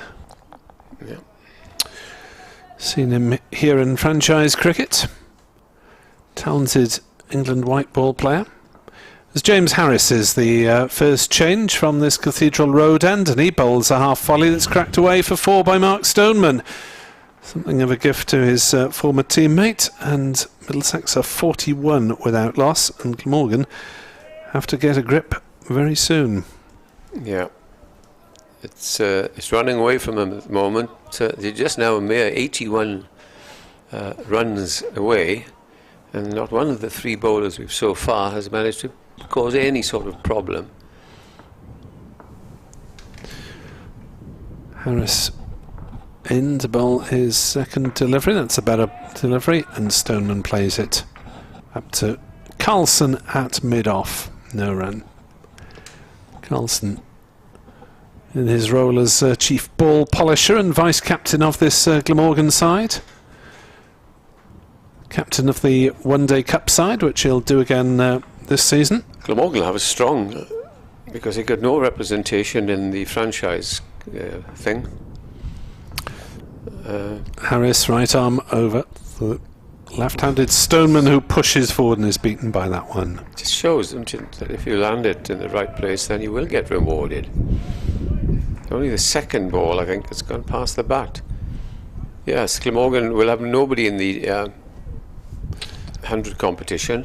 Well, they may be, because... Unless there are late call-ups, because there's this wild card element, isn't there, where each side adds one to their squad on the basis of performances in the T20 Blast. Harrison to Stoneman, who drives back to him, fields in his follow-through, no run. Welsh Fire at the moment due to be coached by Gary Kirsten, but he may have other employment by then. How would you see him as a potential England coach, Edward? Don't know much about him as a coach, do we, really?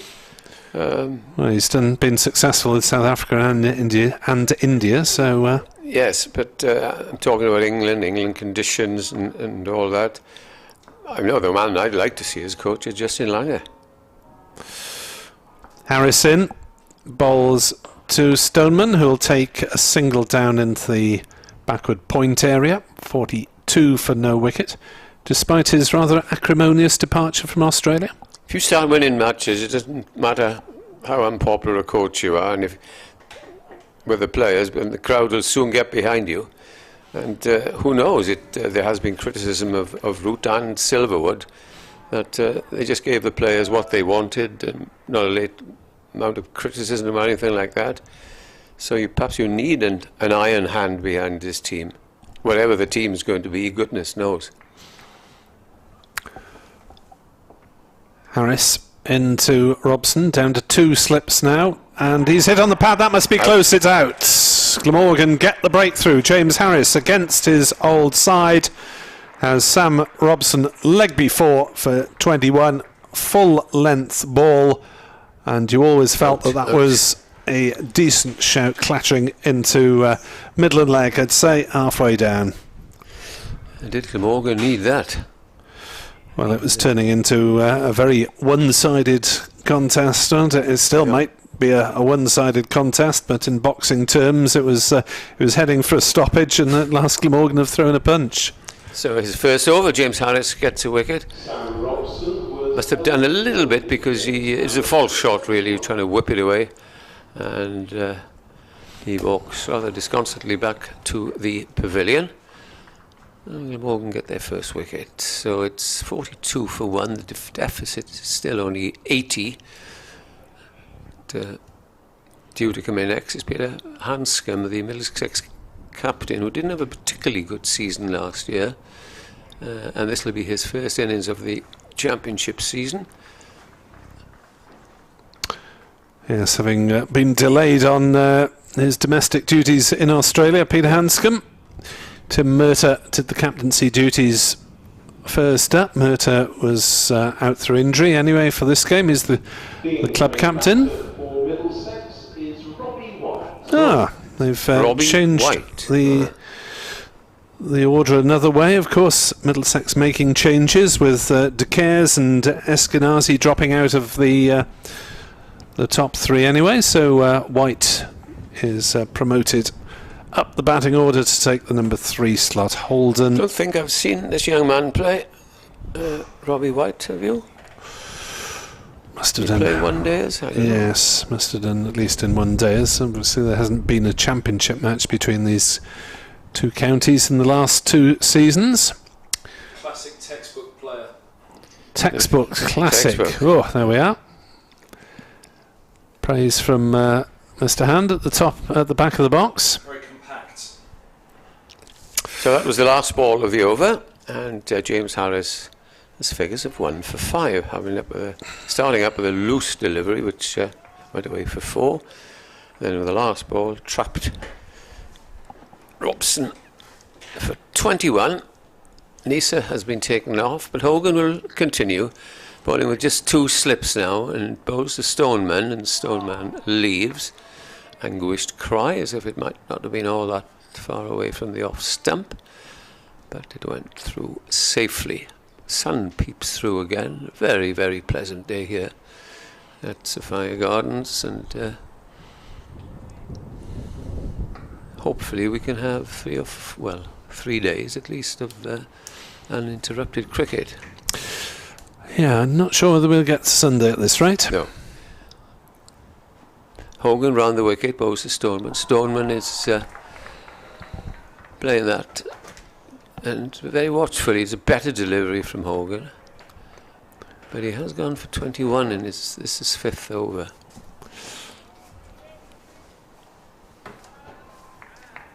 Yes, Hogan successful time at Trent Bridge with 5 wickets for 92, 0 for 70 in the first match here. And he turns again in this bright sunshine, passes the umpire, bowls, and there's a thick inside edge from Stoneman, which goes past the leg stump again. The second time it's happened, and they go through for a single, and an opportunity for Hogan to bowl at the new batsman, White. Yeah, I think since I've got to be back in for a 4 o'clock radio update, I'd better give way to Kevin Hand now. This is not at all connected with the carrot cake that's in front of me. I wouldn't do that. I dispute that statement. White then to face his first ball of the innings, and he'll be facing Michael Hogan with 3 slips in place. Here comes Hogan and bowls to White, and White plays that up towards and Stoneman had a hurry back there as Callum Taylor picked up, and he wasn't looking all the time, then he had to scamper back. Welcome back to Kevin. Thanks, Ed. I think I've solved the problem we had with banging. It was the door at the end of the... Oh, that does... Yes, we can turn the effects mic back up now. Sorry to the building company we blamed. Hogan bowls to White. Oh, and White is beating all ends up there as he pushes forward. Much better bowling now from Michael Hogan. Also managed to walk into the wrong commentary box, or the wrong room as the wicket fell. I heard this huge cry of, yeah! I thought, blimey, boys, settle down. It was the lads looking after the stream next door.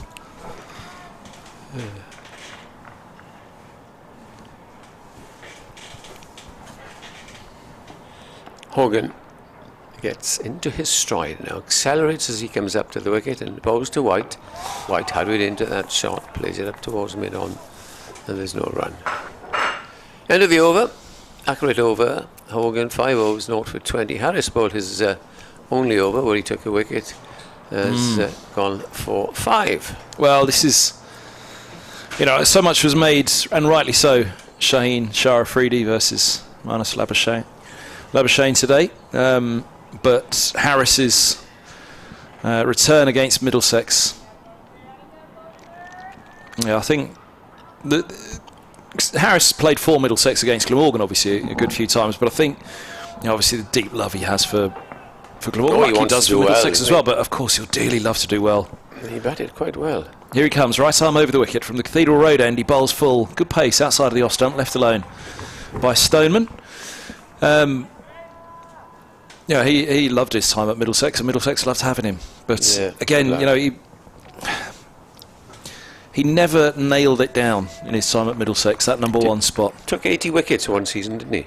He did, and he took the 9 for the second best bowling figures at Lord's, second best bowling figures post-war by a Middlesex bowler. That 9 for against Durham. He comes in now, bowls, and close to the stumps, looking to bring it back into Stoneman. Climbed. That was, I don't know if it was a little bit of bedevilment behind the stumps. As he hit him in the teeth.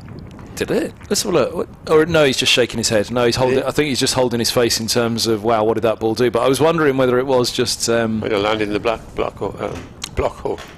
Yeah, I wonder whether it was just the keeper being mischievous to say, wow, look at what that ball did. It's a diving effort to stop the ball as Harris hits the crease now, bowls, and solidly behind this again. Stoneman pushing back up the track, 43 for 1. Stoneman and Robson enjoyed that record partnership for Middlesex down at Hove. He played the last few games of last season for Middlesex, having transferred. Now, you say? Yeah, having transferred from Surrey at the end of the season. Big money move. I wonder who will be next on the list. I wonder who will be the next. I don't know if anybody's played for 5. Well, an overseas might have. Marcus North. Harris is in, bowls. Attempted drive from Stoneman off the bottom edge of an attempted square drive. It bounces up into the air in front of him, and he lifts his head up, stands up tall to watch where it's coming back down again. Just making sure that it wasn't going to ricochet back onto the stumps. 43 for 1. But yeah, Middlesex scoring their highest first-class total at Hove at the end of last season, Ed. That was quite something to watch. Not a great side of Sussex. And Harris bowls down the leg side. It's if you look at this year, they've been going for 600, and I think I can't remember the game down there last year. It was Division 3 by that point where Middlesex faced them, and it was a young attack, but they're such a young. But I tell you that honestly, they stuck at the task so well.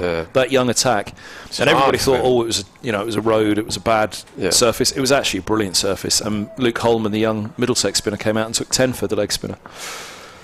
Yes, they've a lot of people leave them, haven't they? Harris bowls wide outside the off stump. It's left zone. Well, Stephen Finn's arrived. Harris and Finn left together, Middlesex, didn't they?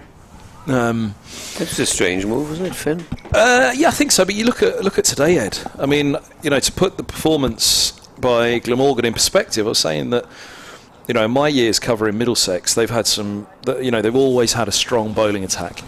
But I have to say, Roland Jones, rolling back the years today, bowling supremely well. He was the pick of the bowlers for me. That opening spell in particular. Yeah. Shaheen, Shah, Afridi, incredible bowler, and Tom Helm bowling at the top of his game at the moment. That three-pronged attack must be as good as I've seen. And the pitch was then at its best for bowling. Yeah, exactly. Yeah. So, you know, that was what Glamorgan were up against this morning. But seriously, you know, even the title-winning year.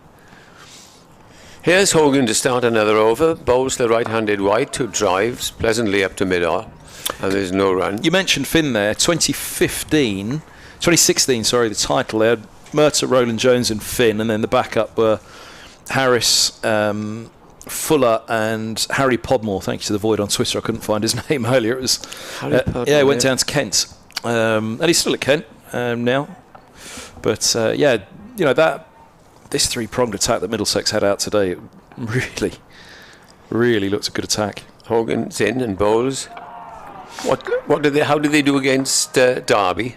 They bowl well against Derby. So it was Murtagh, Bamber, Roland Jones. There was no Afridi and Helm. No. And they set something like, off the top of my head, was it 330 off about 80 for Derbyshire to win on the final day. And he thought, yeah, this will be a good contest. But Murtagh went down second ball with his second over with a hamstring injury. And between them, the three, they were left with three seamers and a spinner. Yes, Hogan. Bowls to White. Appeal for LBW. Big appeal, but not out, says the umpire. Looking at the stream, I think there was inside edge on that. I think they settled down pretty quickly in the appeal. Here we go. We'll see it again here, Ed. Yeah. Pretty sure you can see the deflection. Yeah. But very close, very close. He plays it very late. I said he's a compact player, a textbook player. He's not one who has flourishing drives and, you know, which is textbook as well, but very, very good first-class batsman. In comes the next delivery, and he's hurried into that, and he plays it gently into the covers. You have to get off the mark, is Rob White. He'll first and foremost look to do the basics right. Yeah. You know, he will look to be out there and say, no, I'm going to spend time out there. I'm going to defend. He's not worried about the runs. He's just looking to play a proper first-class innings. It's good to see. You don't see too many come through in that fashion anymore. So obviously he doesn't play the reverse sweep and the... what's that thing over the head? The scoop. The scoop. Here's Hogan. Bowls. Good delivery. Out into the covers it goes. Has your grandson played the scoop when you've done a throwdown to Yes. get heads? Did you tell him off? I did. Because he hit the ball over the garage roof as well and lost it. So what are you doing? I couldn't resist it either. Little monkey. Brilliant. Mid-wicket goes back. Will it be a little bluff here? As in comes Hogan. Bowls to White. White has edged that down to third man. And he's off the mark with a single and will retain strike against Harris at the other end. Middlesex 40. What is that? 42, 44 for one. 22 to Stoneman. White is on one. Oh, no, you know, sport's not straightforward. Cricket's not straightforward, especially. I think they'll be a little bit disappointed, actually, from 52 for 7. That the last 3 wickets put on another 50. 30 for 5, 52 for 7. Talking about 70 all out, aren't you? Yeah, I think so. So I think they'll be a little bit disappointed, but the opposition have the right to play well. And Harris, yeah, there was a little bit of chat about his shot getting out, but I think he realised at 8 down, look, this could go in 2 deliveries at the other end. So if I see the chance to score runs, I'm going to have to try and take them. And Cook fell to the trap. Yeah, and they fell to the trap, didn't they?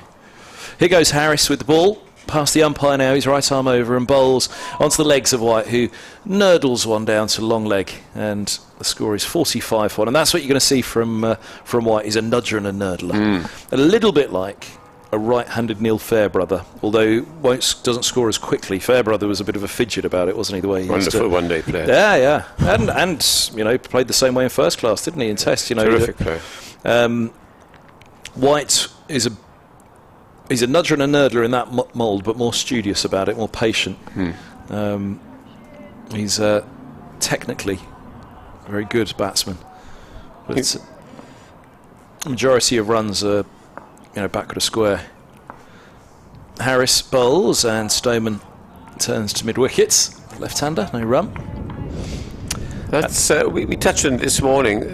Some of the extraordinary, in my eyes, way some of the people up there at Lords are going to look at the future of county cricket. The former Middlesex and England captain Andrew Strauss has suggested at 6 counties possibly going. Now, just tell me who the 6 counties are going to be. Harris bowls, wrapping Stoneman on the pads. Perhaps didn't get up as much as he thought. He was looking to turn it into the onside. I don't think it'll ever happen. We've been talking about this for years and years. years. They've got to vote out the counties, haven't they? I mean, you've got 6 who are not going to vote for their own demise, are they? Yeah. I don't know why it's been thought out, because look at the test players at these 6 counties, whoever. And shall we say now the top counties like Lancashire, the well-known counties in Essex, I said, if you finish down the bottom, it's the bottom 6 to go. I cannot see how it's going to work. I hope it doesn't get off the floor. Clipped by Stoneman, and to mid-wicket he has a single. There was a moment's hesitation. There probably was a run there as the ball just deflected away. But a single they have.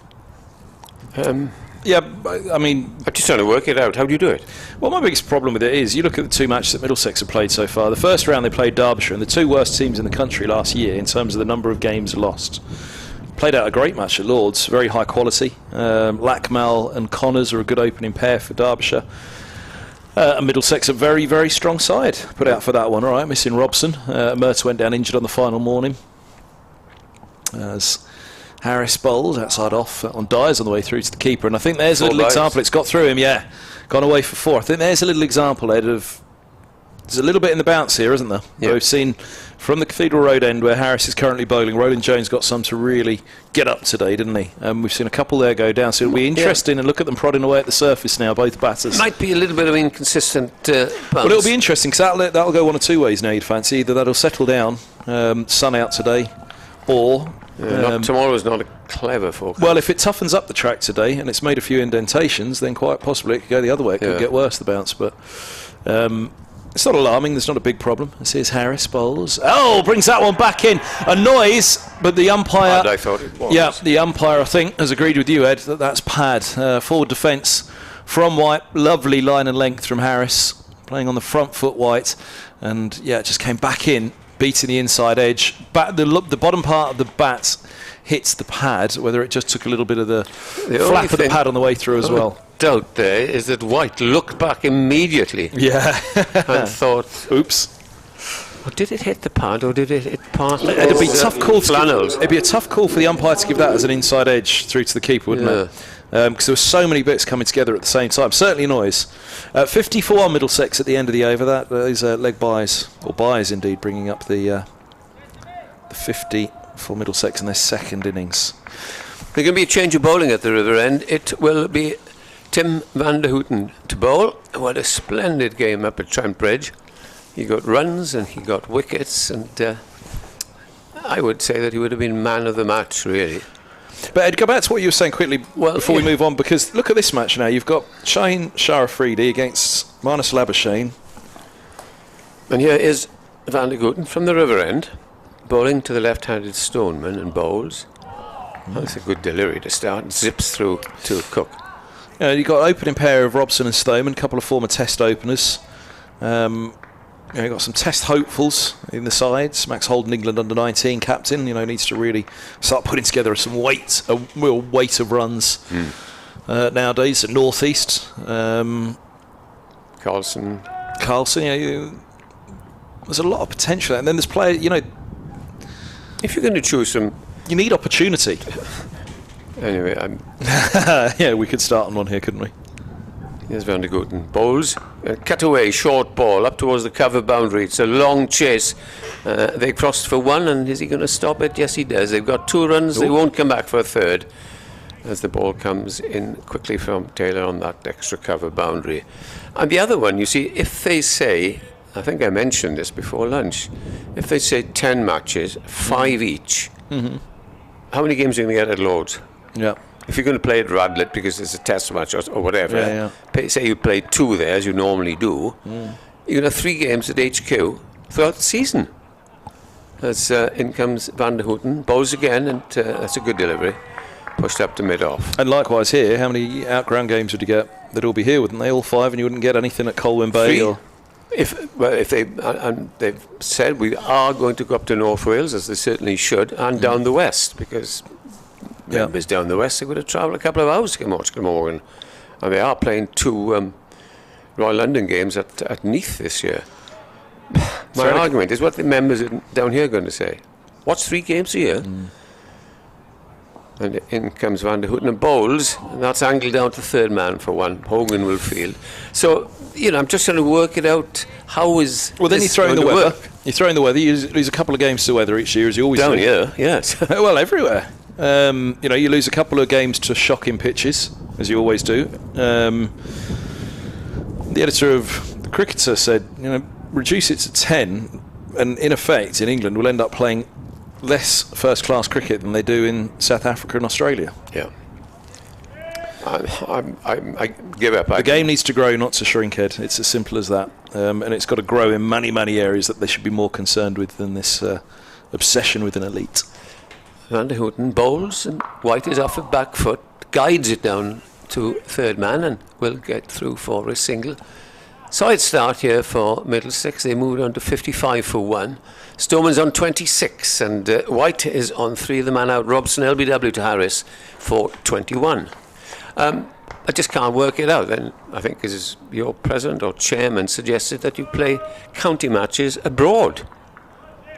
Well, it's rather expensive to go abroad these days. You're talking about the piece in the Times, with Liz Yam and the chief exec. As Van der Houten bowls, and this hits the pad of Stoneman, and that is the end of Van der Houten's first over. 54 for 1 then. Well, that's been mooted for a while. I mean, championship matches, I'd say no to championship matches abroad. The other part of it that's been mooted for a while is maybe play the One Day Cup abroad. Or play the Blast abroad. What has been clearly said is you cannot fit 2 short format games, competitions in the middle of the English summer. Well, my answer is play the 100 aboard then. October, November. Certainly. Stop it. You'd have said that. I've said play it on the moon, Ed. Here's Harris. He's in, bowls and a forward defence from White, and there's no run. If at the end of the season, I said this to the lads at Derbyshire in the first round, if at the end of the season you would say, right, there you go, you've had the One Day Cup, you've had the Blast, you've had the County Championship, October now or November, you're going to get a bonus month of cricket, domestic cricket from England, but it's going to be played overseas, and the 100 was taken abroad. We'd all lap it up. How many people will watch it, Kevin? How many people can afford to go no, we wouldn't be, no, exactly. But we would watch it. Harris in, bowls, and this ball's eased into the offside, fielded at points, and there's no run. I mean, they won't do this, so I won't labour the point too much. However, I think that would solve everything. Put the 100 as a showpiece end-of-season tournament, the best of the English summer. Go and play overseas. Perfect, that solves it. I will leave it to you now to tell the chief executive of the ECB to suggest that to him. Who's shortly going to leave anyhow, I think. So the talk is... Harris up to the stumps, he bowls, and thick inside edge from White and his forward defence onto the pad. It just falls away into the onside, so a short leg position where mid-wicket comes up to collect, and White has a single more as he moves patiently to 4 from 6. Let me quote you from 1993, the words of IVA Richards when he didn't like something which happened down at Canterbury. Is it broadcast, Bled? Yeah. He turned, if you know, the dressing rooms are next to each other at Canterbury. And just tell you the story. Harris is midway through his run-up. He bowls close to the stumps, looking to bring this one back in. It's driven away by Stoneman. Splits point and cover and picks up 2. 57 for 1. Stoneman's on to 28. And what he said was, turned to the opposition, he said, don't mess with this wonderful game because it'll come back and bite you. I've never... Oh, Yeah. oh no, it's Yeah. all right. They're doing an interview in our ear with somebody else. They're Okay. by the sounds of it. So here goes Harris. Bowls, and this is left alone outside of the offside. I've never 57 for one. forgotten that. You need to write that and pitch it to the Cricketer magazine or someone. And there's your, it would be a nice little piece based on Sir Viv's. Yeah. Never Viv's forget right. It's that. absolutely right. It's absolutely right. It was something They've messed with this game for a long while now, and that's what they're paying the price for now. And now they want to mess with it more. Still arguing the toss, year after year, season after season. Harris turning away from us, sun on his back. He moves in, bowls, and driven to mid-off. Nice looking shot again from Stoneman. End of the over, 57 for 1. Nick's coming back, so I will leave you with those thoughts. Ed Bevan, thanks very much. We'll see you in a wee while after tea. Oh, he's off. You could say he's scone. He's got his scone in hand, cream and jam. Yeah, well, we need and to off get he in goes. early because it's nearly all gone before the interval. Hey, I from brought it the to you, didn't I? You did. Thought of you guys. 57 for 1. And here is Van der Houten again. It's defended up to mid-off by White on 4, no run.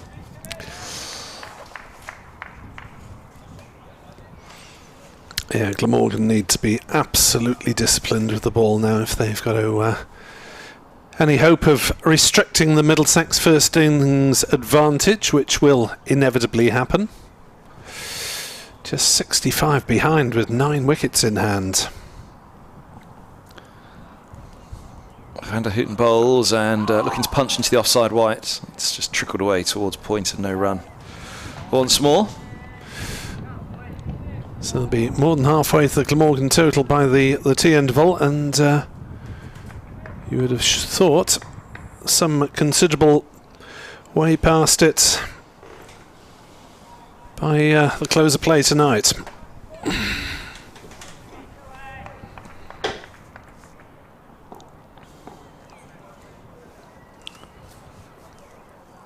White awaits.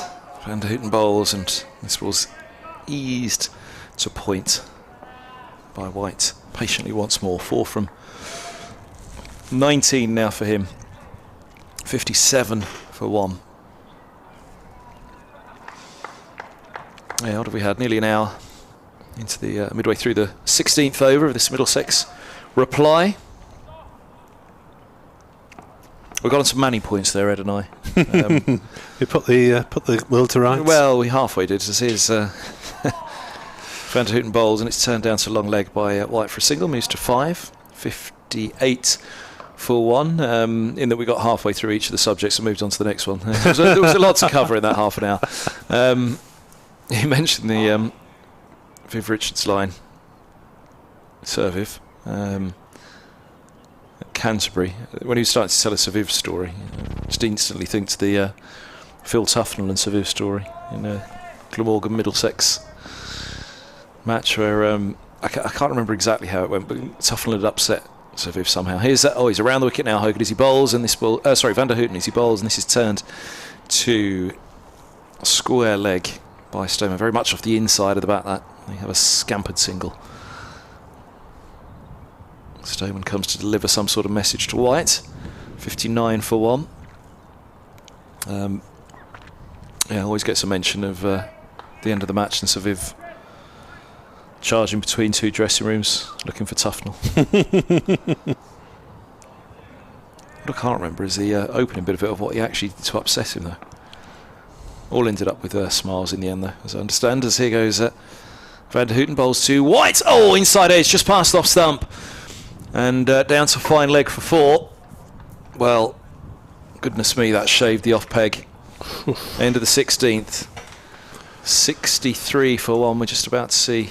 We won't see the replay on it for the moment, but yeah, that was close. We were at the perfect angle to see the inside edge run straight down to our commentary position, or below our commentary position, and off stump was only fractionally off that line. 63 for 1. White has 9. Stoneman has strike on 29. Kevin Hand and Nick Webb here for BBC Radio London and BBC Radio Wales. James Harris, a well-known name for followers of both counties, is running away and bowling, and Stoneman runs it down to third man for a single. 64 for 1. Probably be updating BBC Radio Wales listeners, and if I hit my headphones to make sure that I can actually hear them, that will happen. I'd forgotten there was a loose connection on these.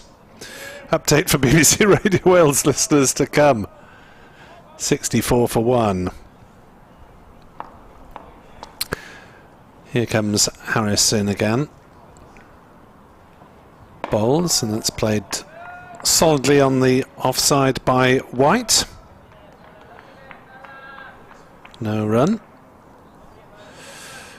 Hanscom next, do you think? Or Holden? Hanscom. Hanscom at 4, Holden 5. Simpson or Anderson 6?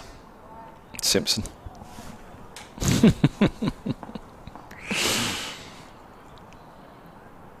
Harris with 3 slips for the newer batsman to White, who pushes it on the offside and goes through for a quick single.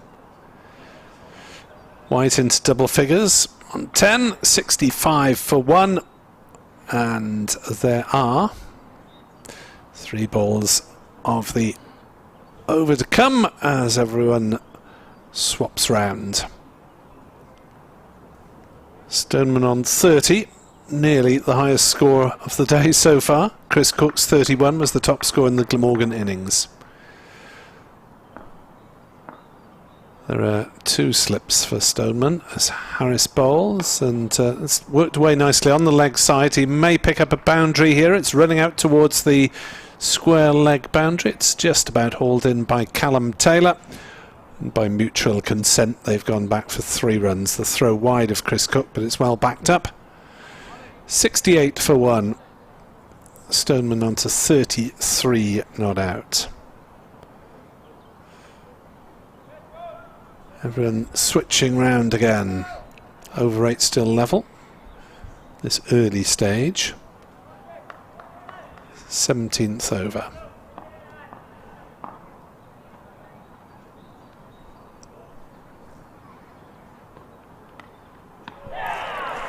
Glamorgan have just claimed their second wicket as Robbie White edges the bowling of James Harris, the former Middlesex man, claiming his second wicket. But it has been Middlesex's day, shooting out Glamorgan for just 122. Glamorgan 60, Middlesex now 68 for 2 in reply. And there were 3 wickets each in the visitors' attack for Shaheen, Shah, Afridi, and for Toby Rowland-Jones. Chris Cook's 31 was the top score. It was a well below performance from Glamorgan's batters. Middlesex now 68 for 2 in reply. As it's not the best of times for wickets to fall, or sometimes it is. It just means you don't get the commentary quite in its full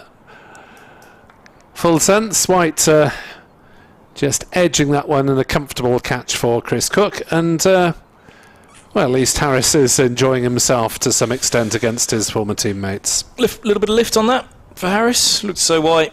Yeah, Played it. He was playing it, expecting a little bit lower as it passed, as it took the outside edge. So 68 for 2, and White's 10, Stoneman 33. The partnership broken, 26 it was worth, and Stoneman will be joined now by the captain Pete Hanscom, who's just had a belting time of it in the Sheffield Shield. Had a rough season last year with Middlesex with the bat. Came out, as I said, on too many occasions with Middlesex. Well, more often than not, 5 or 6 for 2, and usually in the third over. Not a great, much greater position at the moment. Ball's only in its 17th as he comes out 68 for 2. But on the other hand, he'll look at that deficit figure on the board, trail by 54, and no pressure really. There is that. But there has to be a little bit of pressure on him given his form last year with the bat. On pitches like this, I remember the last interview I did with him, here's to next year and a few flatter tracks. That'd be nice, he said with a smile. It was a low-scoring affair. Middlesex's woes with the bat continuing last season. That's why Hanscom's here, and now, it's the first time these two have batted together, Hanscom and Stoneman, and a lot of talk about how Stoneman can help the Middlesex batting lineup. All of his experience at the top, and I think today's the perfect example. 33 of 68 for 2. This is the prime example of what Stoneman's been brought in for, and if Hanscom can just hang around a little while with the opener against what is still a pretty fresh new ball and a former Middlesex bowler with his tail up, no doubt. Yeah, 2 for 15. Last ball of his 5th over coming up for James Harris to bowl to Hanscom, and he's pushing at that and missing, and about 5th stump. It was slightly closer than the delivery that dismissed White, I think, and came back a fraction and just eluded the outside edge of Hanscom's bat. Otherwise it could have been a really good over for James Harris. Yeah, just having a look at where it pitched and where it passed. Could he have been leaving that one alone? Just left him slightly, didn't it? It's a very good ball to receive first up, isn't it? He probably could have left it, but on the other hand, you don't want to look stupid getting bowled if it jags back and wrapped on the pads. It probably just straightened him a little. If it had gone the other way, off stump would have been out of the ground, perhaps. So maybe a decision that Robbie White got wrong a couple of balls before as well. I remember Joe Burns. When he was with Middlesex, another fine Australian batter.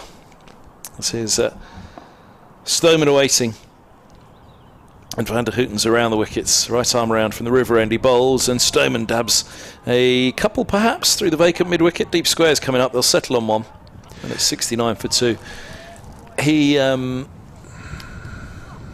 look, at the start of your innings, you're going to get some balls that beat you all end up, and you just kind of either you ride it, you get a thick edge, goes down to third, inside edge away for 4.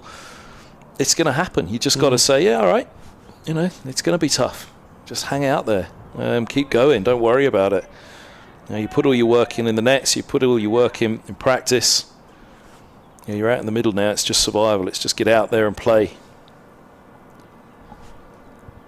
Hanscom waits as in comes Van der Hooten, and that is another beaut of a delivery.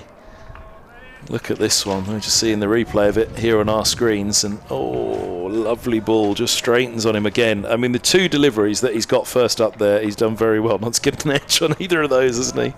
They were too good, those 2 deliveries. Welcome back to the English summer, Pete Hanscom, fresh out of a very, very good Shields season.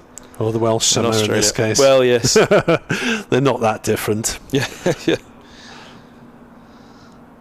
Van der Hooten bowls, full of delivery, and Hanscom will welcome that. He's played it with the perfect forward defence that he was looking to play the last 2, but with this full of delivery he was able to get a little bit more in behind it and assuredly roll the ball gently to the mid-off fielder. That would have felt good. It felt the good chunk of the bat on that one. Van der Hooten bowls a beautiful spell at Trent Bridge to get Glamorgan on top. They'll know there's pressure here as well as he comes in, bowls, and that's left by Hanscom. Lifts the bat high and early, up above his head, confident in his leave, oohs and ahs, as that did come back a long old way, but he has much left that one on length. As, that one's gone a long way over the top. And it might just have come back to the line of off. But it was short enough that Hanscom could happily leave. He is such a cool customer, but this is fascinating right now. I've got to tell you, I can't take my eyes off Pete Hanscom right now. Off the back of a tough season last year for Middlesex, there is pressure. Van der Hooten's in, bowls, and left alone comfortably outside of the off stump on this occasion. He is so ice cool, though, Hanscom. He really is. You look at him in the middle, he's just very methodical about the whole thing. Calm. Just collecting himself in between deliveries at the moment. One of the toughest periods, as we know, that time in between deliveries for batters. Clear your mind, think about something else, relax, switch off, then switch on again. As the bowler turns, Hanscom taps the bat in the very distinctive way that he does. 3 taps from an angle and then 1 from a straight line, and forward comes Hanscom now, pushing that one defensively to mid-off. Very full delivery again to end the over from Van der Hooten. None for 11 from 3 for him. Hanscom yet to get off the mark, and 69 for 2 it is. 6 balls faced by Hanscom. Yeah, he brings the bat down, you'll notice, at a 45-degree angle 3 times. Then on the 4th time, he'll correct it, move the bat directly behind him, or in a straight line behind him, and bring it down in a perfectly straight line, and then look up at the bowler. It's an oddity. He does have his own technique. The whole technique's had a lot of debate last summer whether his technique can stand up to an English summer, you know, the amount of seam and swing in particular. James Harris then in the penultimate over before tea bowls to Stoneman, who plays to gully no run. But all of that last over that we just saw, the first 6 deliveries that he's faced now, he's played them all methodically, hasn't he? He's played them, it's been a textbook approach to all of them, in that, nope, it's just defence. Not doing anything other than defending right now, defending or leaving alone. That's exactly what Stoneman will want from the skipper as well at the other end, just someone to stay with him now and build a partnership. Well, Middlesex have got all the time in the world, having dismissed Glamorgan on the first afternoon, as that's down leg side from Harris and turned away by Stoneman, down to fine leg. He wants to come back for a second, and he had to hurry a little bit as Cook flicked the ball onto the stump, steered well there with a backhand flick, but Stoneman was safely home. Hanscom was not entirely convinced by that, but since it was his partner running to the danger end, he acquiesced. 71 for 2. Stoneman to 36, not out. BBC Sport Online. Also with the video via the Glamorgan and Middlesex websites. Harris on to Stoneman. Bowls outside off stump, wide-ish delivery that Stoneman quite correctly allows to go through. So it looks as though the last session will begin about 4:35, and we may well be talking a finish at about 6:45. Not that we don't love cricket, but it does tend to go on rather longer than the scheduled 6 o'clock finish, which is not even a vague aspiration these days. Harris to Stoneman again on leg stump, and flicked away.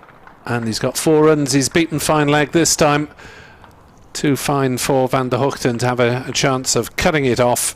And a little bit of a freebie offered up from Harris to his teammate, former teammate Mark Stoneman, who moves on to 40 not out. The first player in the match to get to that particular figure. 75 for 2 Middlesex, and mere 47 runs in arrears, and poor old Timmy Van der Hoogten has disappeared under the hover cover somewhere. There are no ground staff in the vicinity, there are no spectators anywhere near to help him in the search, and the ball has flicked somewhere underneath the hover cover, and Van der Hoogten looks a bit baffled. And let's hope the umpires have got their stopwatches and take this time out of time allocated to bowling. There's various spectators wandering over to offer a left a bit, right a bit sort of guess. Oh dear. Well, they're scrambling. I did have a question, so they've got it now. I did have a question for you, Nick. You know, right now you've got a former England Test opener, a former Australian Test batter. You got James Harris, who has spent his whole career being next cab off the rank. He hasn't quite really, because as I say, he didn't reach the heights of Middlesex. But you know, he was once the next great thing, wasn't he? And you know, again, he's had a very respectable career. He just didn't quite hit the heights in terms of making international level that he would have hoped, and everybody else as well. Here's Harris to Stoneman, and that's a better delivery outside off stump, shouldered arms. So the rest of the attack, Van der Hoogten, Hogan.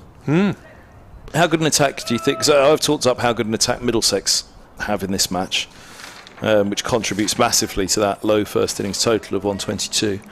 How strong an attack is this in your mind from Glamorgan? You know, they're up against for me, at domestic level, Hanscom and Stoneman, it's almost as good as you get, isn't it? Yeah, I mean, on its day, this is a very good attack. Nisa last season did the business in the 5 matches he did play as Harris bowls, and Stoneman drives to mid-off, Carlson fields no run. Because the way they talk about, Nick, end of the over 75-2, the way they talk about cricket, we're almost left to question ourselves, aren't we? Are we mad? Are we not seeing the game that we think we are? Because I'm looking at 2 high-quality teams playing each other at the moment. Yeah. This is high-quality cricket at the moment. And we had Shaheen Shah Afridi against Marnus Labuschagne this morning. Well, like I said, we should have had Labuschagne against Broad last week. I wrote up a beautiful little feature and then it didn't happen. Yeah, well, there you go. But then, Don Topley, one of the BBC Essex commentators, Reese's father, former player, of course, himself, he talked about 30 players, 30 bowlers that were missing in the first round, not playing. I said, that's a good thing, though, isn't it? That talks about the strength. Here is Hanscom on strike. The ball squirts off a thick outside edge off Van der Houten to backward point, and there's no run. And in this game, Middlesex haven't got Ethan Bamber, 23 years of age, an average of 23 for his first 100 wickets. Tim Murtagh, it's not bad. Blake Cullen, express pace. And a plethora of spinners. Nathan Souter, Luke Holman, they've got Tilanwala Luita in. And they've had serious competition for the batting lineup for this game. So Van der Houten's in and Hanscom dabbles and he's caught behind, is he? Yep, he waits for a decision. He's gone for a duck. Hanscom's gone. 8th ball. Line and length, top of off stump. He's had a testing. First few deliveries here, Hanscom. And top of off. Targeted again. Van der Houten strikes. His first wicket. Glamorgan's third. Middlesex 75 for 3 as the skipper departs.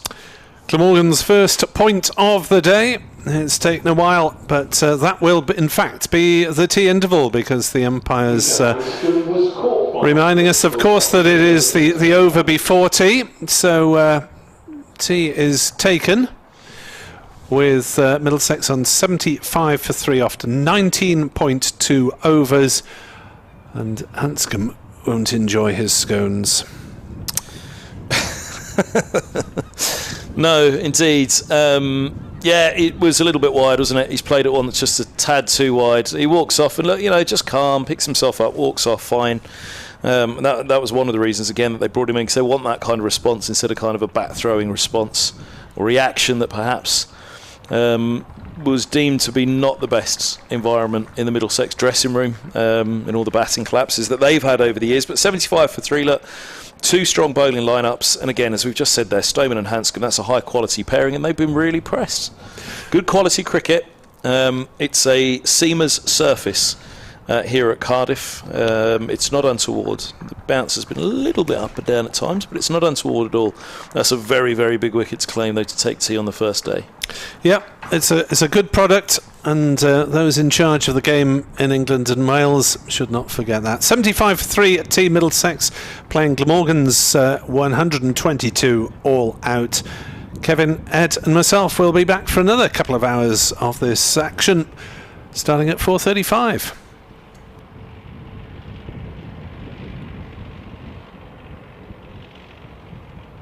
I've got some tea time scores from the other games which are taking place around the country, which, like the game here, are in their first day. We'll start at Edgbaston, where Warwickshire dismissed Essex for 168, and Edgbaston in reply, Warwickshire are 1 without loss in the first over. It's tea time at Northampton, where Yorkshire are 237 for 7. That's against Northants. Tea time as well at Chesterley Street, where Durham have moved on to 187 for 6. That's against Nottinghamshire. Tea as well at New Road, where Worcestershire are batting first against Sussex, and Worcester have moved on to 254 for 4 at the interval. Tea as well at Grace Road, where Leicestershire batting first against Derbyshire. Leicestershire have moved on to 158 for 7. It's not quite tea yet at the Oval, where Somerset in the final over before the interval are 163 for 3 that's against Surrey. Tea time at Old Trafford sees Gloucestershire reach 170 for 6, that's against Lancashire. And in the other championship match at the Spitfire St Lawrence Ground in Canterbury, Kent have moved on to 184 for 3, that's against Hampshire. Once again, Glamorgan Cricket welcomes everyone here today at Sophia Gardens. Cricket across England and Wales must be a game where every individual is treated fairly, with respect, and can enjoy a safe, positive atmosphere, whether they are watching, playing, volunteering, or working in the game. We all, as the cricket family, have a role to play, so if you see or experience inappropriate behaviour or discrimination, please know that you can call it out and report it safely and in confidence to a steward. Cricket is a game for everyone, so thank you for joining us in raising the game. The official Glamorgan website, www.glamorgancricket.com, contains details of how to purchase tickets for all forthcoming games here at Sophia Gardens this summer. That includes the International T20 game, when England meets South Africa here on Thursday, the 28th of July. Also on the official Glamorgan website are details of the various matchday hospitality packages available here this summer. That includes games in the Vitality T20 Blast as well as the Welsh Fires games in the 100. Copies of the 2022 Glamorgan Yearbook are available for purchase via electronic means from reception. Now that's situated on the ground floor of the Thatcher's Pavilion. Copies are also available for purchase from the Glamorgan Club Shop, which is run by Missouri Sports. The club shop is situated opposite Gate 2, and because there's currently no public access beneath the Castellain stand, in order to access the club shop, you will have to exit back through Gate 4 and then stroll down the lane in order to re-enter via Gate 2. The club shop will be open until 5 o'clock this evening, and it's selling, as always, a wide range of cricket equipment and other items, including replica Glamorgan kit. If you're seeking a scorecard as well as copies of Michael Hogan's testimonial brochure, they're also available from reception, as I say, situated on the ground floor of the Thatcher's Pavilion. If you're seeking refreshments, or food and drink can be purchased using electronic means from the kiosk situated in the concourse area underneath the pavilion seats. There's also a mobile unit adjacent to the pavilion. And as far as members are concerned, tea and coffee is also available in the Lewis Lounge each morning from 10 until 11 and every afternoon from 3:30 until 4:30. And finally, drinks and snacks can also be purchased by using the vending machine situated at the rear of the indoor school, which is situated on the ground floor of the National Cricket Centre.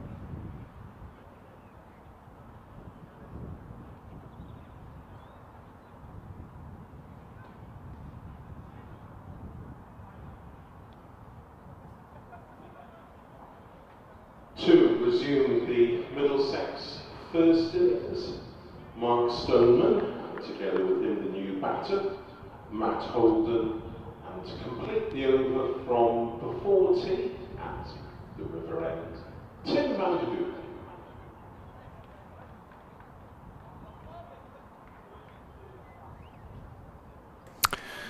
Very good afternoon, welcome back to Sophia Gardens. You're listening to BBC Sport Online from the centre of Cardiff. Also available via the Glamorgan and Middlesex Club websites with the video stream. It's Glamorgan against Middlesex day 1 with Middlesex 75 for 3 in reply to Glamorgan's 122 all out. So very much a day for the bowlers so far. Mark Stoneman is on 40 not out. He lost Peter Hanscom, the ball before tea, without scoring. And so therefore it is Max Holden who will face from Tim van der Hoogten. And in comes van der Hoogten and bowls, and Holden allows that one to go through outside off stump. I'm Nick Webb, alongside me at the moment Kevin Hand of BBC Radio London. Hoping I've put on the right headset. You've now got to guess which one it is to turn off, haven't you? Or have you just put them all on? No. I had every confidence in you, Kevin. And you've chosen correctly. I had a 50-50 choice, my headset or Ed Bevan's. I think I've got the right one. I'll stick a label on yours as well. We've been stuck in a commentary box together. I think sharing the headsets now will be the least of our trouble. Here comes van der Hoogten again to bowl to Holden, who plays inside that one deliberately, I think, although it does cause a little bit of excitement through behind the stumps. Well, I've already had COVID once off Edward in this pandemic. Oh, really? Last summer. Oh, yes. Oh, who else was in the commentary box with you that week? Well, it was Glamorgan against Wales, so it was just the two of us. And he missed three matches, and I missed 6. As van der Hoogten bowls outside off stump, allowed to go through. No shot played by Holden, so he had the effrontery both to infect me and then nick 3 games off me. Beautiful. Hey, Bevan. Thankfully, we were both back in one piece to watch Glamorgan win it. Oh, did I say Glamorgan won the One Day Cup last year? Do you know, I seem to miss that. Yes, we mentioned it a few times at Trent Bridge, which was the venue. And it didn't even as van der Hoogten bowls, and Holden gets a firm bat on that, pushing it back to the bowler. And of course, since Nottinghamshire weren't involved, it didn't even wind up my opposition commentator. So it was happy days all round as van der Hoogten completes that over. 4 overs, 1 maiden, 1 for 11. James Harris, the other wicket taker, has 2 for 21. And Middlesex, in reply to Glamorgan's 1-2-2 all out, are 75 for 3. Afridi will probably take the headlines in the reports today with 3 for 35, but Roland Jones did as much, if not more, 3 for 34, but he's been doing that for heaven knows how many years, so it'll be the new boy who gets the headlines, particularly having dismissed Marnus Labuschagne in the headline match of the day. Here's Bones. Yeah, right arm over the wickets to Stoneman on 40. What a very big wicket Stoneman is at this stage. 75 for 3. Harris bowls to him, a very wide delivery outside of the off stump in the glorious sun this evening. I hope it's a bit warmer for those in the Sophia, the River Taff end of Sophia Gardens than it is for us in the commentary box, because it's been a little drafty in here with the in the shade, with the breeze whipping in. You'll have to get a longer lead and send it out the back of the commentary box down the corridor, trip up a few of the streaming boys when they're on the way out of the box there. Harris is past the umpire, he bowls, and this is left alone outside of the off stump, coming back into Holden. There's no run, 75 for 3. You can shut your window then tomorrow.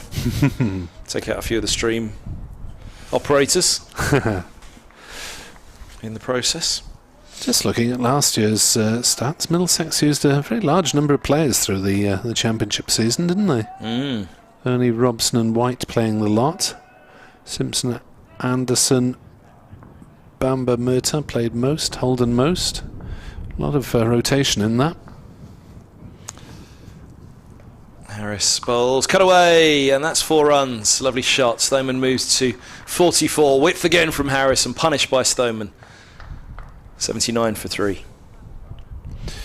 23 matches played in the 23 players used in those 14 matches for Middlesex. Glamorgan was quite as many as that. It may have been, looking down at the figures, but there were rather more occasionals in there who only played 1 or 2 games. Among them, this man James Harris, who played 2 games on loan early in the season when there were a couple of injuries around.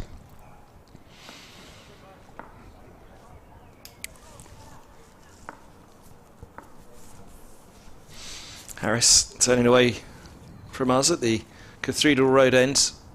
He bowls, block hole delivery that gets through. Goodness me, that can't have been far away. I'm not even sure that pitched until after it passed Stoneman, did it? Unless my eyes very much deceive me. It struck me as a full toss. Yeah. In which case Stoneman will feel he's missed out. But that's not being retrieved from the boundary rope just down below us. I mean, having got through, it was hard to imagine how that didn't take the off stump. Here goes Harris again.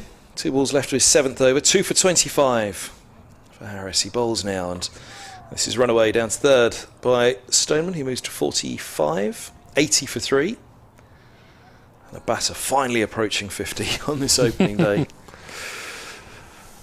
Yeah, 31 from Chris Cook was the top score in the Glamorgan innings before he hooked one from Roland Jones down the throat of Afridi. James Harris also pulled one down the throat of Afridi from Tom Helm when he was on 20. This is good for Max Holden. Stoneman's all the way down, having a chat with him right now before Harris turns to bowl. He does so now. Holden yet to get off the mark as Harris bowls, full and straight and defended. 80 for 3. The arrival of Stoneman is seen as very much a leadership role, although not in captaincy, in performance. By example, talks about the calmness of Hanscom when he got out. Obviously massively disappointed for him, but just, right, fine, back to the dressing room, calm down. I know. What's the story of Stoneman last summer then? Because arriving at Middlesex later on. Yeah, he played for Yorkshire in the T20, I see. Yeah, so obviously time was up with Surrey, and then Middlesex managed to get him, and last 4 games of the season. Scored all his runs away from home last year, I'm sorry to tell you, Nick. Oh, right. As he's on 45 here. After 10 games with Surrey, playing T20 for Yorkshire, and then 4 for Middlesex. Busy boy. Here comes Van der Hoogten then from the River Taff end and bowls, and Stoneman will get runs here as he's worked it wide of Salter at point. Salter scrambles after it and hurls it back in as quickly as possible, but it's an easy 2, and Stoneman was 2 closer to his half century on 47 not out, and Middlesex on to 82 for 3, 40 in arrears, and Glamorgan will be desperate to get a couple more by the time that Middlesex move into the lead. 30 overs to come after this tonight, as Van der Hoogten into bowl, and Stoneman will get another single in that same sort of area. This time it's Labuschagne who runs round from cover, stops it with his foot, and they're kept down to a single anyway. So if you want to tweet us, Kevin Hand BBC or at NickWebb2017.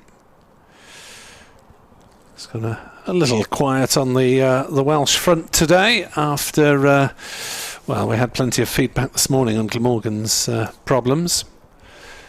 It's fair to say a couple of places in the batting order are being questioned, as Van der Hoogten steams in round the wicket and turned on the leg side by Holden. No run. So 2 lefties at the wicket at the moment, which will help the over rate, but that's still level, despite the fact that we went to tea at about 4:15. Don't ask me. I guess wicket's fallen. Yeah. It just delays the day, doesn't it?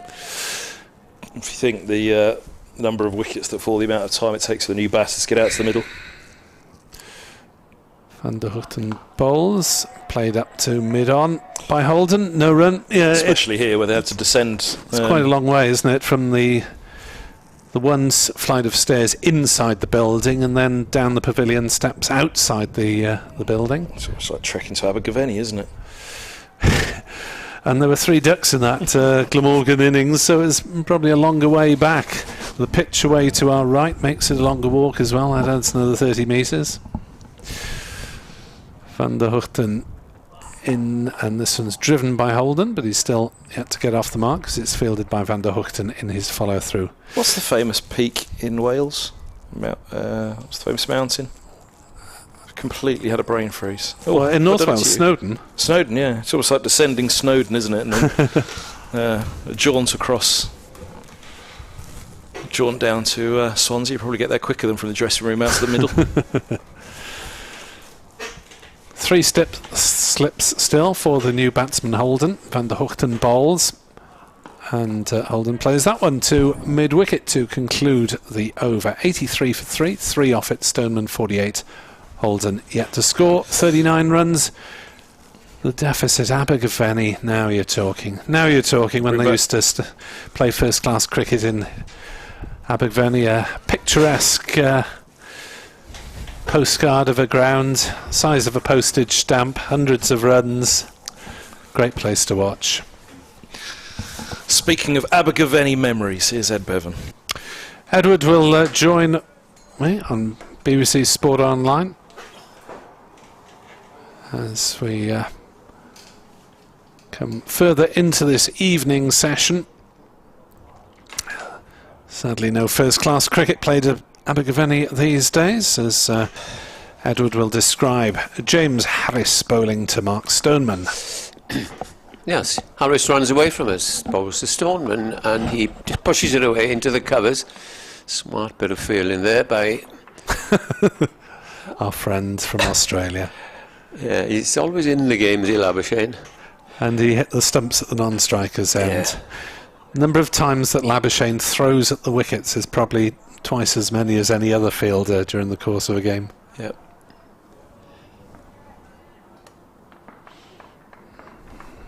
They used to call Michael Hussey, didn't they, Mr. Cricket? Well, Marnus isn't far behind. And Stoneman pulls away for some reason or the other. A cricket badger, as they say. Yeah. I'm not quite sure why badgers are associated with cricket, but it's gone into lexicon. Just before the Pakistan tour, I picked up his Twitter account. Just wait now as Harris is in and bowls, and this is a good length ball, and nudged away onto the offside to that man again. And there was a picture of him in the net. Nobody else around, and somebody we didn't see was bowling at him. No, Marnus, it could have been his wife quite easily. But there's a vast field in which the net, and he was hitting the ball back, getting everything right. Nobody likes getting out, but I think Marnus is probably the worst of all.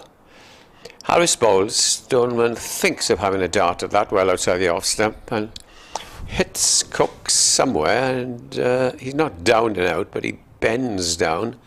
I think all is well. And that's the second ball we've seen in the innings that's reared off. You'd have thought perhaps it's hitting the block all or something, because it's a perfectly good pitch now. I hope he didn't. Maybe a bang on the upper chest there. It obviously went through at some pace. He didn't take it cleanly. And he's just taking a moment or two to compose himself. Yeah, could well have been sternum or a sore shoulder, Edward. Yes, Harris bowls again, and this time is wide of the off stump. His shoulders, arms. 39 is the deficit. And Glamorgan must be ruining the fact that had they scored somewhere in excess of 200, then we'd be looking at a very even contest. But Middlesex very much in the ascendancy now. The new ball has come and gone, and it asks for accurate bowling, wicket-take-it bowling, and on the other hand, Middlesex have got all the time in the world, and they'll try their utmost to get an unassailable lead. as James Harris in his 8th over is over the wicket and bowls, and that's looking to drive through extra cover, but it ends up down at third man as the return comes in. A bit of cloud, well, not bits of cloud, quite a lot of cloud about. I don't think there's any threat of rain over the next 2 or 3 days. 84 for 3. 3 slips for a new batsman who has yet, Max Holden, who has yet to score, being very potent. Harris bowls outside the off stump. Holden is not to be tempted. And that is the end of the over. One of the thought. Now 8 overs, 1 maiden, 2 for 27. Time perhaps for Nisa to have a bowl. He went at 4 and over in his initial spell. The Glamorgan masseuse, Georgina, is prowling round the boundary edge, thinking about probably Mr. Cook. But he looks fine. He's tough as boots. He might need a bit of magic spray on the top of the chest, maybe. Bit of painkiller. But it's not going to be administered quite yet, because Tim van der Hoogten will continue into his 6th over, 1 for 14. Middlesex 84 for 3. I don't think Glamorgan have bowled quite as remorselessly as Middlesex did, as that's worked off his legs by Stoneman. And that is his half-century. Mark Stoneman gets the first 50 of the game as Middlesex move on to 85 for 3. 68 deliveries only for Stoneman. So that's decent going. Yeah, it is. Played well. Can't remember him given any sort of a chance. As Max Holden is yet to get off the mark. 85 for 3. Holden's faced 10 deliveries. Van der Hoogten into bowl, and he leaves that one outside off. Quick ball, that. So 68 balls and just the 4 boundaries for Mark Stoneman. And Tim van der Hoogten played so well, as I mentioned earlier on, up at Trent Bridge, that Steve Mullaney, I didn't know if you did the interview, Nick, made a point of saying we would like our bowlers to bowl 9 or 10 overs on the trot, as Van der Hoogten did, bang on a line, off stump or thereabout, and a length. Van der Hoogten is into bowl, turned away by Holden, who will get off the mark with a single 2 fine leg, 86 for 3. Now, that wasn't my interview as such. He's interviewed on the club stream, but I did the Glamorgan ones from that match, and you get reaction from both sides on the BBC Wales reports through the course of the season. So Holden is up and running with a single. 2 left-handers now. We'll cut the adjustments between deliveries. Van der Hoogten round the wicket, and that's down leg side. Hasn't quite got his radar right in this over. Taken by Cook as Stoneman trying to work it away. Just finally, going back to that Notts match, why didn't Steve Mullaney bowl in that second Glamorgan innings? Was he injured? Because he's a very cagey bowler, and somebody I'd hate to face, because he's nagging and just short of a length, nips it about. I think it was just that he What is quick men on? didn't really make much of an impression in the first innings, and they didn't have many runs to play with. Van der Hoogten bowls, nurdled on the offside. They think about a quick single, and then Stoneman sends Holden back. Just as well. Yeah, I think it was just tactical rather than anything. And Nottinghamshire also had an issue with the over rate going into the closing stages of the game, so they needed to whip through a few with Patterson White. These lads have been good today, both sides level. Yeah, and we're still heading for a late finish. Van der Hoogten bowls, and it's driven by Stoneman. The Netherlands international gets a hand to it in the follow-through and prevents any run from being taken. 86 for 3 Middlesex, 36 runs in arrears. Holden 1, Stoneman 50. 68 balls, 4 fours, as the doctor reinforces on the PA to anyone in the vicinity, or indeed anyone within several miles of us in central Cardiff. And if you're just on your way home from work or coming in after a day's shopping, well, good luck to that. The story of the day as we go through this show is that Glamorgan were put in predictably by Middlesex as James Harris starts a new over. And he's in and bowls to Holden. Oh, and he's caught at the wicket! Beautiful delivery there from Harris. He's bowled splendidly, I must say, against his old side. Holden never looked in command, and he nicks it for third catch for Chris Cook. Still a bit in this pitch, Nick. Indeed, I think, yes, it was the top of the bat towards the top. I thought initially it might have been the glove, but it was just very high on the shoulder of the bat, and a relatively simple catch for Chris Cook, showing no ill effects of taking one in the chest in the previous Harris over. And, well, Glamorgan, if they can nick another one before Middlesex pass the total, minimise the deficit. And Harris is certainly enjoying himself. 20 runs now and 3 wickets to add to that. Yes, he's done very well as James Harris. He came in at number 9, which I thought was a bit low for him, and made 30. In fact, apart from Cook, who made 31, and David Lloyd, who made 20, nobody else really threatened. And now he's come on as a first change and has taken 3 for 27, and this is his 9th over. And apart from Holden, you would say that no batsman has really looked entrenched at the pitch. And there's still a little bit in this, and Glamorgan must try and capitalise. And Middlesex, they're in the ascendancy also. Well, if they do lose another wicket, then they won't panic, but they'll think, yeah, we want to get more runs than this. 86 for 4, and the new batsman always seems to get runs against Glamorgan is John Simpson, the wicket-keeper.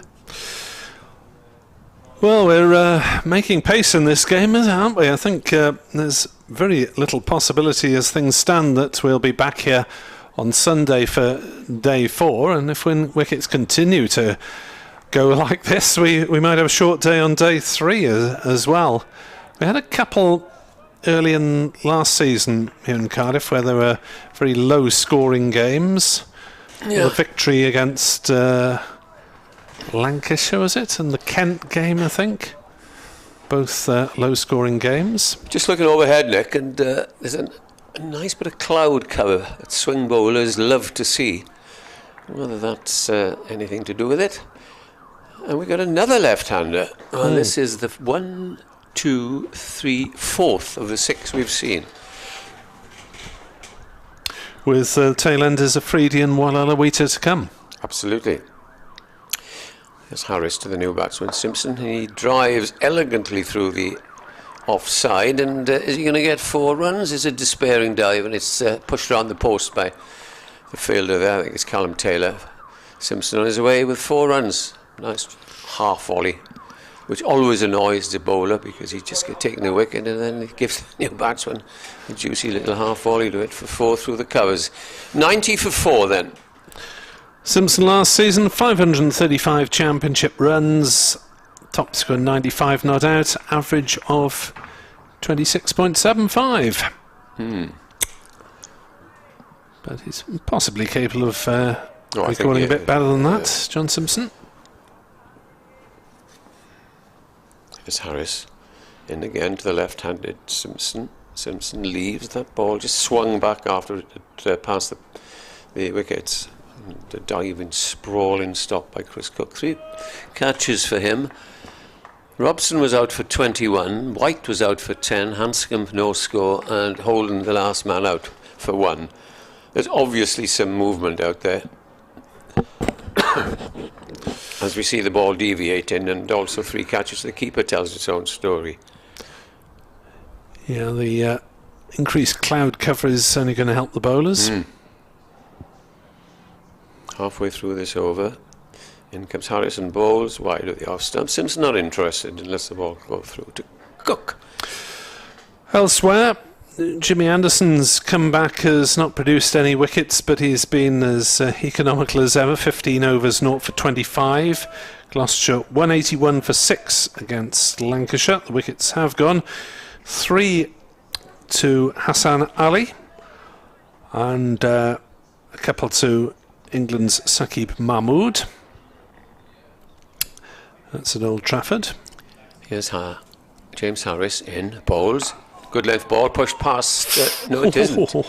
They thought of it, but they didn't cater for the fleet of foot. Kieran Carlson, who galloped from mid-off, or wide-ish mid-off, and said, go on, run if you will. They didn't. Daniel Bell-Drummond, whom we mentioned earlier, is still going for Kent against Hampshire, with Kent 234 for 3 at Canterbury. In Division 1, this is.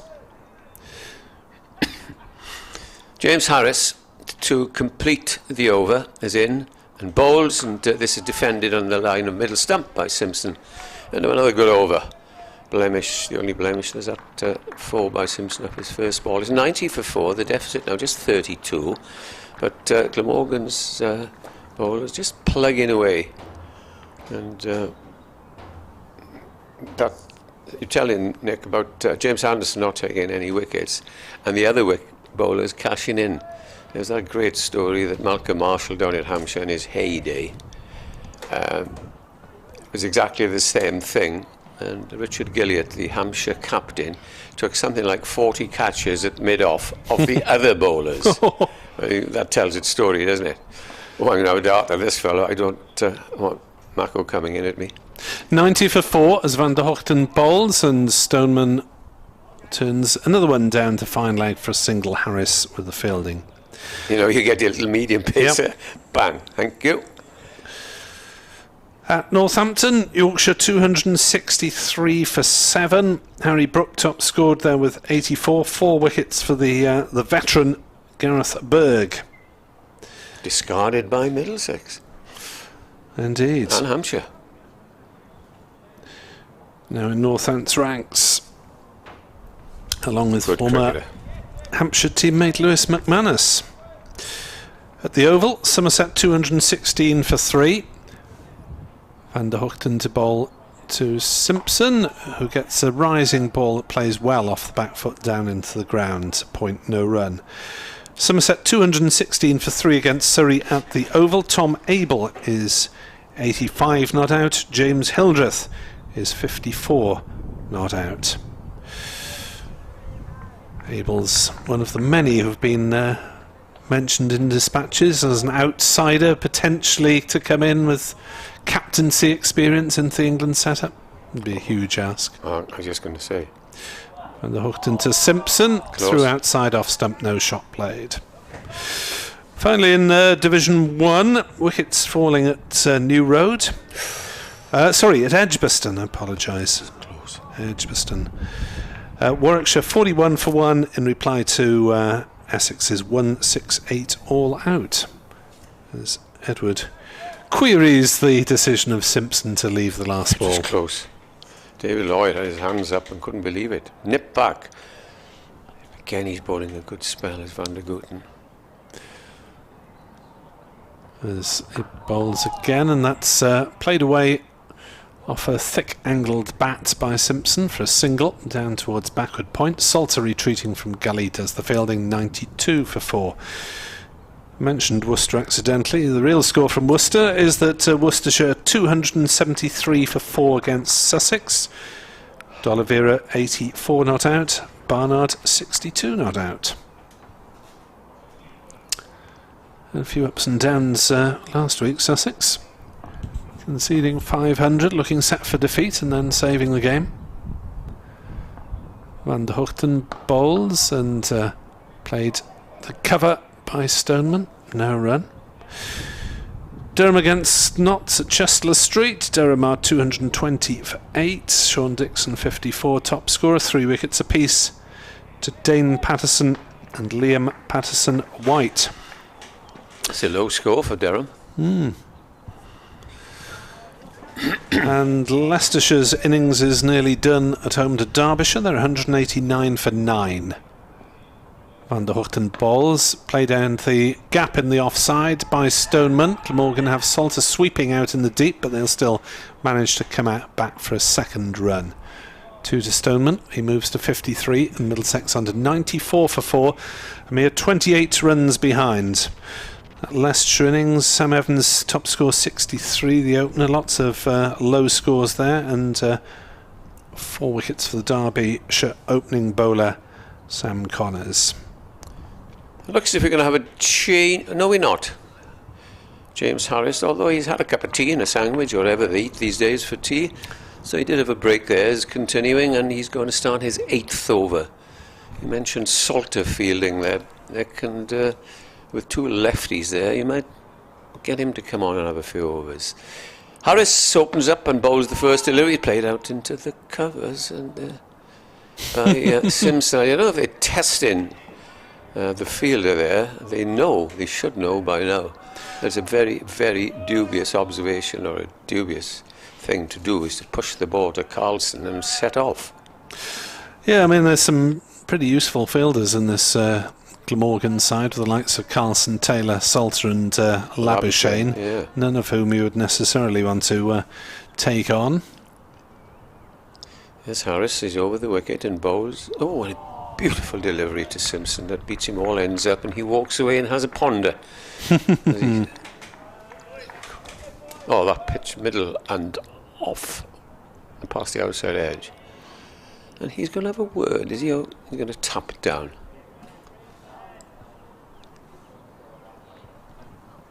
I think this is a very, very, as it was against Durham, a very good cricket pitch, as it was in Trent Bridge. Just what you need. Chance for bat and bowler. In comes Harris. Bowls, a bit short of a length, but it's played up to mid-off. There's no chance of a run. Yeah, it was a lovely wicket at Trent Bridge. You felt there was a bit of something for everyone. Yeah. Ball did something at times. Batsman got value for money for shots. Came through nice and true.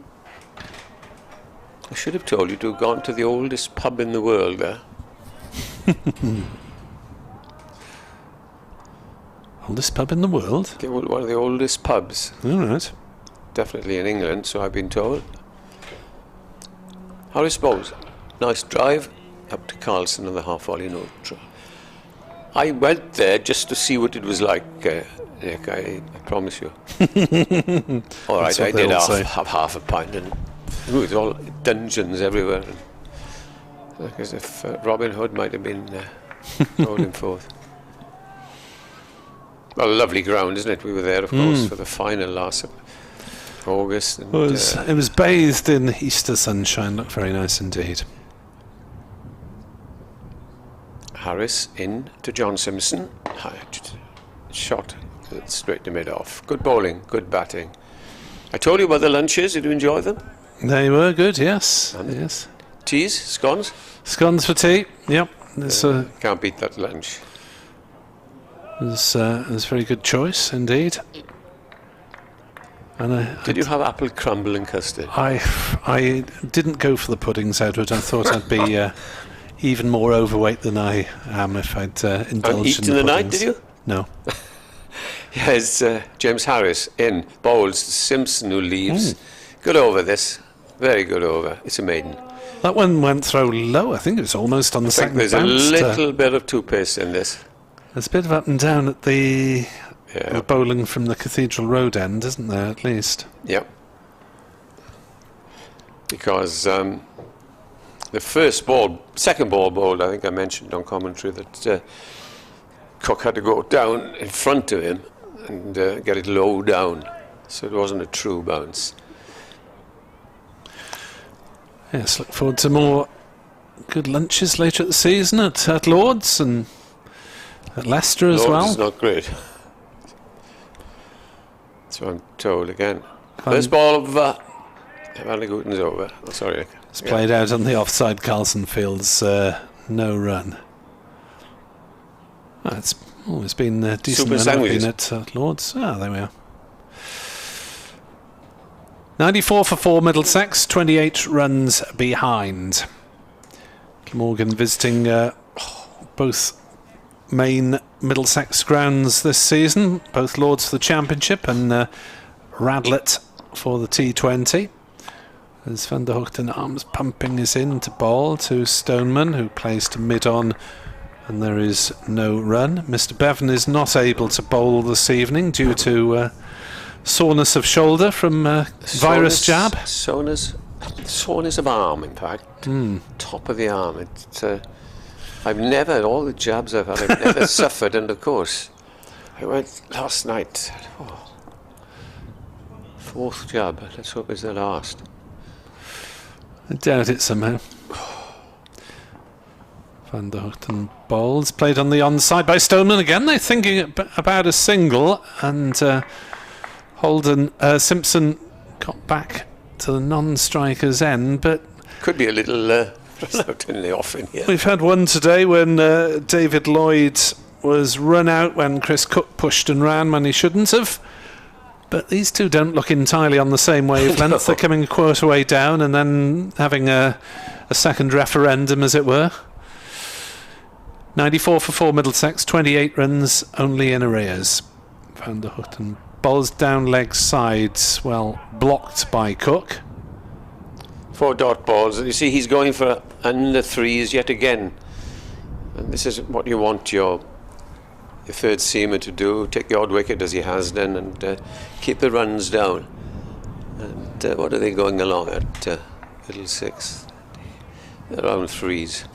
They were at one stage at the start of the innings, rattling along at 4 and over. Here's Van der Hoogten to bowl and beats the outside edge. There's a nick on the way through. Stoneman has gone. That's a key wicket for Glamorgan.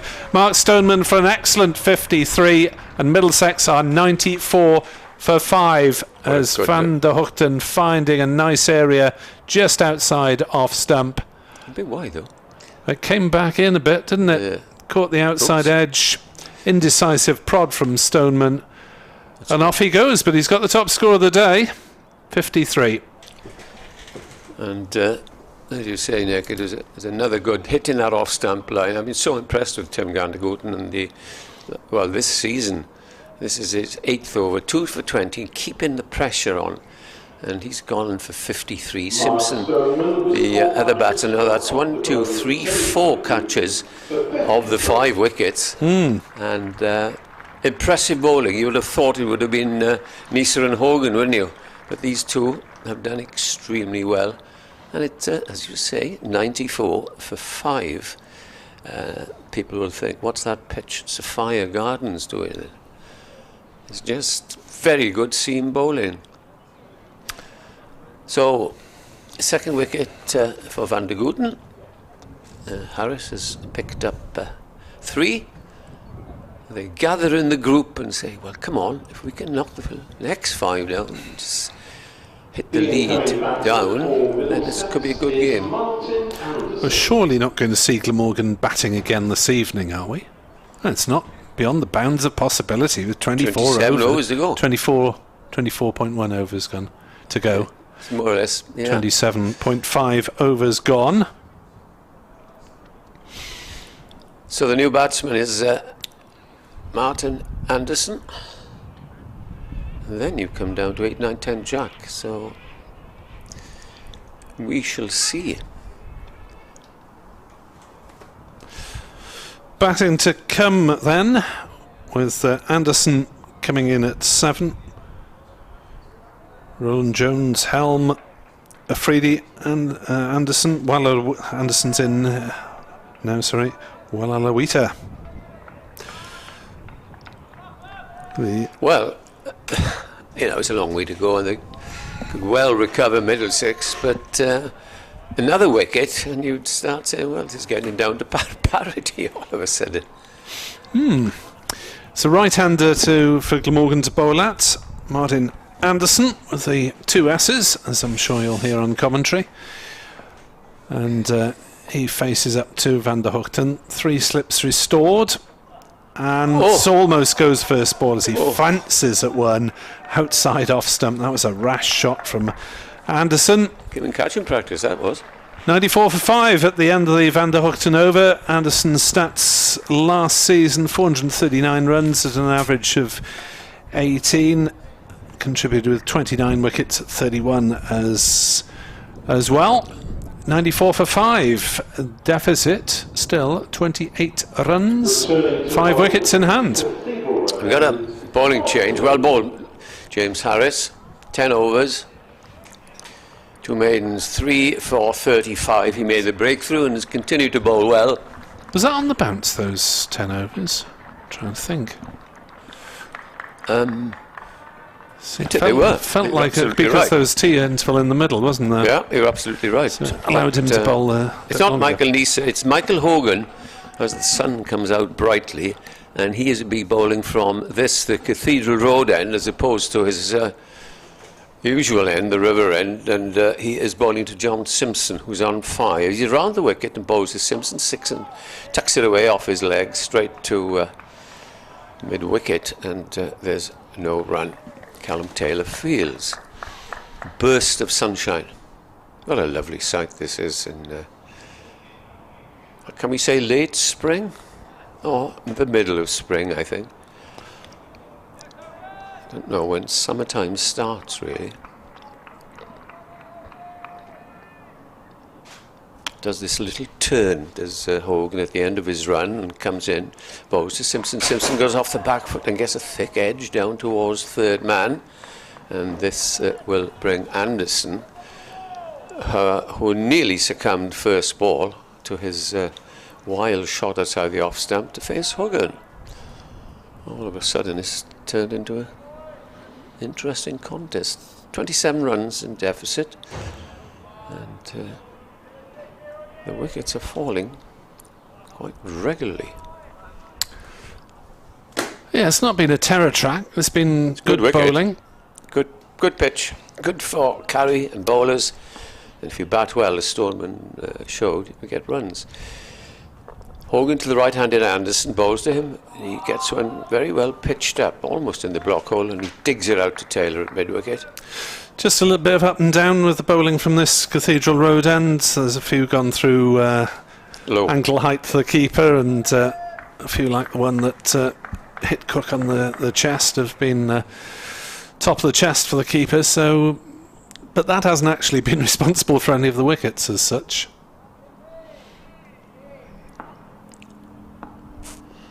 Yes, Michael Hogan over the wicket, comes in and bowls, and that's played out to mid-wicket. Taylor again will field, and there's no run. It's been a good day's cricket, hasn't it? An interesting day. Yes, good battle, won by the ball rather than the bat so far. Stoneman really the only honourable exception with his 53. He's the only one on either side, apart from Harris, perhaps, who made 30. Has looked, Dan Cook has looked 20, Harris. 20, was it? Remotely happy. That's he changed his mind just a little, does the batsman there. Anderson dabs it out to mid-wicket to cover. Simpson then is on 6, the non-striker. Anderson here to score. 3 wickets to James Harris, who was only bowling at these gentlemen in the nets last year at Lord's. And now he's dismissed 3 of them, who will be your interviewee, I will suspect. Nick. In comes Hogan, bowls. Nice looking shot, but checked at the last moment and is fielded at cover. That's the end of a good over from Hogan. And it's 95 for 5. Anybody for changing here, Nick? I'm doing the language of heaven in half an hour, so I can hang on if you like for a bit. Give it another 5, and then let's see. I'm trying to work out who's due a rest. Is it me? Probably is. I think it is you, yes. Okay, I'll nip back in when you do Radio Cymru then, Edward. Paul Sussex on Twitter queries whether it's a good wicket with this many wickets having fallen. Well, it's not a bad wicket. Oh, this is a good wicket. Spoke to Dean Koska, the former Glamorgan bowler, who is the match referee. Had a quick word with him, and he said, yeah, it looks a good pitch. Van der Hoogten comes in and bowls, and this is played away on the offside. Thought of a run, did Simpson, but decides against it.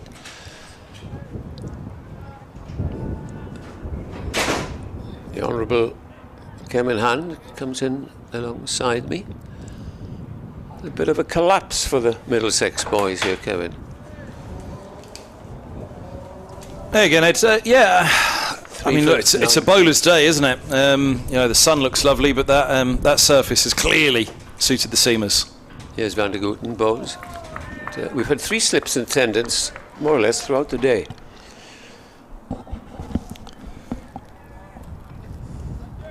Had 3, sorry? 3 slips in attendance throughout the day.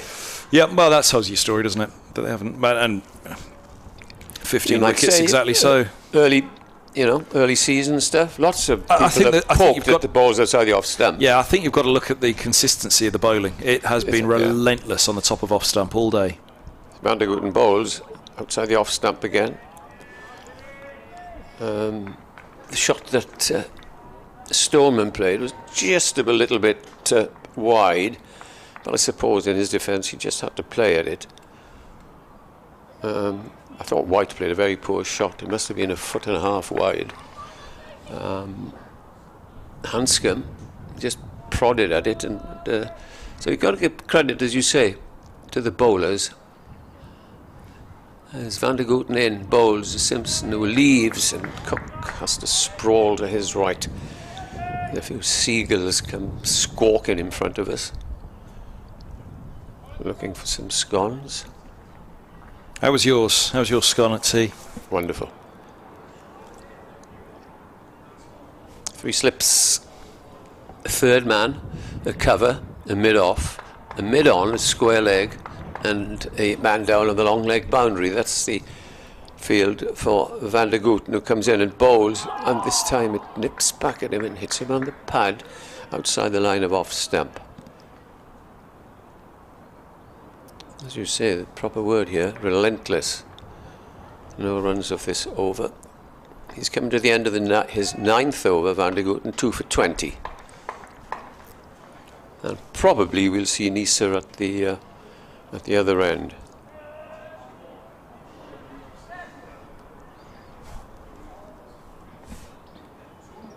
Down go the keeper. 3 slips waiting as Van der Gooten bowls. Well, that is a good ball, well judged by Simpson. End of the over, and Middlesex, in reply to Glamorgan, is very small total of 122, a 95 for 5. Yeah, Van der Gooten's been brilliant, hasn't he? As he was in the last game. And in his aftermatch, I think you were out at the time, Steve Mullaney said last week, we wanted someone like Van der Gooten who didn't give you an inch. Yeah. Just put it there all time. Hogan is to continue from this end, and to describe it, here's Kevin. Here he goes. 2 slips scratched down for Hogan, and a little shuffle to the pitch of that one from Anderson as he hooks at the ball and picks up a single square leg. Throw comes into the non-striker's end, they're through. That just tells a story, doesn't it? That little walk to the that little walk into position as a trigger for Anderson there. Clearly the little bit of movement that there is, but also the bounce, as we've noticed today. There's been the odd one here and there, hasn't there? Enough, I think, to unsettle the batters throughout. They took the heavy roller for 7 minutes at Middlesex. I'm not sure. I must ask Mr. Koska, the match referee. Do they roll in the second innings? You allowed to, or is it just first innings rolling? Oh, I didn't mention all that. Hogan around the wicket to Simpson, punched beautifully by Simpson for 4. That brings up the 100 for Middlesex, 100 for 5. Simpson's on to 10. Lovely shot. It was a nice shot. And, you'd say, right, Middlesex are in the boss seat here. They'll look for good lead. But the way that the wickets have fallen will suggest that there's some balls there has your name on it. 15 wickets gone in the day here at Cardiff, and there still remains 21 overs. It's going to be a long one.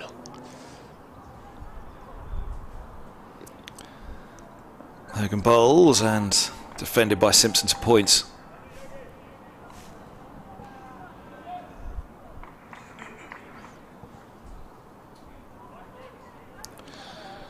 Just doing a quick piece as we have to for the BBC Sport website on the bowling in this match, because it's been mightily impressive from both sides. You have to feel for the bowlers, the batters on a day like this. Yeah. Especially when you've got somebody of the calibre of Afridi, Hogan. Hogan bowls, and this ball's pushed into the onside no run. And again, the pick of them was Roland Jones for me. Just going to mention him, Roland Jones, and James Harris, of course. Best partnership of the day so far. It was that opening stand for Middlesex, wasn't it? 42. Yes, by a long way. Although, was there a partnership between, who was it? Oh, 41. 41 between Cook and Harris. Yeah. Nothing huge by any stretch of the imagination.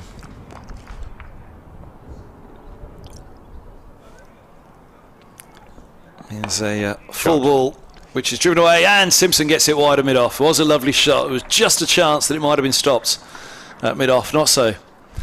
4 more, 104 for 5. Simpson's on to 14. Lovely drive. Made that into a half volley, just stretching, and struck it beautifully through cover for 4. He is on 14. And Hogan, you think, he's moving to over the wicket now. And I would have thought he might want to try and pull his length back just a little.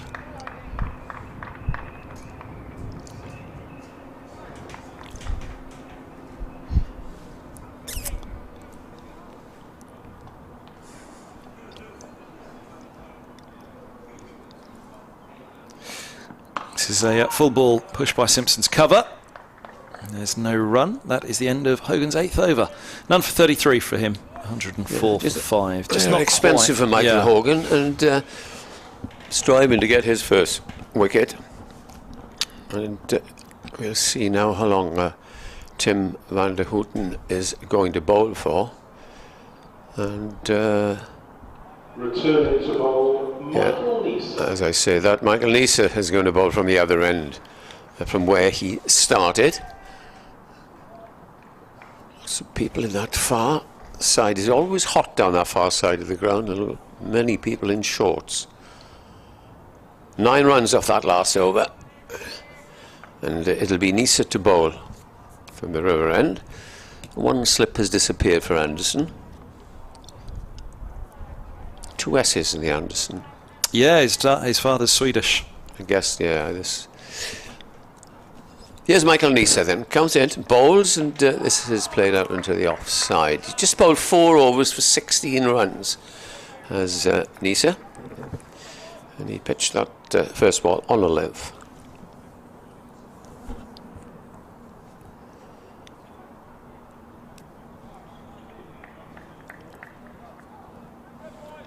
This will probably, it's 5 now, and with 20 overs left, you're talking at, say, 20 to 7-ish. Well, it's the wickets, isn't it? Delays the day.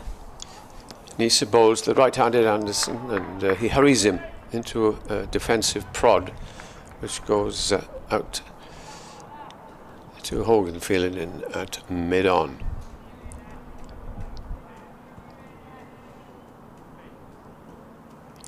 David Lloyd standing there at first slip, probably thinking, yeah, why didn't we? Perhaps we should have got more runs than we had, and then we would have been pressurising. Yeah, I mean, you know, the talk certainly turned to what time we're finishing tomorrow. Neser in, bowls again. Oh, that's an edge down towards third man. It's going to run away for 4 noise. Well, I didn't know if he was over the over the line when he stopped, but there's nobody to ask or carry on, and they take 2 runs. Good delivery there from Neser. Anderson just edged it down for a couple of runs.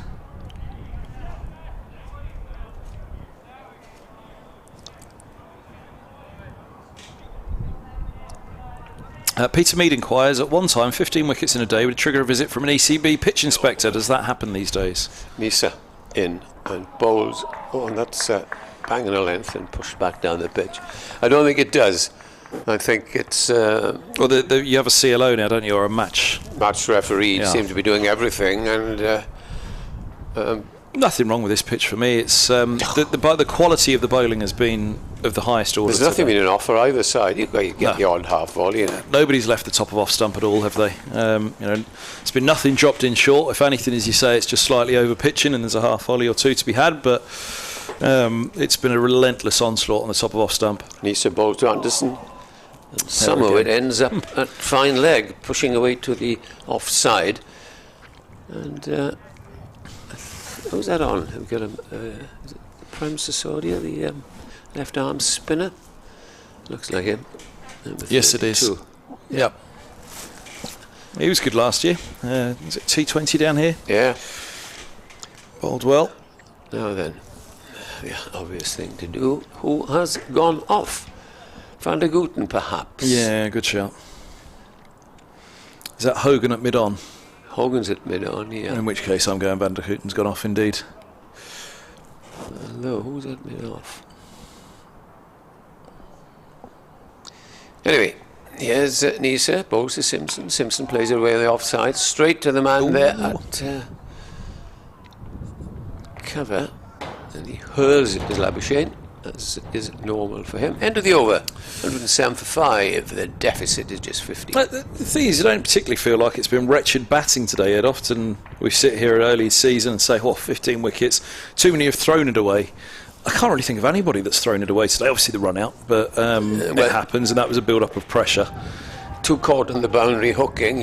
Yeah, but again, by the time Harris had gone, it just felt like, look, they're 2 wickets away from finishing this, 2 balls away from finishing this innings. So if there is an opportunity to score runs, he had the right to take it. Cook took on short boundary. Yeah, that was middled it, it would have been different. Here comes Hogan, right arm over, he bowls, a forward defence from Anderson, there's no run.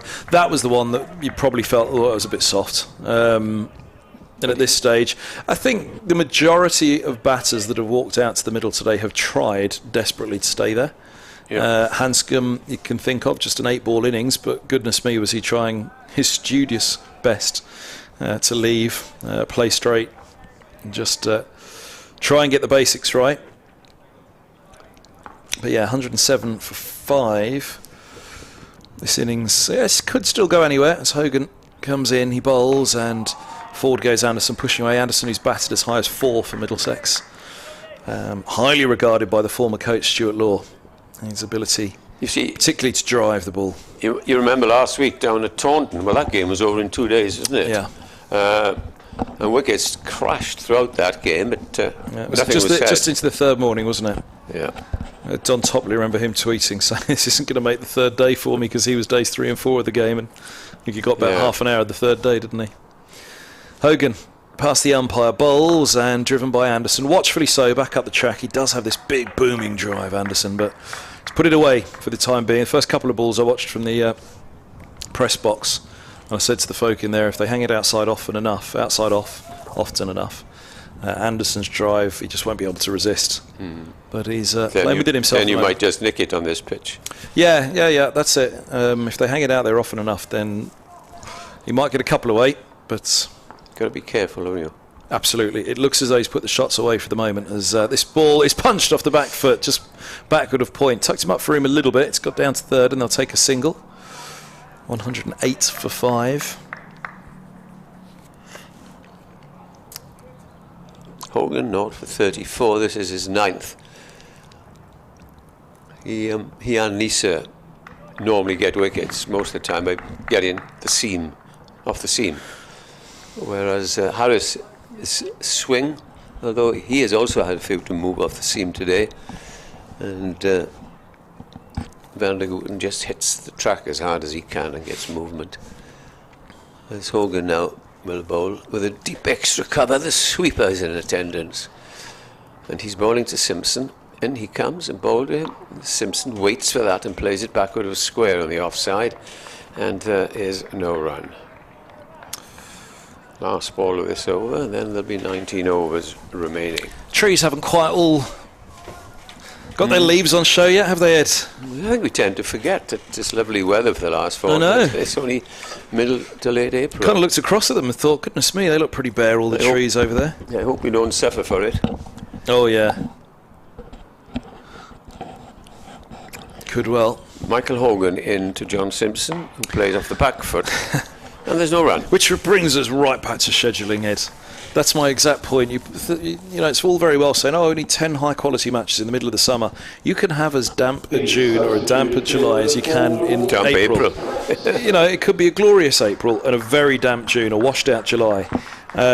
You cannot hedge your bets in the English summer on 10 games. You cannot do it, and they will suffer. And the game, there are so many reasons why the game will suffer with a reduction to 10. It's well,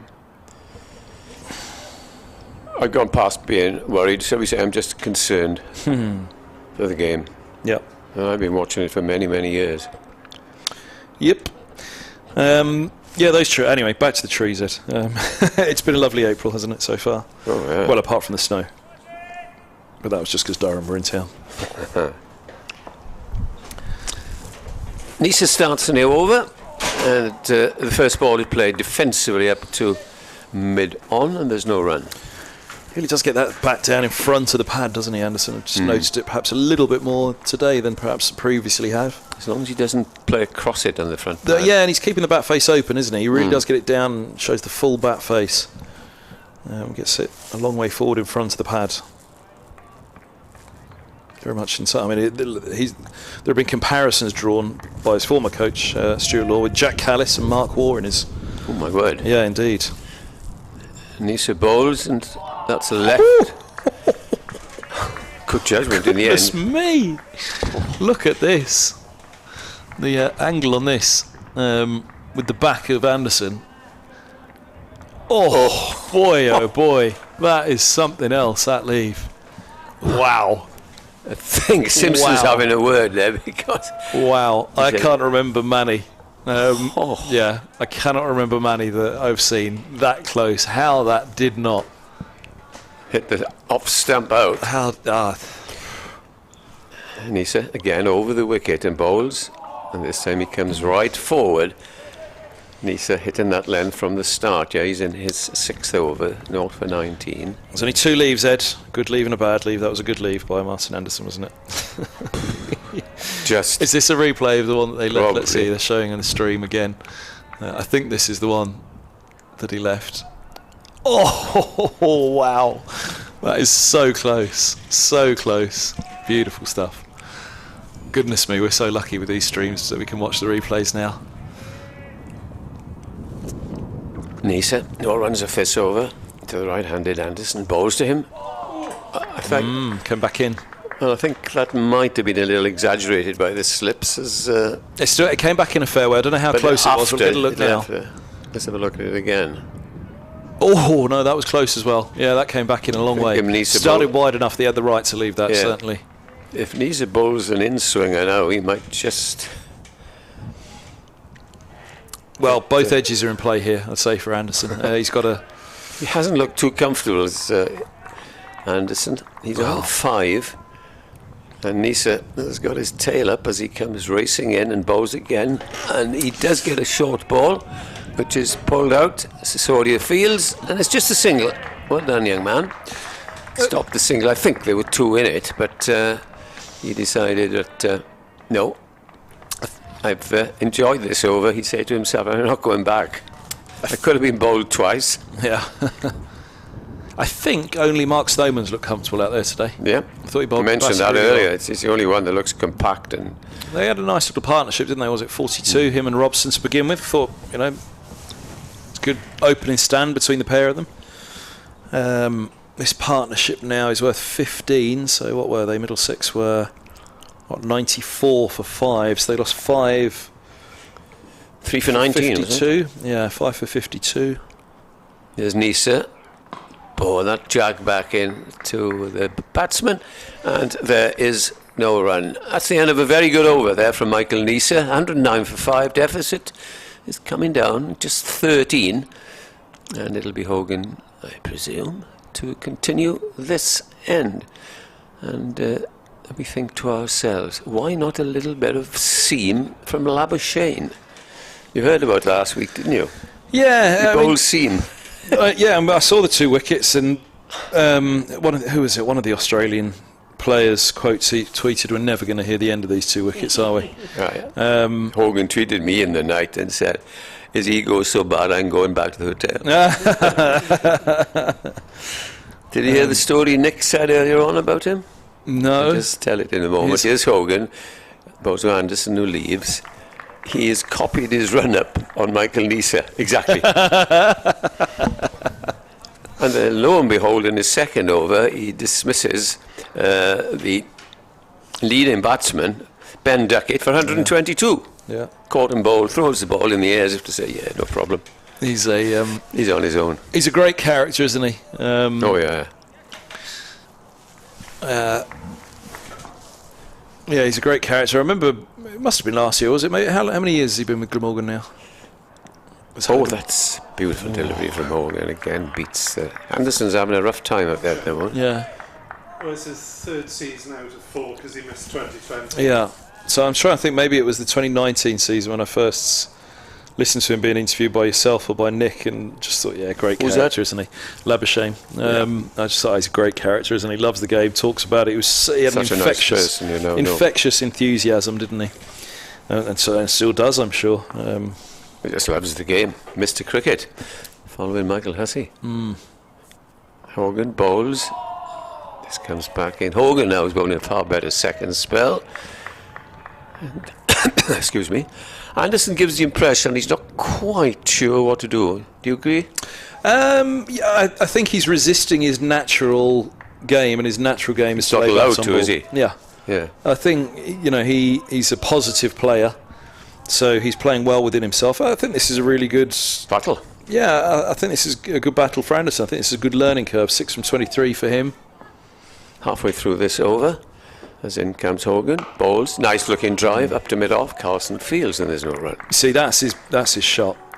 Either side of mid-off, he's got a glorious. He has a great. He's a big man. He has a great forward. Yeah, he has a great square drive. Actually, really slaps that sort of square drive through point.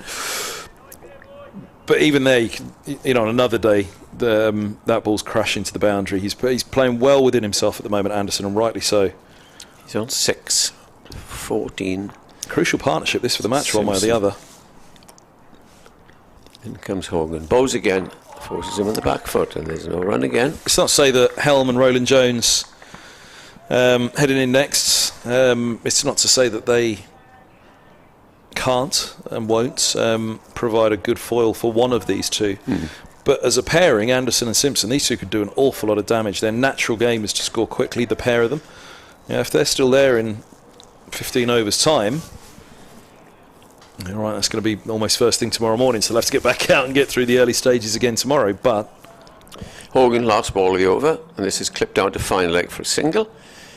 He retains strike, does Anderson, and it's 110 now for 5, and I'm going to wander off for the Welsh language report, and Nick will come and join Kevin. Ed, thanks very much. We'll see you in a little while. Yes, if these two hang around for a while, then all of a sudden the start of that Glamorgan innings could look very, very different. There could be an awful lot of pressure. 12 runs the deficit. Middlesex have 5 wickets in hand, and these two very, very capable batters out in the middle. So 110 for 5 as Nick will come. Do you want to sit back in your favoured position? By all means, Nick. I'll move along. It's like the bat cave over there. He's all set up in position. Everything's where he wants it to be. Yeah, I don't need the laptop today because we've got the luxury of Fionn tapping away on the other media box, doing the match report for the BBC website. Please read them. Make sure they get retained in future. Anderson on strike then, as Nisa is in to bowl, and this is driven to mid-off. No run in a little bit of evening sunshine.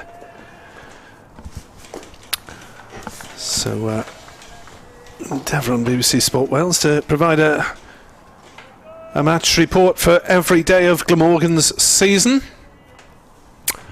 110 for 5. Bit of sunshine for the folks down the River Taff end. It's always best in the evening. As Nisa bowls, and that's forced hard down into the ground by Anderson. Bounces up to point. There's no run.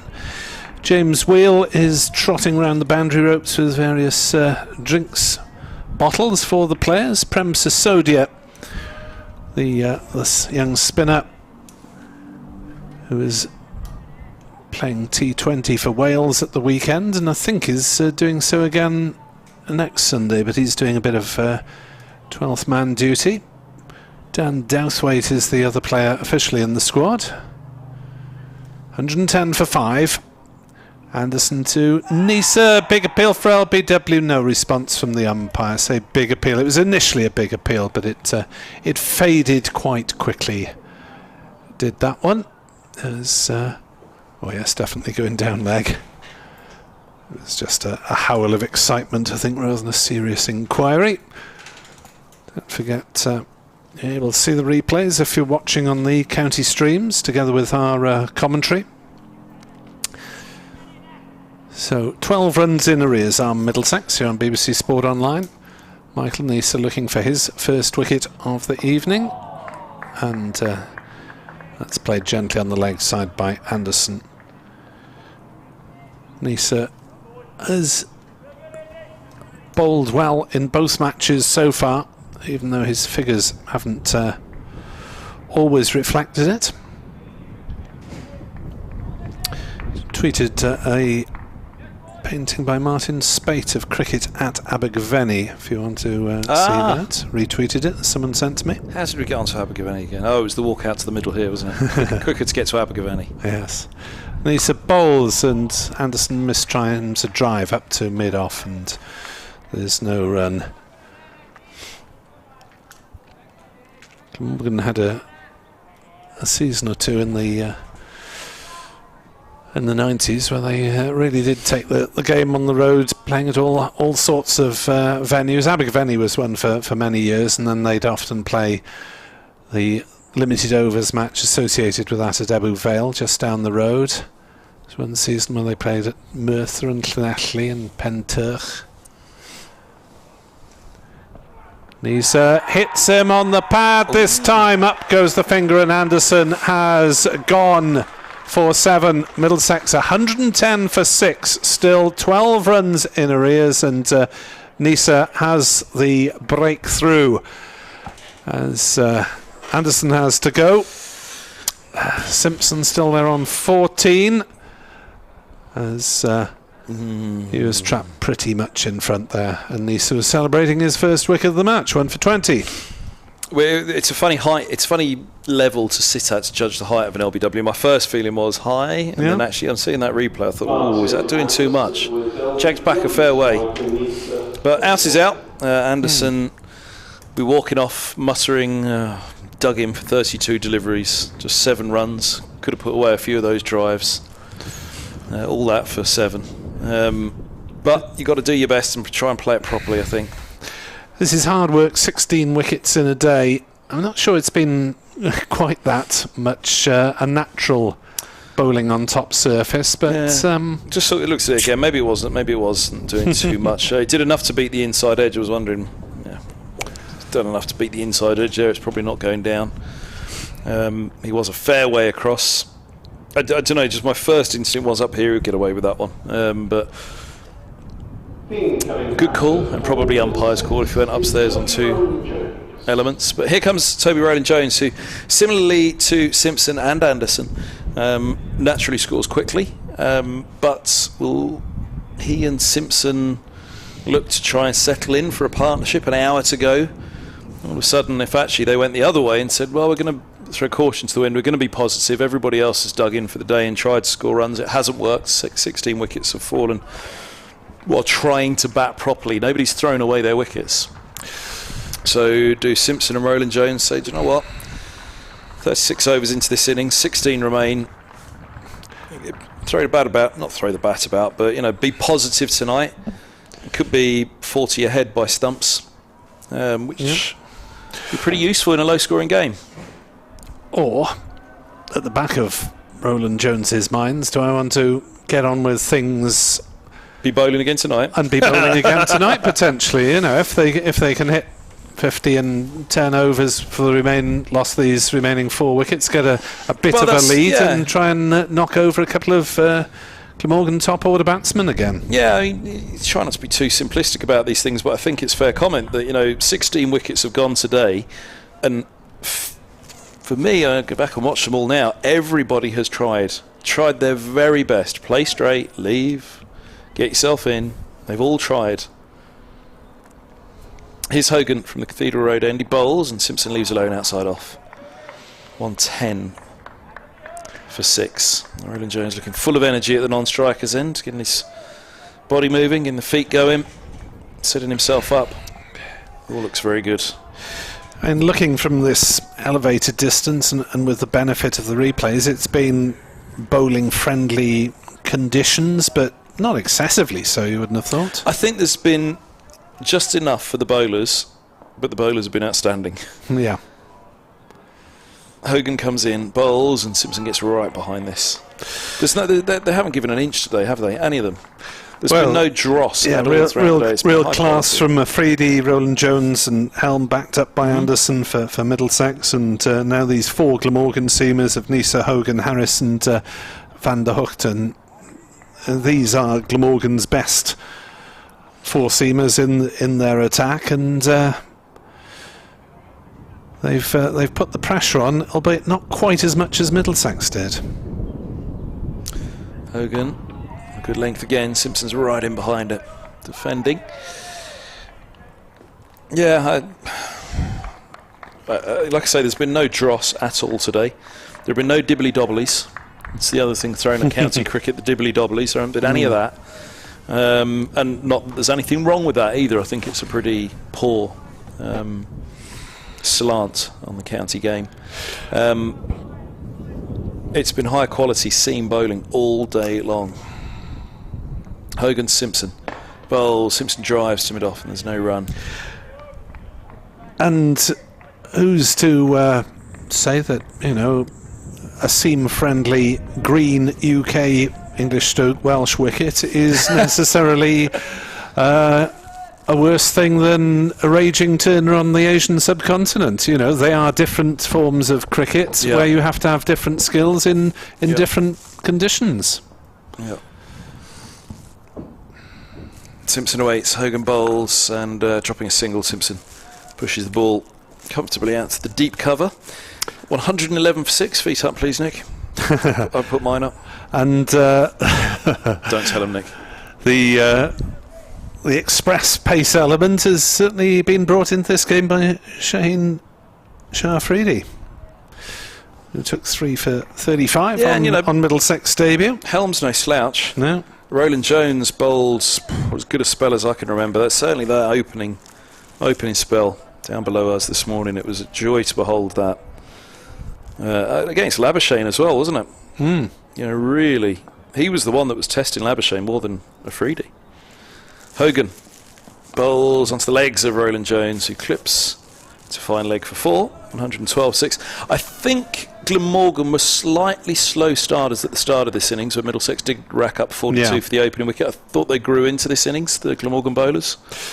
There were a few too many 4 balls first thing. Maybe they went a little bit too straight, a little bit too full, whatever it was. I can certainly think of a couple that just went too straight. There were a couple of nice putaways for Robson, wasn't there, off the body? It's a fair comment that the Glamorgan bowlers, they adjust quickly, but they haven't always hit their straps at the beginning of each session, or beginning of each innings. At Trent Bridge, having won the toss and decided to bowl first, they bowled a bit too full, dragged the length back, and were duly rewarded later in the day. 112 for 6 in the evening sunshine. Nisa, having dismissed Martin Anderson leg before, for 7. We'll look for further successes. Middlesex trail by 10. Roland Jones on strike and defending to mid-off. Why haven't I noticed it until this point? He runs in quickly, doesn't he? Nisa. There's plenty going on there, isn't there, in terms of effort? Ed mentioned about Labuschagne modelling his run-up on Nisa. It's the same length, yeah. He comes in quickly, doesn't he? Yeah, I think Nisa probably gets there a bit more quickly than Labuschagne does. But it's the amount of energy. He's burly, isn't he? Across the chest and the shoulders, there's plenty to go in. It's like his body's move. It's like all the movements of his body are going quicker than his legs actually are. It bowls outside off stump, going away, and a good stop by Cook, diving in front of David Lloyd to prevent his successor as captain taking a nasty one on the ankle. It's like a roadrunner or one of those where the legs start get going, but they're not actually going anywhere yet. It's like this whir of action. Just hope that he lasts a good county season this time. Last year he was only able to play the 5 games. Injuries? No, because of Australian calls last year. And he wasn't used in the T20. I think he will be at least part of the campaign. Ooh. That's straight through. A play and a miss. 112 for 6. Roland Jones remains there on 1. Simpson 15. But the Middlesex scorecard, not as many ducks as the Glamorgan one, which had 3 ducks in the top 5. Hanscom, the only man to fail to get his account opener for Middlesex, but some low scores throughout the card on both sides. If you could imagine a more stark contrast with the run-up of Michael Holding, I think it's Nisa, isn't it? And he bustles again and bowls, and that's gone through as well as Roland Jones. I think that's kept very low. Was surprised by that one. It's just shaved off stump as well. You know, a ball, when it does come back in, it can keep a fraction low as well. That one felt like it chopped him in 2, didn't it? But as you say, just shaved the halfway up, outside of off. But yeah, if you think of that lovely long-legged glide of Michael Holding, goodness me, the absolute opposite is Nisa. He's like one of those. Is it Acne the cartoon? Who used to do Roadrunner? Warner Brothers. Mimi. Nisa bowls. Roland Jones will get runs here, dispatching that one nicely through the leg side. That's running away towards the pavilion. It's gone about 30 metres past the boundary, and it'll hit up against the pavilion hoardings now. 116 for 6. The deficit is 6. You've done it now. Every time he turns at the top of his mark, you're going to have to do your own jingle. Mimi. Here comes Nisa. It's astonishing the amount of energy he gets through before he gets to the crease. Boy, oh boy, does he work up a sweat. Hope to see him reproducing that for most of the Glamorgan season. Mark Wood does it when he does that kind of sprinter start, doesn't he? And off he goes. There he goes. Here comes Nisa again, tearing in balls to Roland Jones, who plays nicely off the back foot into the offside, intercepted by Labuschagne at cover. 116 for 6. It remains. How long have we got to go tonight? 14 overs. Oh yes, there's an update for BBC Radio Wales to come. Oh, should we stop doing Roadrunner impressions then? Better stop doing Roadrunner impressions, because they might think that's a little bit odd. It won't be the oddest thing though, because once I was meant to be doing a bulletin update, I didn't get any programme cue at all. And what were you talking about? What the Radio Wales listeners had, instead of Glamorgan 150 for 4, was well, Bob, what scones do you think we'll get? Do you think we'll get scones for tea or Welsh cakes? Bob Hunt. Yes. It could have been worse than a conversation about scones then, couldn't it? Around the wicket comes Hogan, pushed back up the track to mid-on. I was having a little bit of difficulty with these headphones earlier, so do tell me once you can hear the news, because I can't at the moment.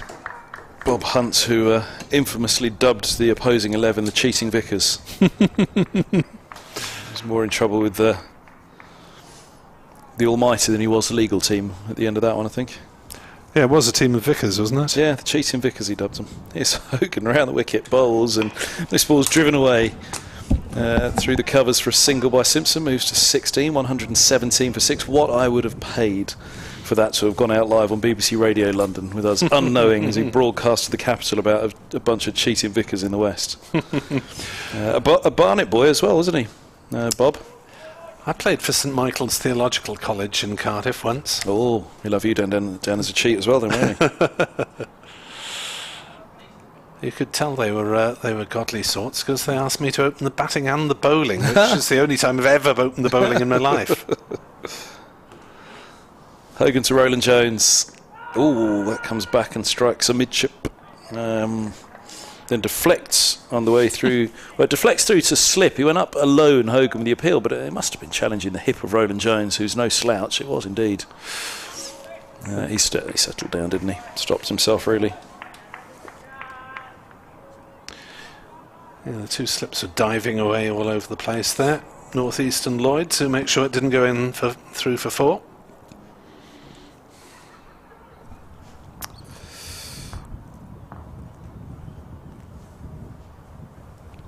Hogan bowls a beauty. Now that's gone through everything, including the keeper. They're going to take a bye. I don't think there's anything. Oh, yeah, bye signals. I think it's just a Jaffa, full of a length. Beating the outside edge. Beats the keeper as well. It died, I think, on the way through to the keeper. Difficult session, I was going to say. This difficult session for Chris Cook, who is getting some variable bounce when he's keeping down at the far end. In other words, the bowling is from the Cathedral Road end. That's going to be the big question on day 2, isn't it? What happens with this bounce? Does it flatten out on day 2? Does it get worse? Simpson's on 16. As around the wicket comes Hogan. Simpson eases the ball away into the offside, and there's no run. It's not. We mentioned Sabina Park this morning, didn't we? It's nothing like the old corrugated iron roof in Jamaica. Nothing like that at all. It's just the odd 1 or 2 here or there, but I think that with the seam movement that's been extracted, just a good cricket wicket really that the batsmen haven't been able to resist the unerring accuracy of both sets of bowlers. Hogan from wide on the crease bowls. Simpson's getting in tidily behind this once more. 16 from 40 for Simpson. Now he's looked pretty untroubled out there, hasn't he? I can say that safely because it's the end of the over, so he at least won't be on strike for the next ball. But I think again Anderson was trying his best settling out there. It'll be Nisa to continue then. Glamorgan's over rate is still level as spectators still shorts and short sleeves order down at the River Taff end, so good luck to them. Send some of that warmth up our way. 118 for 6, Middlesex 4 runs behind. Nisa is in to bowl, and there'll be a single taken down to fine leg. Roland Jones turned and thought about a second, but it really wasn't there. 118, 119 for 6. 3 runs in arrears now are Middlesex. 3 wickets for Harris, 2 for Van der Hocht and 1 to Nisa. And Glamorgan's innings saw 3 apiece to Afridi and to Roland Jones. Top score for Glamorgan was Chris Cook with 31. Middlesex 119 for 6 in reply to Glamorgan's 122 all out. As Nisa is into bowl, and that one's gone through Simpson as he tried to turn it on the leg side. It probably wasn't the right shot to play for a ball outside off stump. Tried to pull it away. Through it went to Chris Cook in the evening sunshine. There's Nisa, an energetic style that's so entranced Kevin. Turns at the top of his mark. Mimi. 2 slips. Crouch as he steams in bowls, and Simpson has got a single here, turning it away comfortably out to mid-wicket. 120 for 6, Middlesex trail Glamorgan by 2 runs at the point in the over, where everyone sops round between left and right-handers, and the umpire's still doing it as well. Update for BBC Radio Wales to come very shortly. 120 for 6.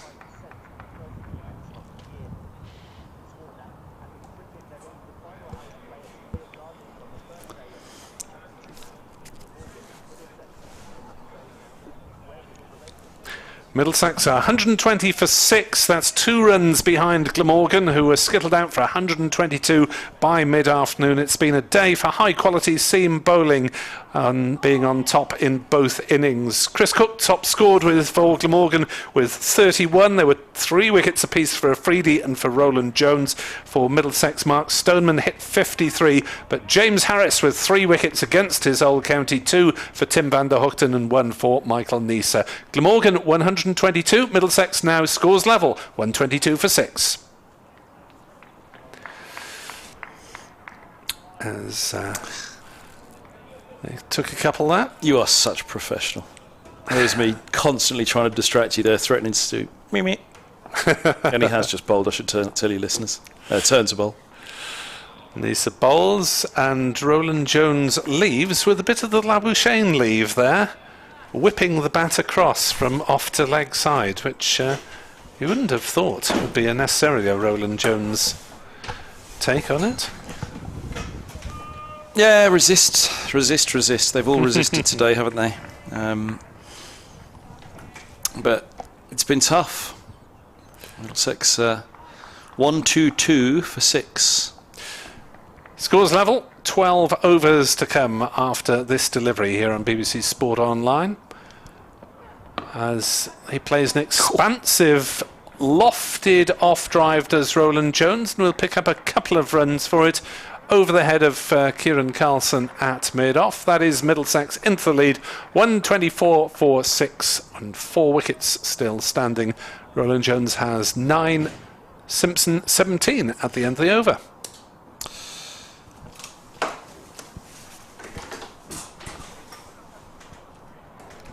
So Hogan none for 38 from 12. A bowl from the Cathedral Road end. BBC Radio Wales, BBC Radio London. Maybe the 2 biggest of the nations and regions. I guess I would. Radio Wales and Radio London, I guess they'd be the 2 biggest of the... Certainly Wales in area and cricketing terms, because Scotland don't have a county team, obviously. Hogan's around the wicket to Simpson. Bowls down the leg side, taken well. And London in terms of population. Yeah. I was thinking overall of all the nations and regions. I guess Scotland probably... Will Scotland dwarf both Radio Wales and Radio London in terms of the size of station? Well, in terms of sheer geographical area, Scotland have got more to... Population? And population about twice as many as Wales, I think. I think it's about 6-3 off the top of the head. Twice as many, but not half as good, Nick. Here's full delivery. Simpson pushing 2 points and there's no run, 124 for 6. Always good to curry a bit of favour before stumps.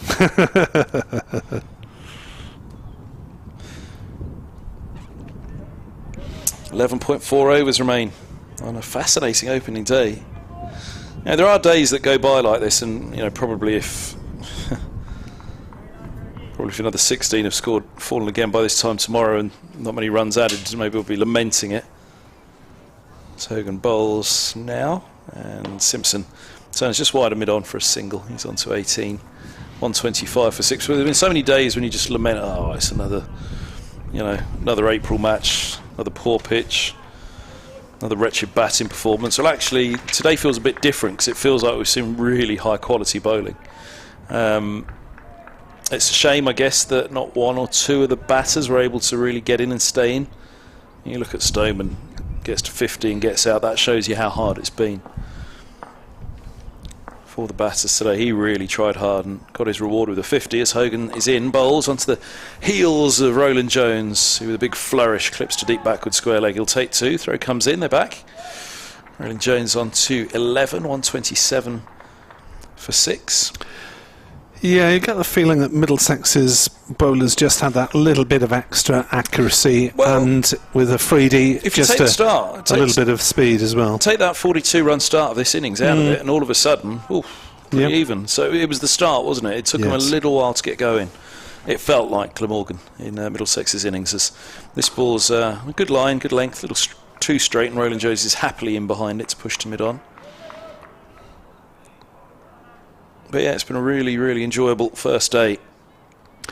Yeah, just hope from a neutral perspective, from a cricket watching perspective, that it doesn't go so quickly tomorrow. It'd be nice if day 2 was a better day for the batters. Sun's been out all day today. Good temperatures. I think the temperatures dip as each day goes on in this match. There's Hogan bowls. Good length again. Just a little bit of width on that one. And he's punished by Roland Jones. A nice shot. I'm going to pick up a couple down to third. And I say punished in the sense that he was marginally too straight on the previous one. A fraction of width there for Roland Jones. And he gets a couple of runs for it. Typical Roland Jones, though. He's a positive player. Pretty free-flowing. He moves to 13. Middlesex move to 129 for 6. A lead of 7 with 4 wickets standing. And Lancashire's Hassan Ali has completed a 5 for on debut. Gloucestershire 247 for 9. At Old Trafford, Jimmy Anderson 16 overs 0 for 30. Not maybe quite the comeback that he'd hoped for.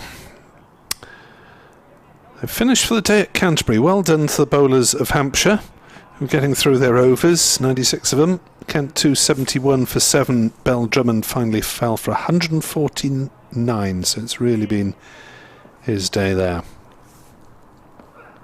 As Nisa thought for a moment that he had Simpson. What did that take? It deflected behind. Off something, didn't it? There was a little bit of a noise, but we're seeing the previous. It was the thigh. Yeah. Yeah.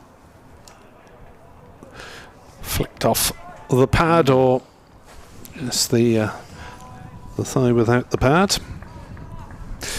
Division 2's other games: Durham 230 all out, Notts 37 for 0 in reply. Sneezes into bowl and it's steered away on the leg side by Simpson. No run. Leicester dismissed by Derbyshire for 213 at Grace Road. 4 wickets for Sam Connors for Derbyshire, who are 13 for 0 off 9 overs in reply. Batting side of the day, Worcestershire 314 for 5 against Sussex. Brett D'Oliveira, their skipper, on the verge of a century, 99 not out. Nisa bowls around the wickets and Simpson shoulders arms through to Cook.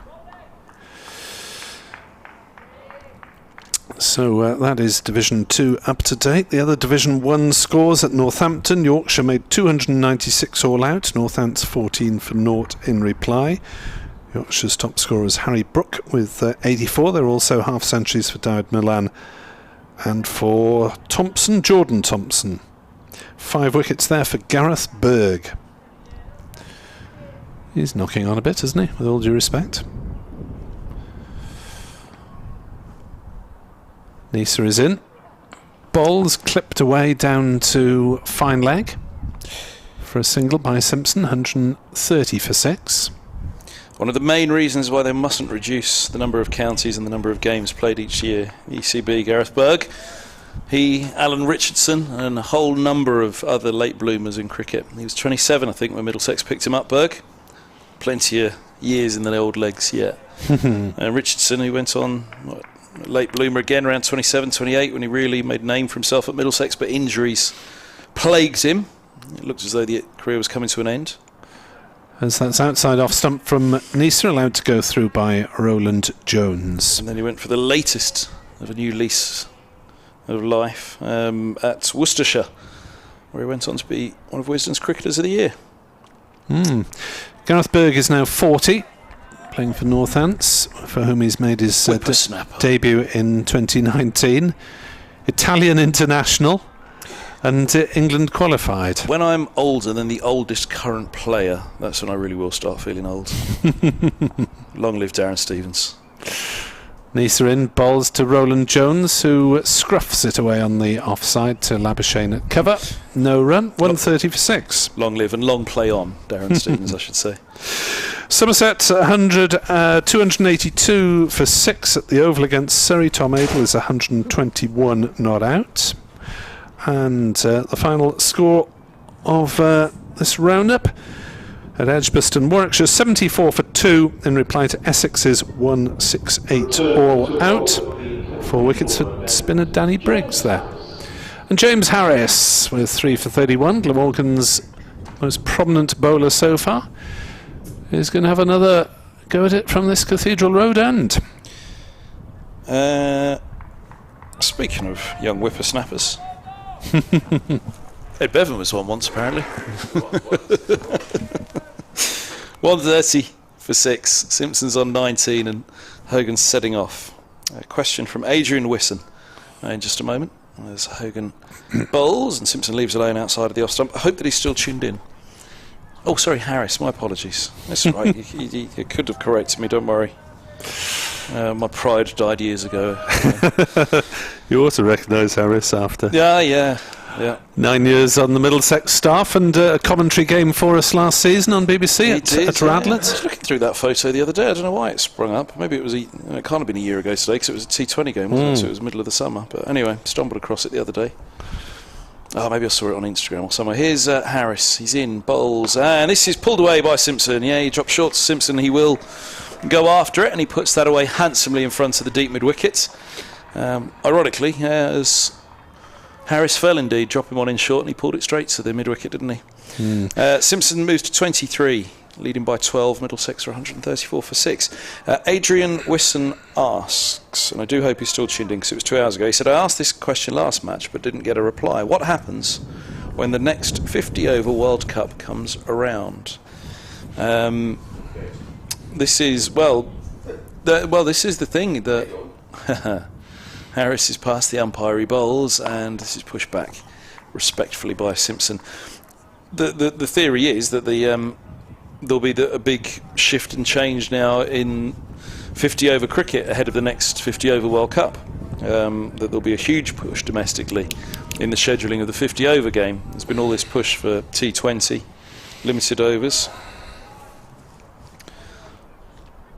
Well, there seems to be T20 World Cups coming out of our whatever orifice. This ball's left alone outside of the off stump by Simpson from Harris, and there's no run.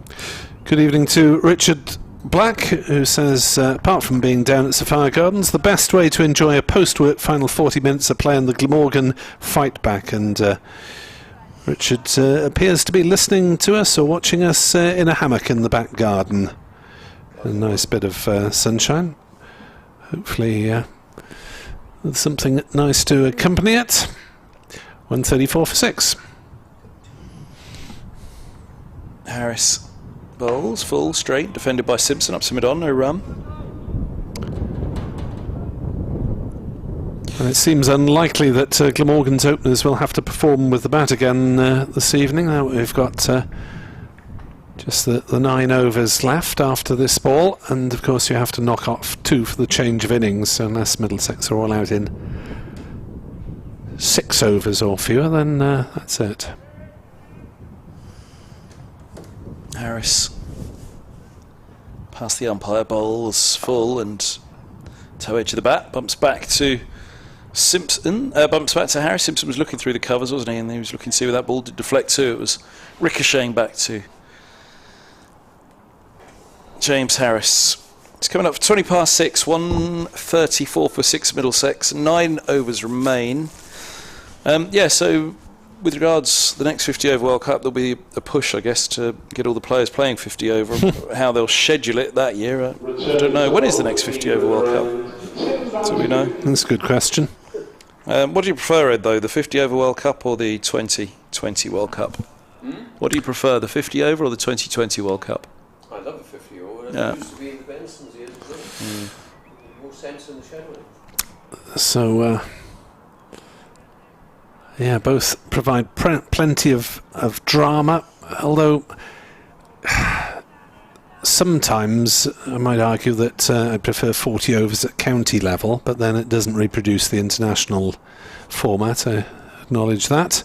Van der Hochten bowls and Roland Jones plays to mid-wicket for a single, 135 for 6. Oh, I must apologise to Beefy Roberts this morning, who replied on the T10 teams in Jamaica. The teams in the T10 are named after the 3 counties of Jamaica. Cornwall County, Middlesex County and Surrey County. They're the 3 counties of Jamaica. I never knew that. I never knew that either. There's the map for you. Well. Cornwall, Middlesex, Surrey.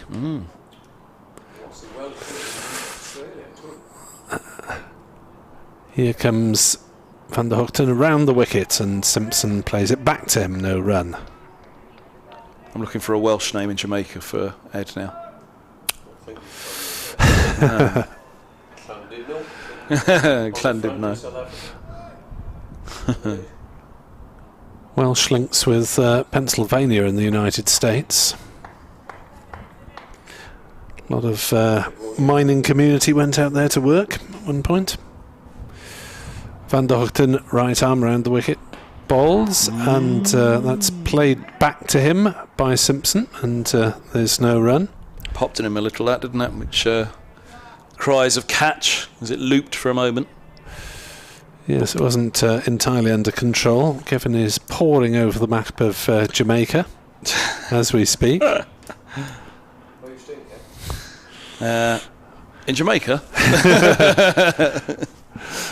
Evening sunshine as Simpson's on 23, Roland Jones 14. Nice little partnership this, developing, but almost comes to an end as Simpson was beaten outside off stump.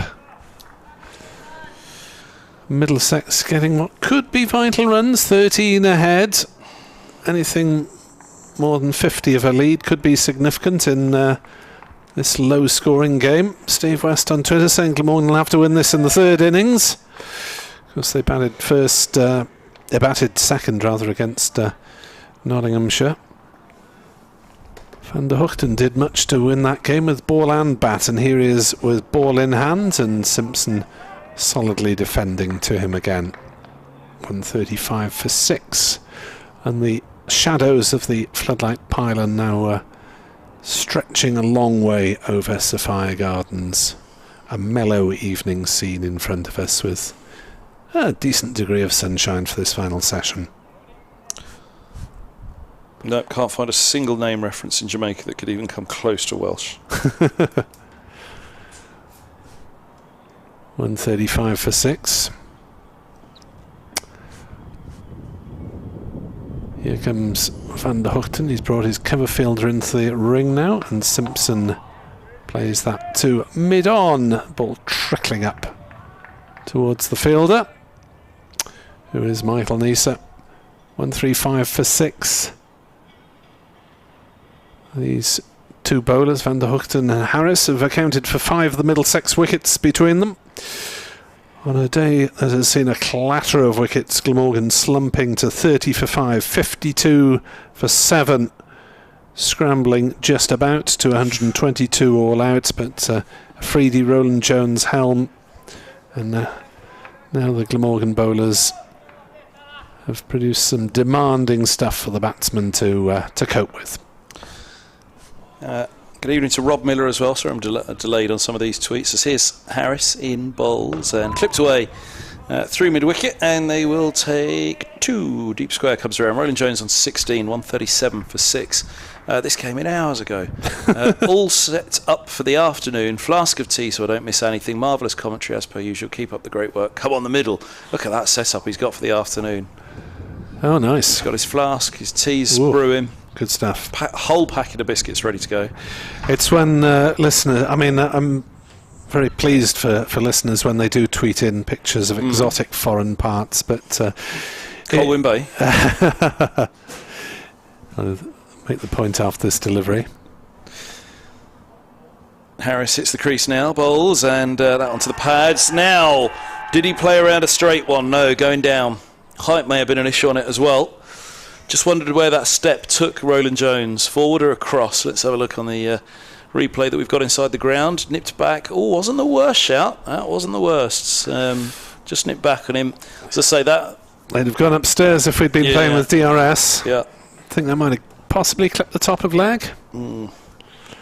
But enough really for the umpire not to give it. Yeah, he's got a butty made as well, hasn't he? He's got a plate which is half covered in crisps and the other half's a butty. Can't quite see what's in the butty though. Here's Harris pushing back up the track to Roland Jones. What's the difference between a butty and a sandwich? Is it a butty is when you fold it over like that, isn't it? A sandwich is when you cut it into... Just thought a butty was Welsh slang, to be honest. Chip butty. Well, I was going to say it was is it a crisp butty, but then all the crisps are hanging out. No, the crisps are on the outside. That's not a crisp butty. Although Almost you got might a have feeling- crisps inside the butty as well. Exactly. I've got a feeling it could be a jam butty, that one. That looks like the kind of setup he's got going this afternoon. Here's Harris. He bowls. This is driven straight of a very wide mid-off. He's almost an extra cover. That mid-off. And Roland Jones moves to 20. 141 for 6. Well, it's two doing the job of one doing the job of two again, isn't it? In that wide still mid talking off. about the butty. It's jam and crisps. Kevin, calm down. I'm sure there'll be food available in your hotel this evening if you're still peckish. If not, there are enough places within walking distance here. Harris bowls, and this is on the pads again. Leg bye taken. They all started to appeal but settled quickly. Will a leg bye be signalled, or did you get a little inside tickle on that? Yeah, there's a bit of bat. 142 for 6. And again, pretty decent line there from Harris. That one was actually probably straightening, wasn't it, rather than dipping back in. So he's got it going. Working hard to try and minimise the damage, but Middlesex's lead is already 20 and still with 4 wickets in hand. Helm, Afridi and Walalawita to come.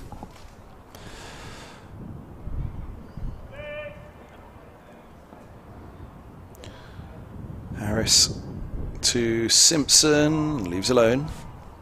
Slightly delayed decision to leave it alone there from Simpson, but left alone it was, and 142 for 6 it is. I wonder if we're just getting to the stage of the day, particularly with the shadows lengthening, that obviously doesn't make much difference to the match, but gets into the batsmen's minds that it is evening, 7 overs remaining. They might think it time to pull in their horns and just leave as much as possible. Simpson, was he 23 off 61 deliveries? Roland Jones rather more aggressive, 21 off 24. Richard Mitchell as well this morning. Should be on a plane right now, heading for the US for the first time in more than 2 years. Instead, sat on a sofa with COVID watching Middlesex. Silver linings and all that. Great start from the boys. Here comes Van der Hoogten to Roland Jones, who plays it back down the pitch to him. Has your phone been on delay or something today, Kevin? You're picking up these tweets. Well, I tell you what, we barely had time for them with all the wickets, have we? So it's reached that time of the day now. But also, there's a strange thing on my Twitter now where unless I search my Twitter handle, I don't get all the messages coming through. So you have to go and search for them. I don't know why. Roland Jones faces up on 21 and drives nicely through the covers. That's a beautiful shot away to the boundary at the river end. And that takes him on to 25, moves him ahead of John Simpson. It's 146 for 6, and Middlesex maybe can think about bowling points and expanding the lead up towards possibly 3 figures. It's a long way away yet, though. It's 24 at the moment. Roland Jones is batting nicely, having bowled nicely as well. It's been his day. Van der Hoogten bustling in, bowls outside off stump. Roland Jones has nothing to do with it. Close play Chester Street, Notts close 50 for naught in reply to Durham's 230. Adrian was tuned in for the answer to his question. I'm glad to hear it. I hope you're well, Adrian. Good luck for the rest of the season, is all I'll say. He's not a cricket man. All right. Football or rugby or Football. what? Yep. 146 for 6. Van der Hoogten to Roland Jones. Leaves through to Chris Cook. We are starting to get a bit of evening-itis, I think, where batsmen just satisfied to be there and fight new battles on another day. Glamorgan dismissed for 122 in 41.1 overs, having been put into bat. Chris Cook top scored with 31. But the headline duel of the day early on, As Van der Hochten bowls to Roland Jones, who drives again through the covers. Has he got 4 more? Carlson is off in pursuit this time, but soon gives this up, and it's a carbon copy almost of a couple of deliveries before. Roland Jones moves to 29 not out, and Middlesex under 150 for 628 runs in the lead. The headline duel of the day, Afridi to Labuschagne, and as in the Test series, it was the Pakistani paceman who got the better of that one. Labuschagne bowled, chopping on, trying to leave. Van der Hochten bowls. More runs for Roland Jones, this time on the leg side, just the one in fact up to wide mid-on. 151 for 6. The game just starting to edge back Middlesex's way as Roland Jones applies himself with bat and ball. Tired legs, I think, was what I heard from Ed Bevan as he was making his way towards the commentary box, or the commentary position. I don't think he was just talking about himself. There we are. Thank you very much indeed to Kevin Hand. 6 overs to come, and Edward Bevan to see us through to the close. Glamorgan going to switch something in their bowling attack. Harris is going to have another over, but there's a little chat with Labuschagne there. I wonder if he's going to have a bowl this evening. Bit of spin, perhaps. Let's see. Harris then will be bowling, and he's bowling from this end. And he's coming in to the right-handed Roland Jones, who leaves that outside the off stump a little wide. Bit of variation, Labuschagne or Lloyd with seamers, Salter and Taylor available with the ball as well. Don't see any harm at this time of day, Nick, to give either Taylor or Salter just an over or two. Yeah, just to ask different questions. There's been some decent seam bowling from Glamorgan, but 47th over in. Harris, in lovely sunshine now, comes in and bowls to Roland Jones. A bit too quick for him then, I think, as he tried to thinking of the hook, but it was past him before he played the shot. So James Harris has stuck at it, hasn't he? It's bowled admirably, 3 for 42 in this 13th over. And he'll have another chance, of course, with the bat in the second innings, and all Glamorgan's batsmen will want to improve on that disappointing show in the first innings.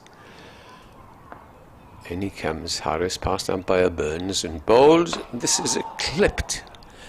Gosh, he plays some onside shots, doesn't he? Yeah, he's looked unafraid to put bat to ball. Yeah. He's got a good reach, hasn't he, at 6'5" as well.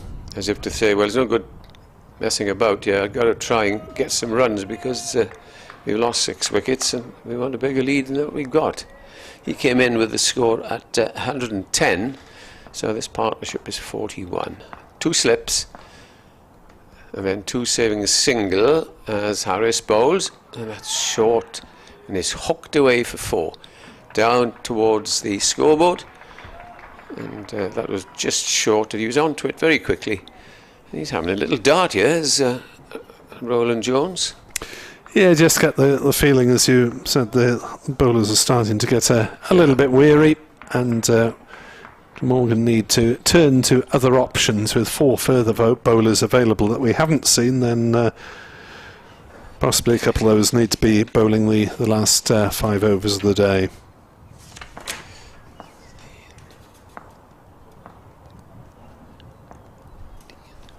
In comes Harris again. This time it's driven back and parried by Harris, and there's no run. I would think about the Glamorgan batting lineup, because every innings that Salter has played this year, he's been out cheaply, which gives the side an advantage. So what would your thinking be for the next game, Nick, against Derbyshire away? Just think about that. As Harris comes in, bowls, clip down towards fine leg. Is he going to bisect the 2 fielders there? No, it doesn't. So it's just the 2 runs. But they're moving along nicely now, 157 for 6. Well, options. Joe Cook's had a decent run last season and has not really been outstanding in that position in the Championship, although he had an excellent one-day cap, obviously. Eddie Byram won't be quite ready as yet. So you're looking at an unfamiliar stand-in opener. Whether Tom Cullen comes in, Callum Taylor moves up the order. I'd keep Salter there, but bat him in his normal position at 7 or 8. And get Tom Cullen to open, because he's a good, stubborn little player, and he's won a couple of matches for Glamorgan. Remember a game at Derby a couple of years ago where it looked as if Derby were going to win it, and he came in at number 5 and steered Glamorgan to victory with a half century. Van der Hoogten continues, and Simpson leaves the first ball to go through to Chris Cook. I don't think you need Callum Taylor and Salter on the same side, because they're both off spinners. They're both sort of ostensibly middle order batsmen. I think you don't want the luxury of 2, I feel. Well, Salter started off with that incredible 7-wicket haul against Durham, didn't he? Yeah, that was a bit odd though, wasn't it? Van der Hoogten in the evening sunshine and the breeze is in to bowl, and Simpson plays it to mid-off, fielded by Nisa, and there's no run. And you know, in defence of Andrew Salter, he said, "I'll give it a go. They want me to open, I'll do it," which is, you know, very good of him. But he's, you know, I don't think he's an opening batsman in county cricket. When you've got attacks like this, you had Rushworth bowling the other day, top bowlers. Van der Hoogten bowls and steered away on the offside by Simpson. Moves on to 24. First run for a little while. Roland Jones has been taking the lead and providing the initiative. 36 at a run a ball, which is a decent effort from a number 8 in a low-scoring game. Yeah, he's chanced his arm, played a couple of good shots through the covers. Does whip it away, doesn't it, on the leg side. Walks in front of his stumps, but he gets away with it.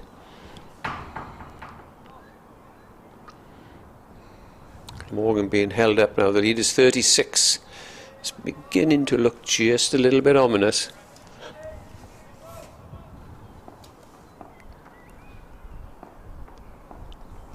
Tim van der Hoogten in from the far end, bowls.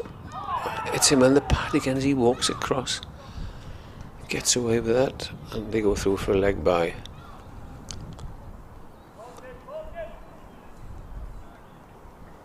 .158 for 6. There are 4 overs left, and it's nearly 20 to 7, so we've had a longish day. And the over rate is level. 4 seamers on each side have done the bowling.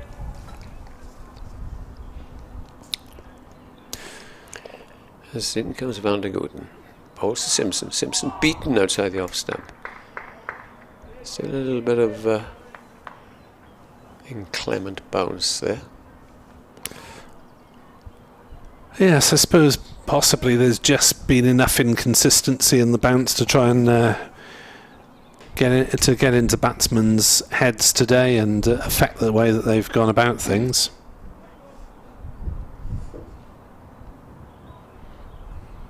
Simpson, 24 for him, 36 to Roland Jones.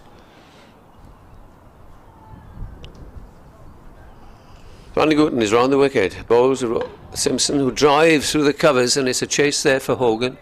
And he slides and stops it, and does ever so well, stooping down. Just a single there. End of the over. 4 overs left, 160 for 6, and now a lead of 38. Yeah, this is starting really to Hurt Glamorgan, be significant, isn't it, in the course of the day's play, with Middlesex were 110 still 12 runs behind when Martin Anderson went. And now that is a half-century partnership. Well, I can't quite understand this. Salter has taken... He took those 7 wickets. The first choice of spin we're going to see now is Callum Taylor, who's taken, I think it's just 1 wicket, is it, Nick? I've got the wrong notebook, as I admitted at the start of play. I don't think he's got one, actually. I think... let's have a look. You've probably got more notes than I have on this season. I'll try and bring the right book tomorrow, honestly. It's particularly galling, actually, having sat there yesterday afternoon and done my duty with notes on both teams and find that they're left several miles away. So it is Taylor to bowl his off spin at Simpson. Here he comes then from the Cathedral Road end to the left-handed Simpson, who pulls the first ball over mid-wicket. Go and fetch that. Awful delivery, wasn't it, really? As we see the replay, it was a bit of a friendly drag down from Taylor. And Simpson helps himself to 4 runs, 164 for 6. Middlesex moving into control of this game that they definitely didn't have when the 6th wicket fell. As Harris gets through another practice delivery to his mid-on and mid-off, just to try and make sure that it comes out a little bit better second time round. Callum Taylor bowls and Simpson is forward respectfully. That's better from the young Newport-born all-rounder, brought up in Australia. Taylor bowls, forward comes Simpson, playing defensively to Labuschagne at cover. Surprised Labuschagne's not doing a bit of winding by now. Yes. After his 2 wickets at Trent Bridge.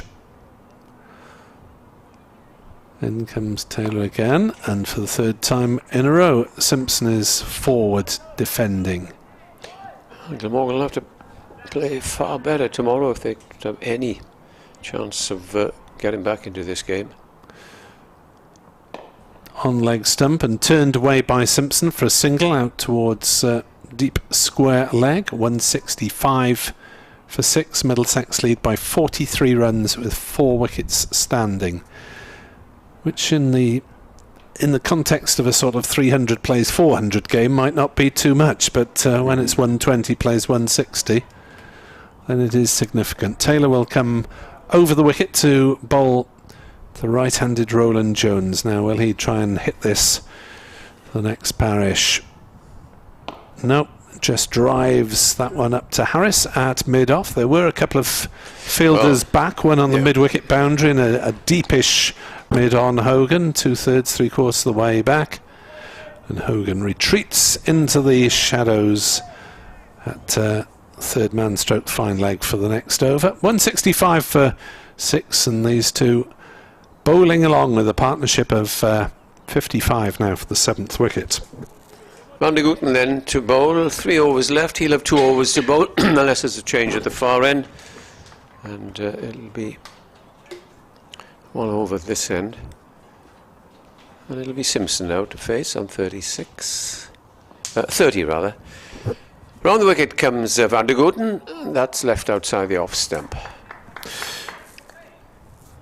Yeah, Simpson scoring at less than a run every other ball, and Roland Jones more or less a run a ball at the moment.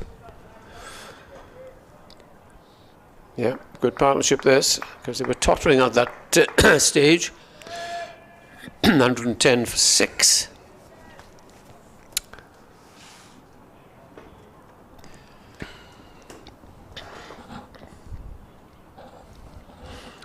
Van der Gooten bowls to Simpson. Simpson leaves outside the off stump. He doesn't want to get out with a couple of overs left. And Roland Jones with now the day's 2nd top score behind Mark Stoneman's 53, but ahead of Glamorgan's best offering Chris Cook with 31. Yeah, it hasn't been a real day for the batsman, has it? Bay for the seamers. Just the 1 over of spin bowled so far. Roland Simpson waits. That's edged down towards 3rd man. Harris will field, and they'll stick on a single. James Harris was saying how hard he tries to work on his fitness with heavy weights, lifting exercises. Of course, he's a bit of a cycling fanatic as well. Fit enough as James. So hopefully I'll get through the 3 years of the current contract, and who knows, maybe another one. Do you do weights, Nick? No. Yeah. I was never a fan of weights, I'm not big enough. Van der Gooten decides to go over the wicket to the right-handed Roland Jones and bowls him. He plays defensively up to mid-on. I was always afraid that one of those big things would crash on my head.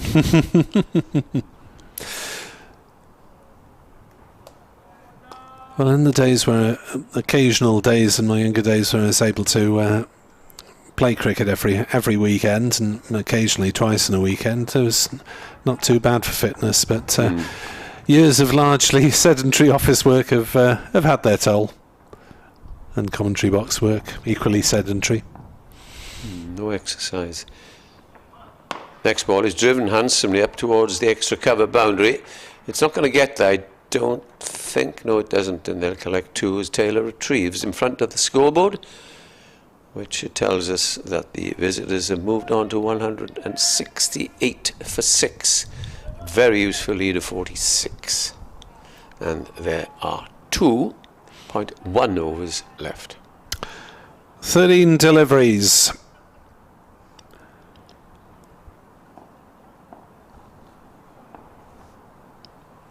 Van der Gooten bowls short, and he misses. He's looking down the long leg.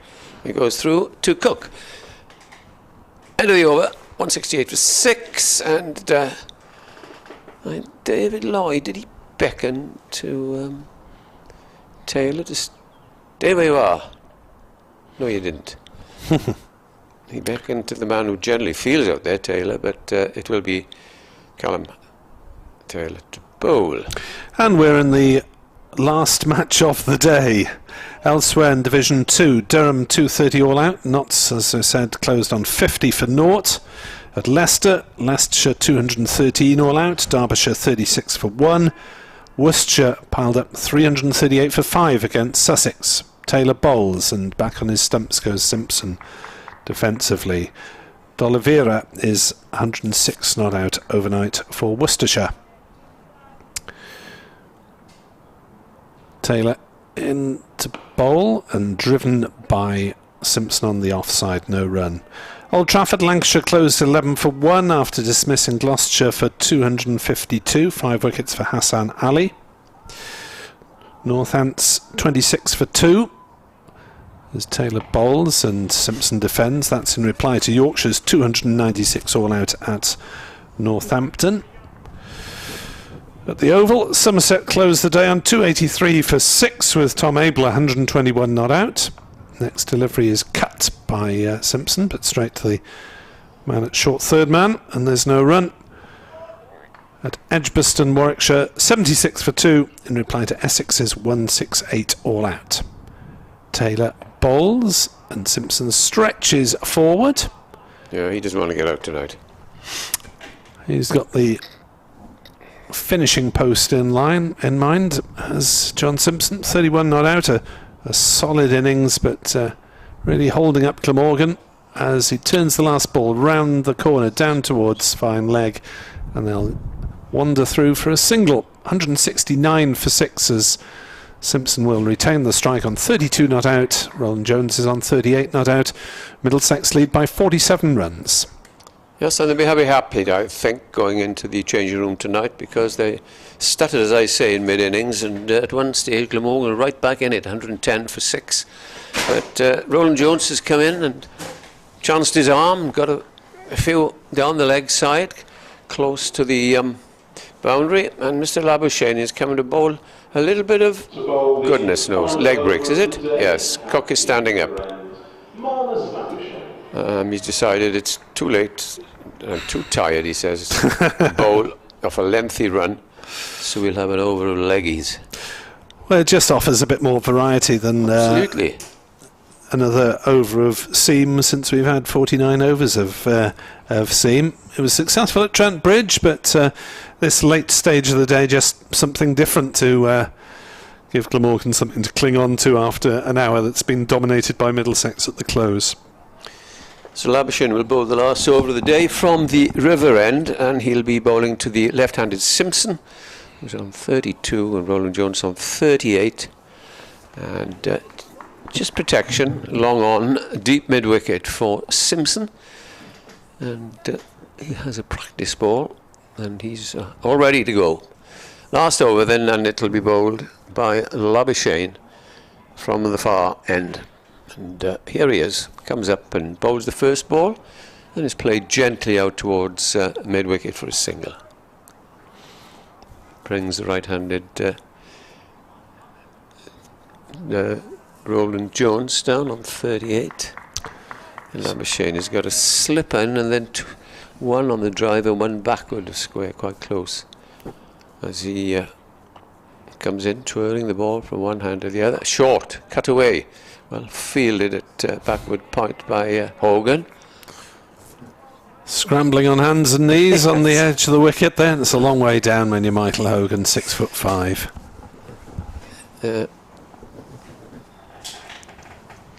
Labuschagne bowls, and well, he just plays that defensively in the back down the pitch on a length. 3 balls left now, barring a wicket, or barring any no balls. Labuschagne bowls, and that's got through past cover and a single down to extra cover. 171 for 8. 6. 6 rather. Sorry. Glamorgan wishing it was Middlesex 8. Yeah. Listeners. 49 the lead. Labuschagne bowls the penultimate ball. Simpson comes forward and says no.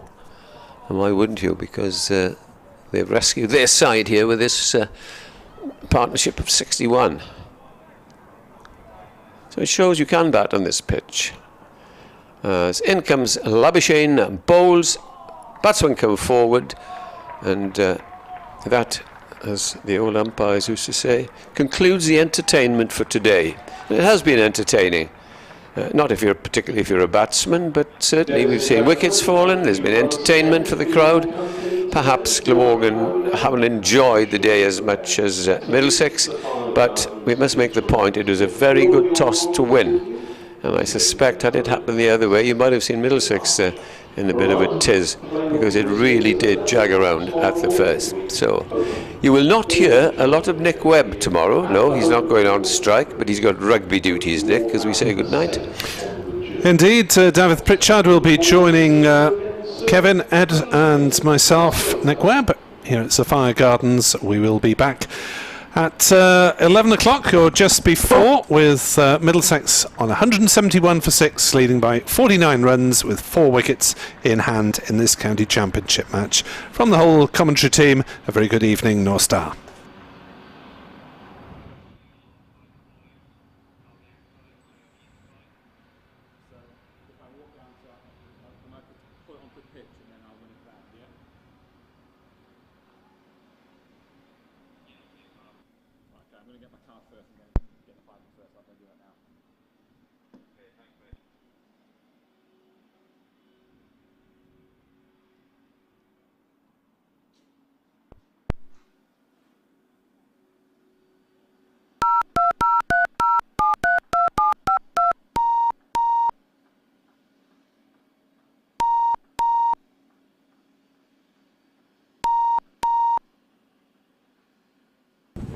Oh, we're in. There we are. Yeah, you don't want to be speaking on the stream now. Oops.